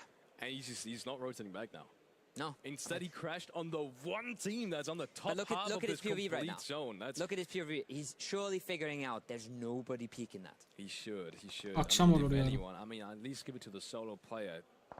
That position is just too good to be open. You can spin that even further. Kyrgyzstan sees a player rotating around the edge. They should assume the compound's taken. Right? But why wouldn't he be going there if the compound was free? There's no reason he should. Şako bize kafaya mı geldi? Ne yaptı? So that's a lot of information given towards them as well. I mean, Kyrgyzstan, if they should take, I mean, I don't even blame them for just fighting the southern edge. For them, it doesn't even matter at all. I mean, they've cracked 200 points in 17 games. Or 16 games, excuse me. It doesn't matter for them. But any other team, I would say, maybe you should have had the information that the compound down low is clear. This is about to get wild, by the way. Look at everybody on Milletle savaştığımız yetmiyor, bir de lootsuzlukla savaşıyoruz. Suratına patlattı bombayı. Nasıl bayılmadın? Bize kafa geliyor.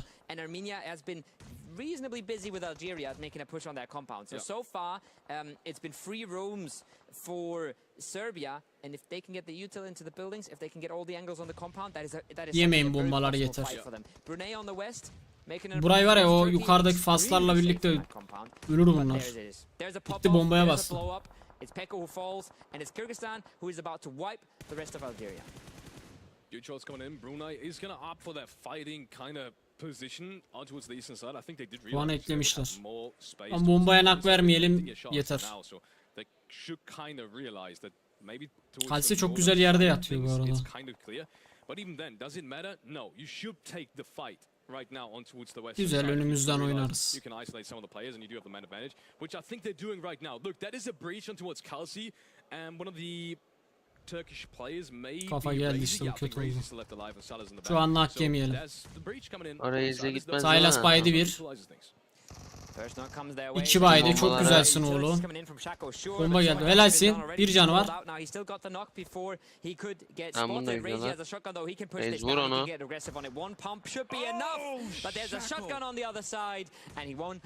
BBS'i var çocuğun.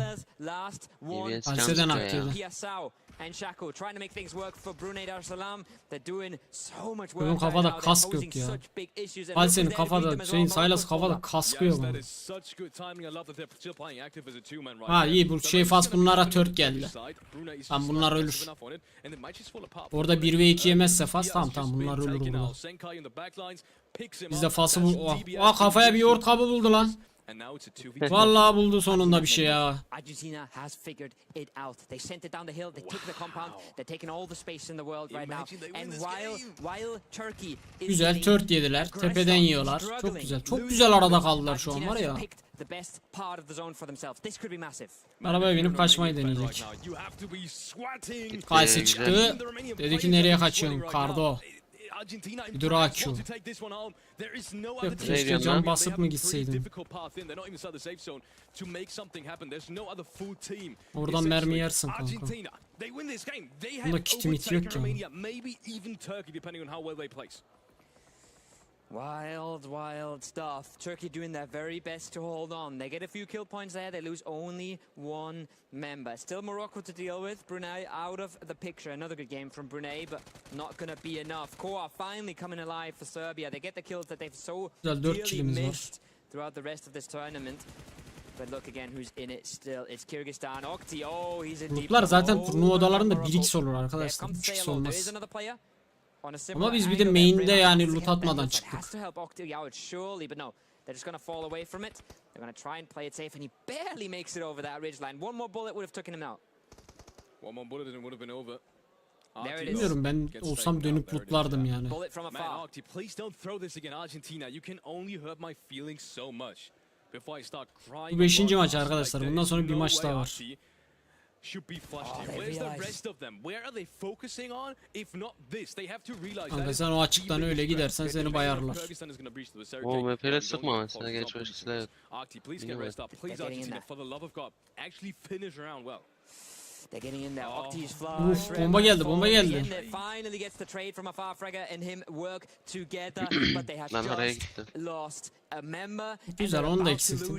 Ama bunu kaldırır. So far, he's trying to get to safety. I think he's done it. But who's holding against Lazy Boy? They might just lose Fragger again if they play it like this. He's out in the open. No utility at least gives them a little bit of reprieve. Lazy Boy can pick up a nade here. This is dire straits for Argentina. Fragger is the one that has to peek on over. And the res has to be from his teammate. Koa is popping off in the distance, but Argentina, they're struggling for that third place. Kalse patladı. Arabası patladı. He just calls on his own. But yeah, the Silence are pretty good to get this rest. But now Lazy Boy is actually pushing. Lazy Boy, there should be no way he's going to destroy. Helalsin lan. Vur lan. Helalsin lan Lazboy. Argentina is falling apart once again in the late game scenarios. That was their game to lose. That was their game to catch up to. Helal lan bizim çocuk. Themselves into the prize pool positions, and they have not done so. Unfortunately, Allende is going to be the last player left alive. The possibility, I guess, somehow is still there. Sylas kaldırıyor da. Buradan çıkabilirler mi emin değilim. Evet, tepedeki bize bakıyor. Tepede bir de yani, o Highground'dan bize bakıyor. Çıkabileceklerinden emin değilim ondan buradan. Down. If Lazy Boy gets another peek over, it's done. But look at this, he's out of options. He doesn't even know where to go. He's trying to survive himself. He's given up his teammates almost at that point. Güzel, altımız önümüz zaten Romanya öldü. Bunlar da bir kaldı. Bunun da geçeri yok ya. Lazboy salmayacak bunu. I'm not even sure if Lazy Boy knows, but Lazy Boy knows if he gets that one kill. Surely you stay for that one kill. No, he doesn't. Salmayacak dediğim anda saldı ya adamı. Adam açıktan koşarak gidiyor. Ne yapıyorsun lan? Helalsin. Helalsin. Güzel, elendiler. Tamam, öbür main'e gelin bu sefer.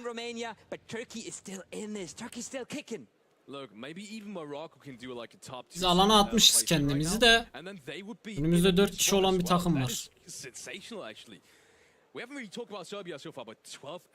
Hakim Ziyech benimle alaka. If they get a good position as well, they might even fight themselves up to 7th, maybe even 7th, 8th place, depending on how many frags they're still going to get in this round. Still amazing though.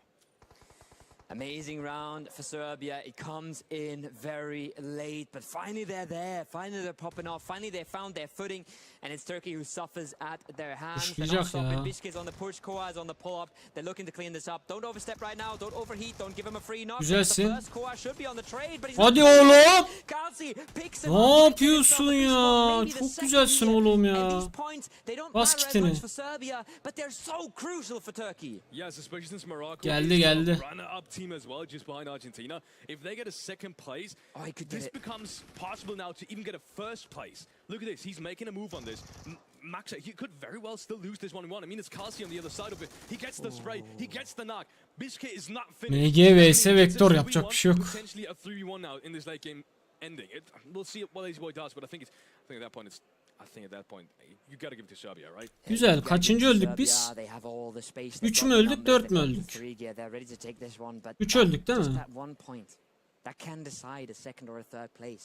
That can decide a third place or nothing in a tournament, and that's big. That's big for KALSE to get it. That double kill, Güzel. that double knock, giving him 1 kill could be massive for Turkey. You never know if it's going to matter, but just getting 1 more point out of that situation is beautiful for them. 5 puan. 5 de kill'den geldi. Sıralamaya eklediler mi bizim puana şu an? Eklemişler. O yokluğa rağmen 10 puan güzel bu arada. Adam oyun sonunda buldu kaskını. Could try to line that up. He doesn't know how much damage he's done on the first one. He's waiting to get the DBS out. Bishkek is giving him the favor of pushing in the open. There's a chance here, but no. Yani buranın kazananın bizim için çok bir önemi yok şu an ya. Surely taken now, but Serbia's going crazy. They're going in the blue. They're giving him a chance. LazyBoy win'i alıyor. How is this?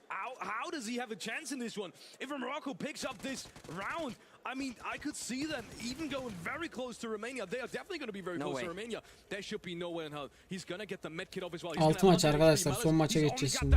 That's not a lot to play off of, and I don't think he has to move at the moment. He's got smokes as well. He's got 2 smokes to get close. He's got a nade to pressure that rock. If he figures out where the enemy is, sure, 4 nades, but he's now been spotted. Smokes out, he can move with that. He can try to put another smoke down a little bit further. He can try and make Melas guess. Alır mı lan LazyBoy buradan? Güzel bomba attı. 3 vest as well for LazyBoy to work with.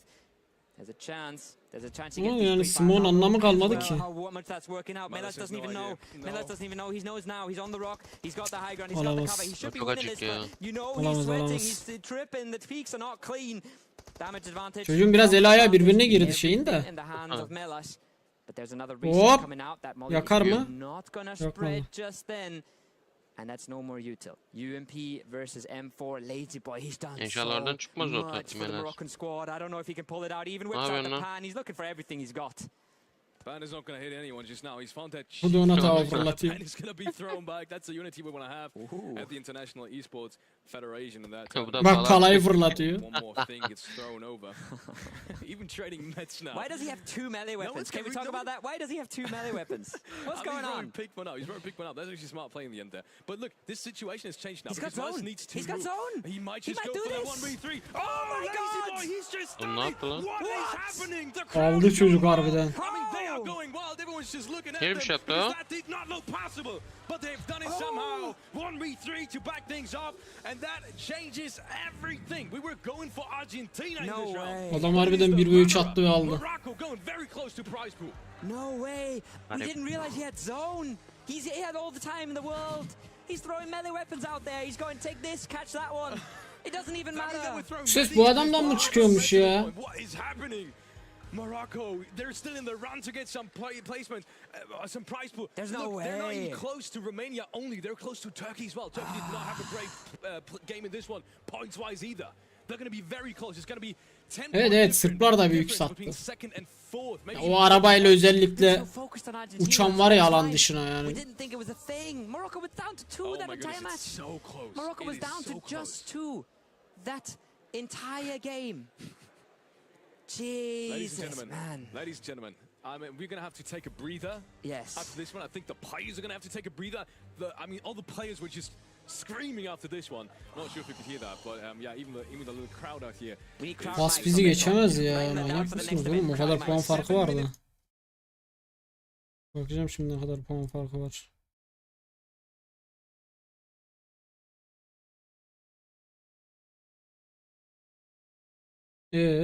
Bunu da vurdu. 138 oldu oğlum. Nereye geçti? Nasıl geçti? Ne abi şeye acil bir Türkçe hoca matematik hocası daha ya çete.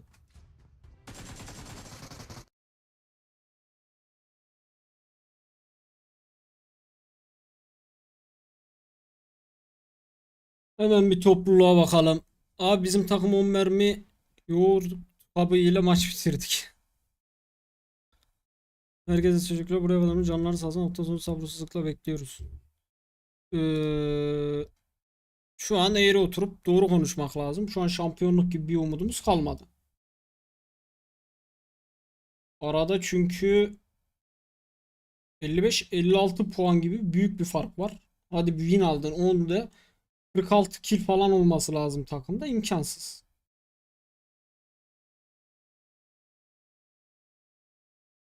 ...46 kill artı win adamları 0 yapmasıyla anca öyle. O da imkansız arkadaşlar. Şu an öyle bir şampiyonluğumuz şeyi kalmadı.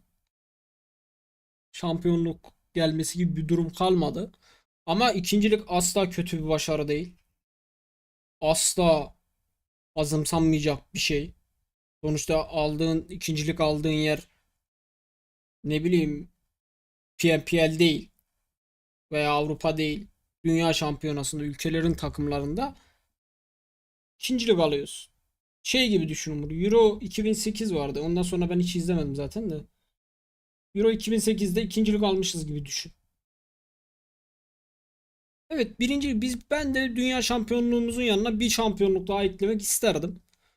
Enti kötü şeyler geçti. Ben niye maçlar bitmiş gibi konuşma yapıyorum?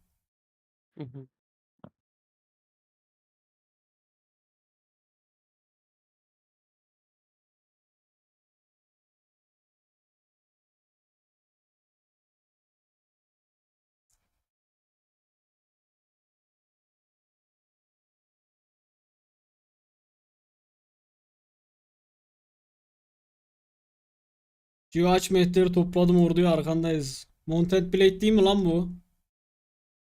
Biliyorum bu oyunu, ben çok severek oynuyordum bu oyunu.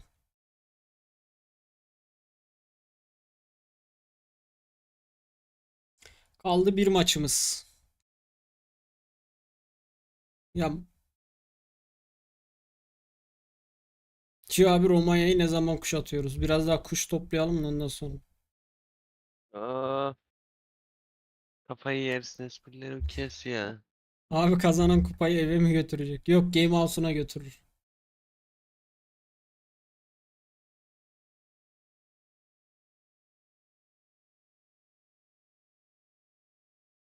Cihan bir yer reklamını anlatmaya çalışıyor. Watch Partisi'ni muhtemelen kendi kanalımda yaparım. Burada yapmam.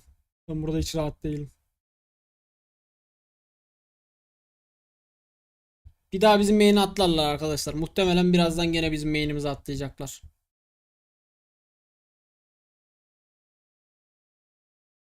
Turnuva boyu ikinciliği korumak da böyle. Evet. Hepimiz şampiyon olmayı isterdik. Ama ikincilik de kolay bir başarı değil. Böyle bir lobide ikincilik de kolay bir başarı değil. Ve hiç bırakmadık ikinciliği yani. Aksine bir tık şans bizim yanımızda olmamasına rağmen, ona rağmen ikinciliği hiç bırakmadık. Bu Kırgızistan'ın şansı bizde olsaydı muhtemelen birinciliği hiç bırakmayacaktık. Adamlar çünkü ne zaman görsem bütün oyunlarda tek rotate atıyor. Hani bunu alan tahmini mi dersin, analizcisi mi iyi dersin, ne denir bilmiyorum. Ama adamlar genelde tek rotate atıyor. Tek rotate olmasa bile girdiği compound'dan sağlam çıkmayı beceriyor yani. Bir tek bizden sağlam çıkamadılar. Onun dışında kafa attığı bütün compound'lardan sağlam çıktı. Hile diyemeyiz arkadaşlar. Öyle bir şey olmaz ya. Bu çocuklar zaten bugün burada ilk defa gördüğümüz çocuklar değil arkadaşlar. Hepsi zaten profesyonel e-sporcu. Burada gördüğümüz isimler değil bunlar. Hayatımızda ilk defa görmedik biz bunları. Bu çocuk zaten Mad Bulls'ta oynayan bir çocuk. Mad Bulls zaten hani aşırı başarılı bir takım değil. Ama yine de başarılı bir takım sonuçta. PMGC, PMI görmüş bir takım. Yani bir dünya şampiyonlukları yok bizim gibi. Bu kim lan? Bu çocuk niye bana tanıdık geliyor onda? Bana benziyor.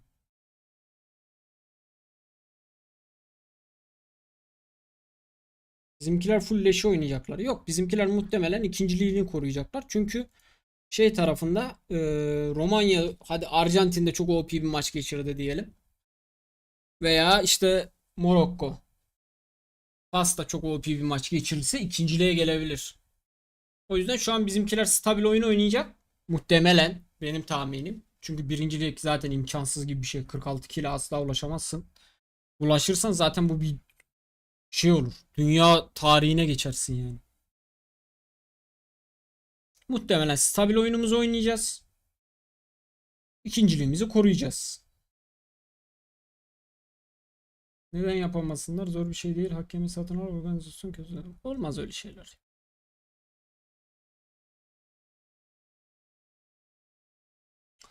Morokko ile aramızda bir puan yok. Nurlancım. Lütfen biraz matematiği doğru kullanalım. Bak, bu adam şu an 127 puanda. Önünde bir kişi var. Bu kişiyi de vurduğunda 128 puan olacak. 10 kilde 10 puanda sıralamadan gelecek. 138 puan olacak. Biz 149 puanız. Aramızda 11 puan var. Barış abi açar birazdan.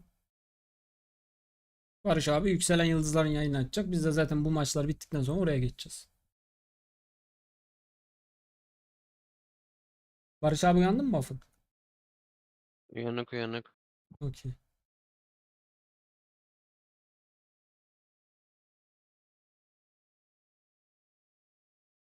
İkinci değiliz derken neye göre değiliz arkadaşlar? Ya gözünün önünde sıralama var be çocuk. Açtım ekrana, bak sıralama duruyor gözünün önünde ya. Gözünü seveyim, koklayarak mı izliyorsunuz? Bak, tur yazıyor. Şu bizim bayrak. Biliyorsun değil mi, bayrağa hakimsin. Kırmızı beyaz. Ay ve yıldız. Bu bizim bayrak. Tur. Türkiye'nin kısaltması. Tur. 149 bizim puan. 2 sıralamamız. Okey. Oğlum İngilizce anlatayım diyeceğim de İngilizcem yok o kadar. Look. Second team Turkey. Second team Turkey.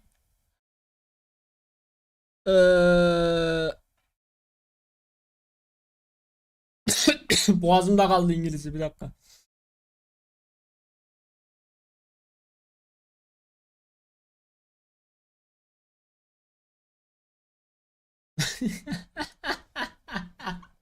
Murat. Oğlum.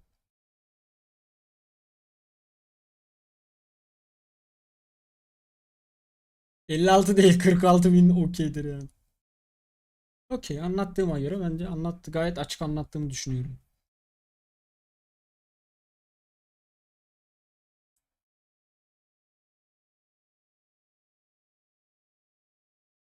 Son maç kaldı arkadaşlar. Son maçı oynayacaklar. Bir dakika sonra son maçımızı oynayacağız. Ondan sonra kapatacağız. Max kill rekoru kaç bu turnuvalarda? Bilmiyorum ki. Hiç bilmiyorum. Yani max'ı çok yoktur ya. 34 falandır. 30-35 civarı falandır yani. Maksimum. Taç atlasın. 46 ediyor da 10 kill de şov olsun ha.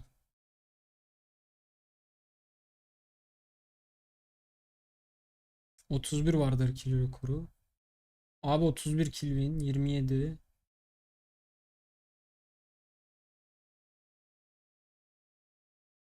FF 35 kill.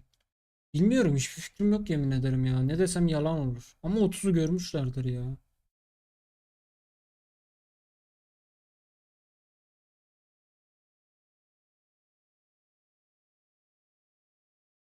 37'yi görmüşler mi zannetmiyorum. Abi senin hikayeni liman atmıştım, hatırladım beni. Oğlum nereden hatırlayayım?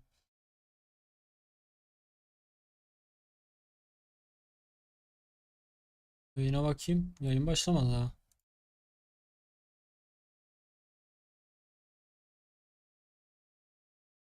Abi Şili yine main'e atlarsa bu sefer SYLAS masalarına zıplayacak artık. Evet, eğer orada soğukkanlılığını koruyabiliyorlarsa helal olsun ya. Ben çok gergin bir adam. Muhtemelen bizimkiler kadar sakin kalamazdım. Teşekkür ederim Yunus, ben de seni seviyorum. Herkes bize düşman. Ülkemizi en iyi şekilde temsil ettiğimizi düşünüyorum. Birinci olsak iyi olurdu ama çocukların elinden bu kadar. Ellerine sağlık. Hepimiz şampiyon olmak isterdik. Ama ikinciliği de asla kötü bir başarı olarak lanse edemezsiniz yani. 16. da olabilirdik. Burada 15. de olabilirdik. 14. de olabilirdik.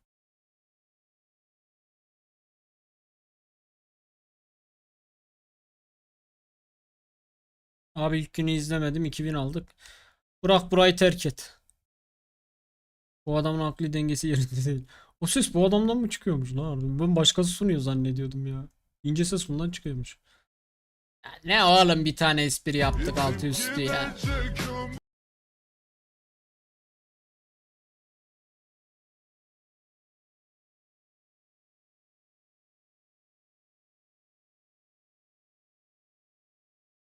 Cia bir Mountain Blade Bannerlord çeksene veya da böyle.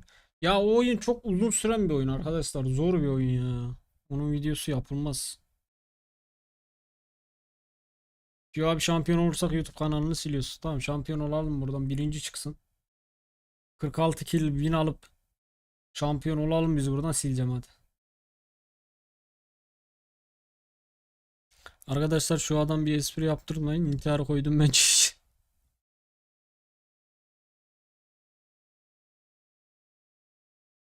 Muhtemelen ikincilikli olacağız arkadaşlar.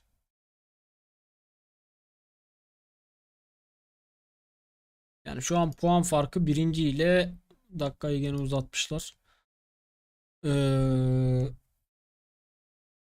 56 birinci ile. Abi arkandaki baykuş logosunu gösterir misin? Gözüküyor oğlum. Nasıl göstereyim? Şöyle yapayım, şöyle gör. Gördün mü? Kapadım. Ayrıca benim düşüncem saçma sapan bir turnuvaydı. Kimisi gözünün önünü görmüyor. Kimisi elinde yumruk, kırgızlar zıplıyor. Evet, çok bazı saçma salak şeyler vardı ya. Kırgızistan takımına gelince milletin eli kolu tutuluyordu ya.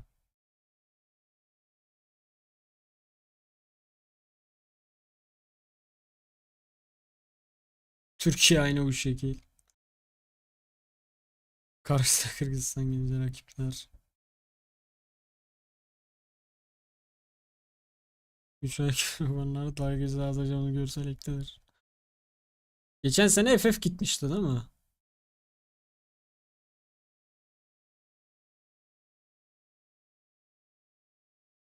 Olmuştur arkadaşlar. Onlarda da bir şanssızlıklar olmuştur. Aksilik olmuş, bir şey olmuştur.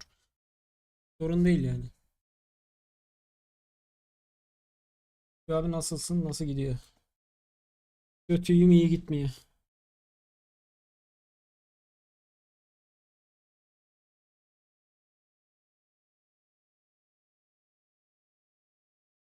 ...56 kill win manifesting.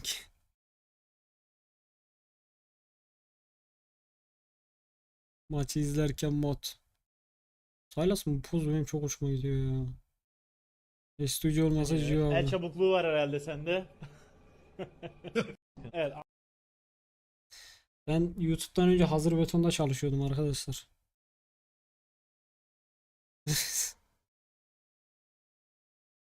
Gio abi müthiş anlattın, neden öğretmen olmuyorsun? Çünkü insanlara tahammülüm yok. Bir de KPSS çok zor. 82 kişili 80.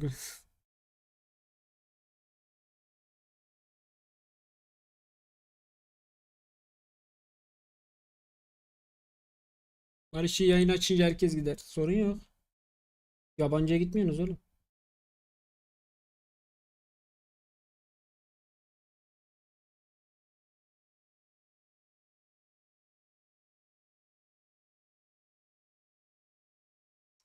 İkinciyiz arkadaşlar.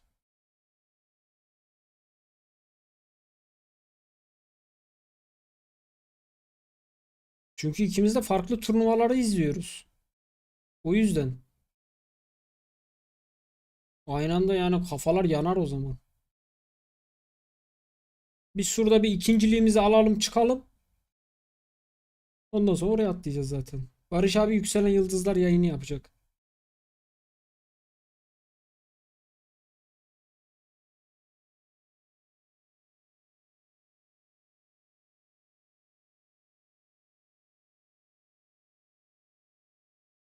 Bütün takımlar bizim main'e gelecek. Hepsini yiyeceğiz. 56 kill win herkes. Oğlum o main'den o kadar mermi çıkmaz lan. Gösterimin süresi dolduğu için kapatmış olabilir.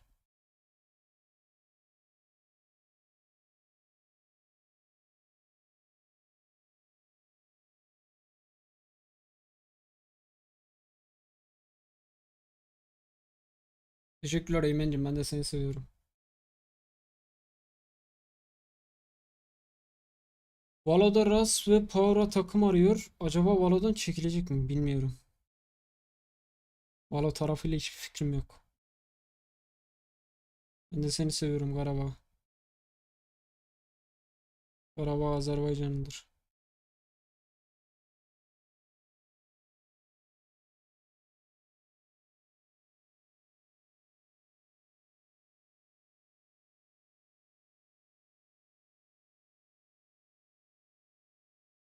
Nur hoş geldin. Ya terbiyesiz.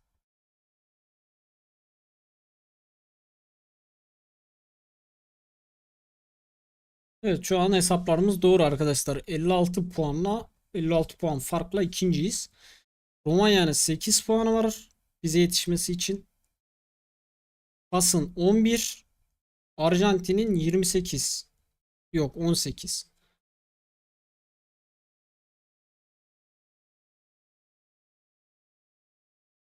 İkinci 24.000 dolar alıyor.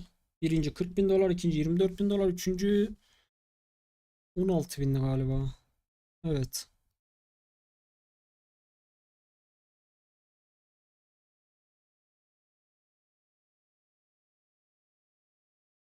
Yani sonuç olarak bu turnuva kaç yıldır düzenleniyor, nasıl düzenleniyor bilmiyorum. Gene bu turnuvada TR'ye en yüksek başarıyı getiren takım biziz. İkincilik bile olsa. Abi sence gerekli miydi? Arkadaşı birebir de hiç tanımıyorum. Hiç sohbetim muhabbetim yok. Ama bildiğim kadarıyla analist olarak geldi. Analizci olarak geldi. Takıma net bir analizi lazımdı. Ama işte kariyerini veya daha önceki şeylerini falan hiçbir fikrim yok. Hiç bilmiyorum.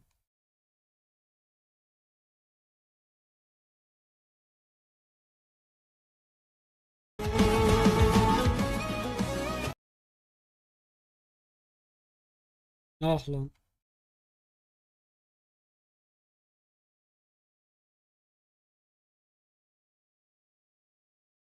Oğlum ne yapıyorsun mal?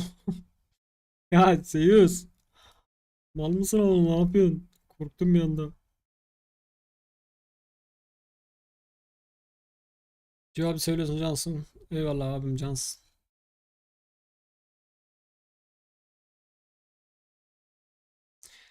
Maçız arkadaşlar.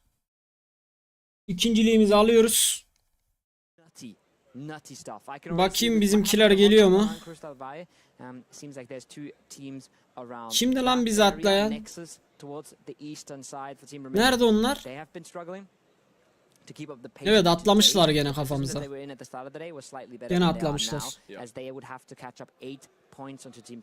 Sıkıntılı ya bunlar herhalde. Canları sıkkın.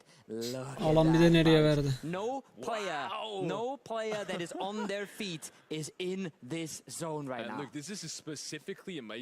Brocum main fight olan yeri göstersene. Gözünü sevdiğimin rejisi. Adam boş havada uçuyor. Ben neyini izleyeyim bunu ya? Ne kadar güzel uçuyor. Ellerini de arkaya açmış. Romanya'nın erken ölmesi lazım. Arkadaşlar. Kırgızistan'ın bu saatten sonra ölüp ölmemesi hiç önemli değil. We're talking to them as well. They seem incredibly down. They were demotivated to some degree as well after that initial two rounds at the start of the day just didn't go their way. But they have brought it back. Wow, what a trade. Pre-fight didn't work out, but Kyrgyzstan is still gonna make it. Çok güzel akıl oyunları yapıyor çocuk. Gördünüz mü o akıl oyununu? Kapıyı açtı, öbür tarafa döndü falan pişman. Güzel akıl oyunu yapıyor. Cevabı kardeşim de seni izliyor. Merhaba kardeşim benim, canım kardeşim. 1v1'e geldi. Elendiler. 2 killer. Çok da önemli değil. Erken rotasyon gelmez arkadaşlar. Muhtemelen main'imizde bir takım daha var şu an. Yani Sırbistan bunu ilk gün yapsa mesela daha iyi olabilir.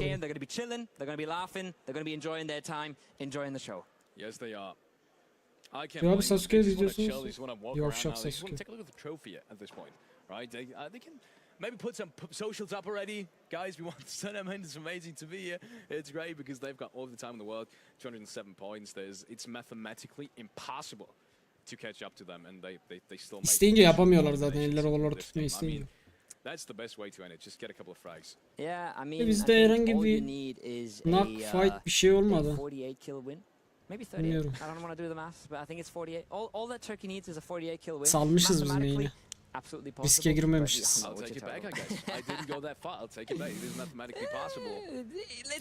Chat şu an Romanya'nın ve Fas'ın erken ölmesi gerekiyor.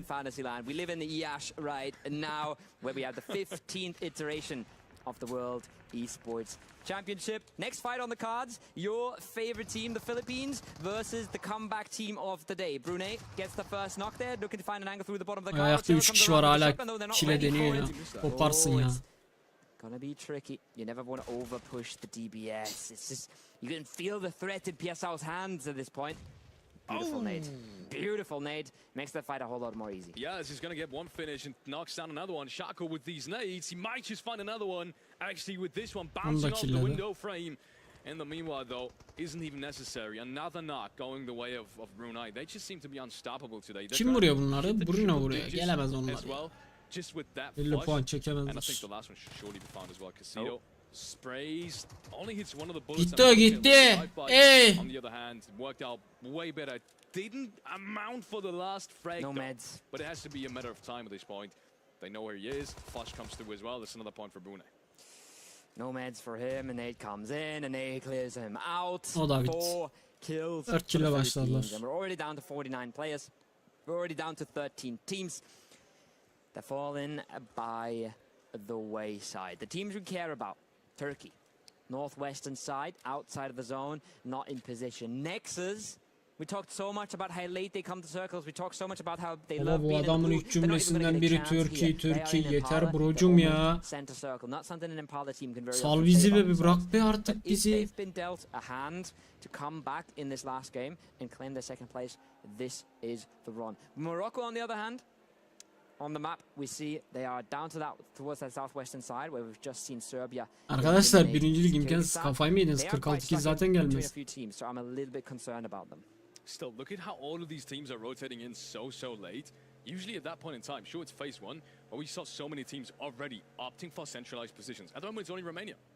Really on Romania, and that's because they saw this first circle and immediately rotated off. They knew exactly, with this kind of playing path, with this kind of table situation, they should be the first ones to immediately dodge their drop spot and just strive as deep as they can. And they found Impala just wide open and free, and that's what they opted for. Should be enough vehicles to easily give each of these players a car for better rotations as well. And I would be surprised to see them stay in phase one.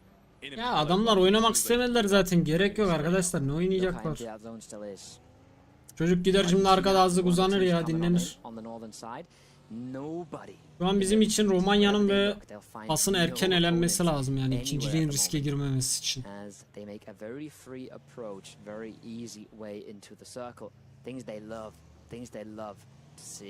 Again, though, you have to question their mentality at this point.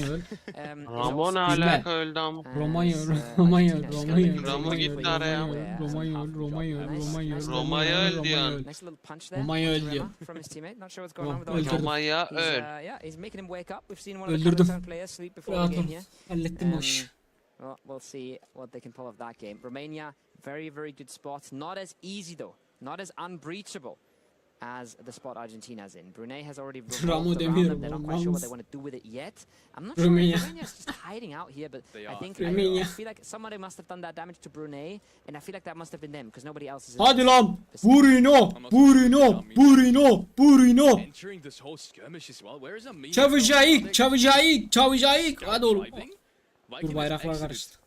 this kind of forest landscape just They're south pulling of up. the compound, and I think they're pulling up as well. This is perfect for Romania though, because as soon as they fight Brunei, look at this, Argentina's even found the first frag, completely different play. As soon as they fight this, I think Romania might have an entry in this. First frag goes that way though. Chewy does not have to reposition at all. That means Romania doesn't really find an opening. Exactly. No third party opportunity where there is no fight. Brunei already on 5. Picking up kills. Brunei'nin eli sıcak ya, vurur burayı. Is going to have to try and hide on out here somehow, but he's well known. But the thing is, unless all of Brunei leave this, Niye bırakıp gidiyorsun? Niye? all too crazy aggressive. That being said, Viking is stepping into their territory, making it easy for them. Redux is going to try and clean that up. I was going to say get some help from a teammate, but that's newbies stealing the kill away. A very nice point for Romania that they do not end up getting, and there is the breach now. So helal la Şako. Şako sen gidip şaka yapma gene. Bak bak bak bak bak bak. Şako. He's got the DBS to make it work as well. I love this so much. Yeah, you were saying it as well. That is such a sneaky spot. Someone could have easily been up there. No. Kendini attı. Almost burns himself. His feet. Nak yedi So bunlar. much info away there too. But yeah, he's not gonna damage himself, fortunately. Now, either way, the Romania under a lot of pressure. This is do or die at this point. It is do or die for any of these teams inside the top 5. So Romania has. İyi forsladılar, kapattılar bir yere de. No single peaks, no individual actions at the moment. They want to get cramped up. They want to get grouped up. This might be a little bit too passive because see Octavian just there on the side, playing the only kind of spoiler position they have. The good news is Brunei is only there with 3 players. Yeah. İyi sıkıştırdılar. The good news is as well, there's a lot of Çok iyi utilities sıkıştırdılar. now by Brunei, right? So they've put a lot of their effort into this, and they haven't really gotten anything out. PSL flushed by Serbia on the other side of things, right? That is again another bit. Octavian ne yapıyor lan orada? Relief. Phase 4 pops on in. Bak o da ona We've seen it sıkıyor go ya. northwest, not the shift back south. We were hoping for Argentina, or the Argentinian fans were hoping for, but still a very possible circle coming out of that compound. This compound, the jungle compound, the garden compound, whatever you want to call it. This is a tricky one. So many different angles, so much cover. 3 teams inside of it right now. You don't want to overstep anything. Nefes almayı unuttu Octavian. Your game will be done. Vallahi nefes almayı unuttu. Just like that, we have approached phase 4. All of the top 4 teams outside of Kyrgyzstan, all of the top 4 teams that actually matter in this leaderboard situation right now are still with full squads left alive. And the first team to pick up any frags has been Argentina. Now Romania finally is able to find 1-2, and they might have the opportunity for 2 more. They've played this very patiently. Waited for Brunei to lose one. Beautiful. Bunlar buraya 4 kile geldi gene. Armenia is not close, and they want to get this last one as well. Chewy.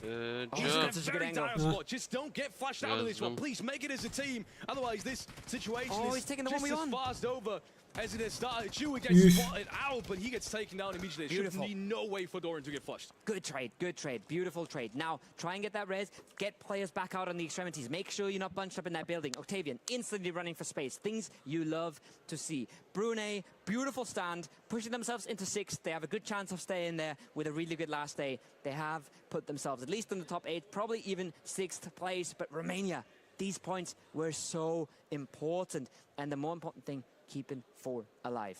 3 points, sure. Keeping 4 alive in a circle like this, massive. Teams like Serbia, teams like Algeria, they all have to move in on that same side of the circle. Algeria, sure, they can swing a little bit north. Serbia pretty much has nowhere else to go. You need the manpower. You need every advantage you can get. Morocco, by the way, we said they weren't good at getting into tricky circles. They have gotten themselves into Minas. Very centralized position for them. Very possible that they explode from this point. Very possible. What a shot. What a shot. From KALSE, takes him down. Oh, he's playing both actions in the last game. Boy. bold action in the last game where it's about whether or not you're going to take on 24, 60,000 or nothing. And a Tommy gun. Come on man, KALSE, that is just disrespectful. I love it. Romanya'nın derdi şu an ikinciliği almak arkadaşlar. Really good shots to back that decision off as well. SYLAS actually maybe making a move on this. That's a lot of information that he's just SYLAS üstlerini almak istiyor da daha da var. Yeah, they know that they can take some space. They've seen the runaway from Morocco, just completely resetting that one, making sure they keep members up. And this is something I've hinted at before. Morocco very good at dosing their aggression, not sticking around when it's not beneficial. We'll have another circle in 40 seconds. We see a lot of control for Romania on the east. We see Argentina with 2 frags right now. But usually I'd be a little concerned for their next move if they have to leave the compound. But the shacks to their north are entirely free. They have a fully free move out of this compound. So if they can realize that, if they can trust the information they see, they have a really good move into the circle. Now, Turkey trying to pick up whatever frags they can, whatever kill points they can while they're still in zone. As teams like Chile and Kazakhstan just struggling on these edges.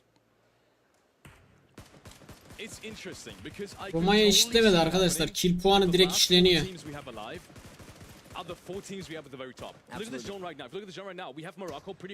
Yani o 4 kill puanı işlenmiş haliyle 145 zaten. Fight they can definitely win without being third party by Turkey because they're down low. If you can see Romania, they're not going to have any trouble staying in the zone. If you can see Argentina, they have a pretty safe spot on this one as well. Now Turkey moves out of this as well. So even alan ortasına gidiyoruz biz. Than they would normally be. All of these teams have the best positions inside the current safe zone. Aynı puanda olurlarsa win sayısına bakılır arkadaşlar. Hangi takımın win'i çoksa o üstte sayılır. Win'leri de aynıysa kill puanlarına bakıyoruz. Loved seeing there for a second and that they have now stopped doing for Romania is holding the compound still, making sure you don't get pushed from the south, but also flexing out towards the north, seeing what they can grab, seeing what points they can gather. And that compound that I called was free has now been taken by Turkey. So very central position. They realize it's free out of Minas. They instantly değişti mi o? Kill'den sıralamaya mı döndü? 4 guys close compound. That's going to guarantee them late game. They're gonna be in that top 4. There it is, Romania again. I said I wanted them to flex out. They do. They take the kill point, and they take so much space. There's so much control. As long as they get to keep the southern compound, as long as Octavian does not get surprised by someone coming back up from the south. Remember, there is a Serbian solo that could walk up into their compound anytime now. I'd love to see. O zaman kill de aynıysa ne yapıyor? Yazı tura atıyorlar. Getting to a point now with the amount of frags that Romania has, and can potentially still get through the fact that, look, we have Peko up there, we have Colombia up there. All of these players have to move somewhere, and they might just be LOS to Romania, depending on depends on the shot that Turkey just puts out. But it could very well happen that Romania is getting more frags than everyone else. Dik gelirse alttaki takımı üste çıkıyor arkadaşlar. But to Argentina definitely. Argentina has to think at that point. It's only 27 people left alive. Even if you win the game, it might just be short of a third place. We'll see what happens. But that's the downside of Argentina. Sure, make it a late game, but it's the story of the tournament so far. Argentina, if you don't pick it up, bir çizgi çiziyorlar dik gelirse. Çizgi çiziyorlar. IGL'ler koşu yarışı yapıyor arkadaşlar. İlk çıkan kazanır. Balkon konuşmaz bu. Balkona ilk çıkan kazanır. I'm not fancying their chances right now. I think it's still entirely possible. But with the positions Turkey and Romania are holding right now, they're going to keep putting points on the board. They're not just going to fall flat here. Nobody has a reason to die in this circle, right?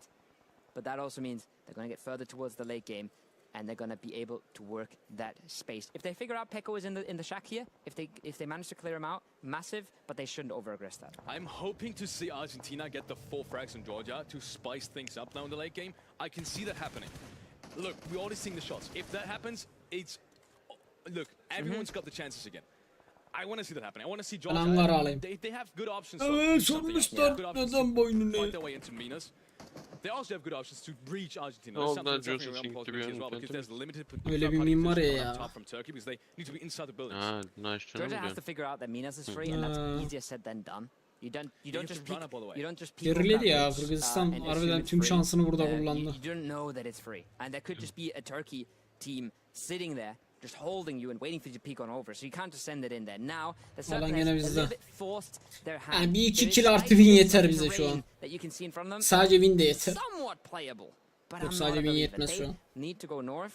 Bir 2 kill artı win yeter bize. Figure that out. It's very easy for us. It's very hard for Georgia in their current position. Yes, it is. Next circle. good for Argentina. Morocco. I think Morocco is the biggest problem right now. Even Georgia, in my opinion, has a better chance of making it in. Dünkü mimleri sildirtme. Nasıl banlatıyorum gör.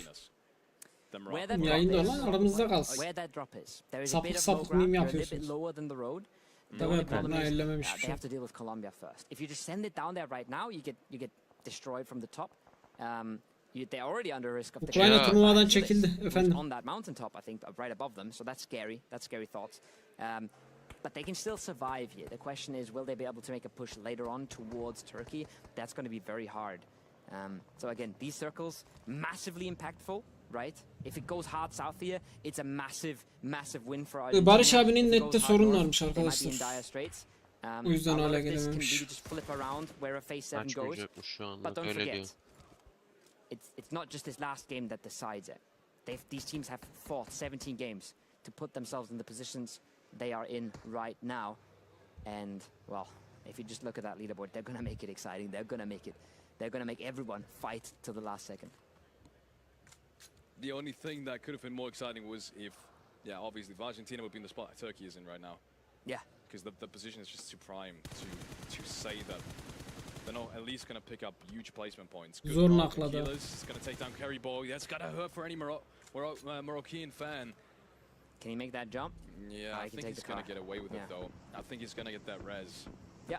I think that's not going to be a frag for Colombia. I think Colombia is actually going to be the first team to go down here afterwards. Turkey should have insane sights on this. Let's see where Morocco's going to play. That's the thing that we were all worried about. Where can they play? I know there's this little bit of a dip here. Actually, it's way better than I thought. Exactly. This is completely playable. But wait for Georgia. That's what I'm saying. It's way better than I thought. Oh, it's safe for Turkey. Yeah. But what's Georgia going to do? Because Georgia already wrote it up. Look, they have. Hayret ya, bize drop attı ha. Son And maç. they have a chance to clear this. It's all going to come down to the angles that the other teams have on this. If Turkey can look over the top and Turkey can see Morocco, that's a problem for Morocco. If Turkey sees Georgia first, it's very, very good for Ama bir Morocco. tanesini but biz that's a çektik knock, a lan. flush, and that's almost a confirm Beleş for kill. Senkai as well. They should get that first Çok hit iyi. off with the smoke. But that's the time where Georgia could maybe strike. But we've seen it time and time again. Where they had the timing, they didn't take it. Now Alvarez comes through. Morocco back up to 3. They're still in a horrible position because they're getting pinned down on their way down. Şu an bizim sıralamamızın Romanya'dan kötü olmaması gerekiyor. They can make the miracle work. They've made it work last game. They've gotten away with murder in that last game. This position, though, it's making me doubt it. This is just not looking possible. I don't even know how they just salvaged having 3 players left alive. Yeah. I'm not even sure how that happened. But it's good that it has, because that's going to keep things interesting. Couple of pop shots from Argentina over to Romania. Nothing too crazy happening, though. Let's remember, Georgia still has 4 players left alive. Colombia 3 up top. Somehow they're still in this run as well. Maybe they can ruin things for Turkey as well. There's a good rich line for Romania to be played on the eastern side of this. Alttakiler kim? Şu altın Romanya'yı vurması lazım. Arjantin galiba orası. Yeah. I want to see that happen. I think it's a 4v4 Benim Romania versus muhtemelen bir Argentina. iletişim yok. I don't think Argentina can play straight up to Turkey. That should not be a possibility. And while we're going to see that, the northern side should tear each other to Dediğim gibi pieces. oluyor şu an, The yani only ikinciliğimizi problem is, koruyoruz sadece. what if Turkey does get Agresif oyuna breached gerek by, yok, let's say, bari Georgia? ikinciliği alıp Then there çıkalım. is a chance for Argentina to make a move based off on that and get close below them before they can react. But until then, they'll have to delay and they'll have to keep playing that eastern side. Doran is still looking for the solo. He's still looking for Colombia as well. He wants to grab a few kill points before Argentina becomes the big problem. Mermisi bitmiş, anasını satayım. 7.62'si yok çocuğun. 3 bullets left. This is the one position kind of 3 bullets like left. is good with a bolt action. He couldn't have planned this, but it couldn't have gone any better for him in terms of weapon choice. But yeah, 3 bullets. Let's see. First fight from Colombia gets kind of shot out of the vehicle, not just yet, but at least he's going to have to exit the vehicle. Surely he's going to go down. There it is. Doran gets that one. The last 2 shots he could have actually shot off because the zone was coming. Tamam, KALSE çaldı. Oh, this is so good for Argentina. He doesn't know Pecco's there though. He does know Pecco's there though. There could be a big difference in whether or not Argentina is going to make inside. Argentina is going to play the eastern side, but they're not going as deep as I thought they would have. Argentina is getting Güzelsin KALSE. Güzelsin oğlum. Morocco's in there too. Morocco's sending it the same way. Bizim killer çalındı yalnız. 4 kill aldık, güzel. Gelmiş killerimiz. 5 kill oldu. 6 kill oldu, gayet güzel. 7 oldu sanırım. Olmamış, 6'dayız hala. Romania really has any chance to close out that top 3, but can they pass Turkey? Can they have any chance? Güzel bir kill daha geldi. 2 kill daha geldi. Güzel. 8 puan yok. 8 puan fark var şu an. Romania is definitely going to pick up at least 5 placement points. That means Argentina pretty much has to eliminate everyone in this lobby for this leaderboard to change. They can overtake Morocco. That's still Şu an Romanya'nın elenmesi çok da önemli değil bizim için ya. Yani iki taraflı da sıralama puan alacağız. 15 4 alsak en kötü 161 yapar. Onlar win alsa bu kille 159 yapar.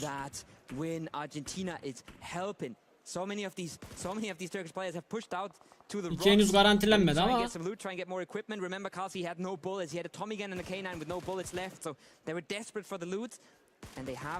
muhtemelen birazdan bir takımın elenmesiyle bir garantilenecek.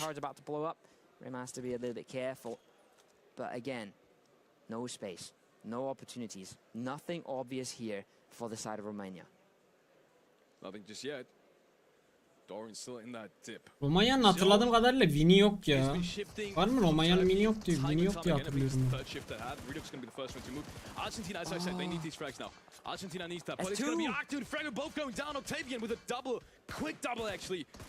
If they make it down that hill, they have some sort of chance. If they just clear Argentina right now, they could try and win the 3 before in the end to close. Kafalayacak bunlar burayı. Biz de bunların üstüne oynayacağız arkadaşlar. Sahne bu. Is there any util left in their utility? It doesn't look like it. Vehicle blows up. They're down to half HP. SYLAS baydı bir. Çek onu. Çekti SYLAS. Buradan da baydı. Buradan win bize yazar ya. Romanya'yı da biz bitirdik. Elinize sağlık çocuklar. İkinciliğimiz garantilendi artık arkadaşlar.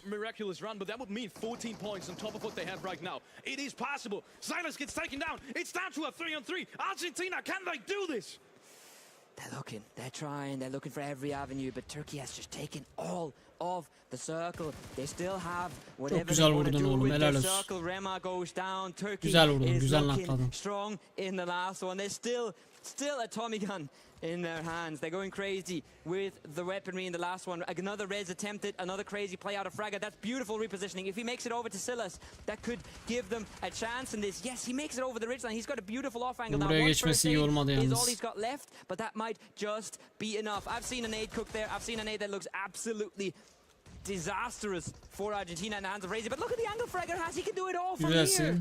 He's trying to get RAYZ down. RAYZ still stands on the ridgeline. Çok güzelsiniz oğlum. Elinize sağlık. Dinle kapadık. Chicken dinner of the WEC 15th World Esports Champion live from Iesf, Romania. It will not be enough, unfortunately, for any of these teams that try to play catch up throughout the rest on the end of the tournament.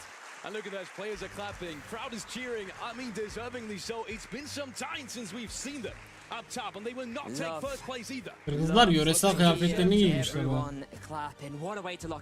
Adamlar şampiyonluk hazırlığı yapmışlar ama.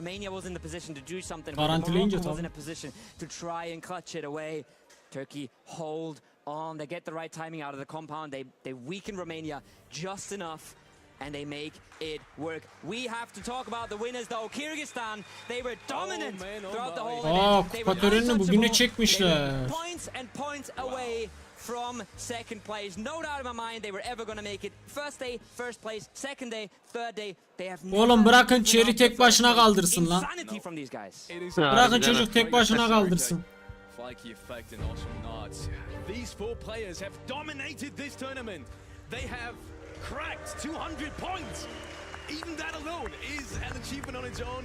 And I mean, just look at the players behind us. Güzel kupaymış bu arada. It deservingly so. They have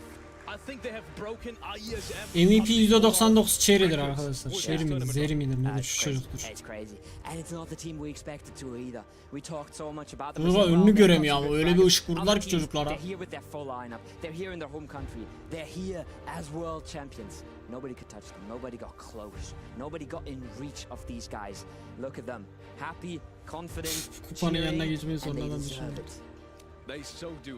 I mean, from rotations, sometimes centralized position, sometimes Yabancıya gitmedi arkadaşlar. Kırgızlar da sonuçta bir Türk boyu. Türk soyundan gelen bir. Onlar da Türk. Onlar da bizden. Yabancıya gitmedi. Türkiye'ye gelseydi çok daha güzel olurdu. Sağlık olsun. SYLAS kupayı al kaçır. Sağlık olsun. Güzel gündü. Puan tablosunun çok bir önemi yok. İkinci bitirdik overall'da. İyi günde kötü günde her zaman S2G diyorum. Sizleri seviyorum. Kendinize iyi bakın. Bay bay.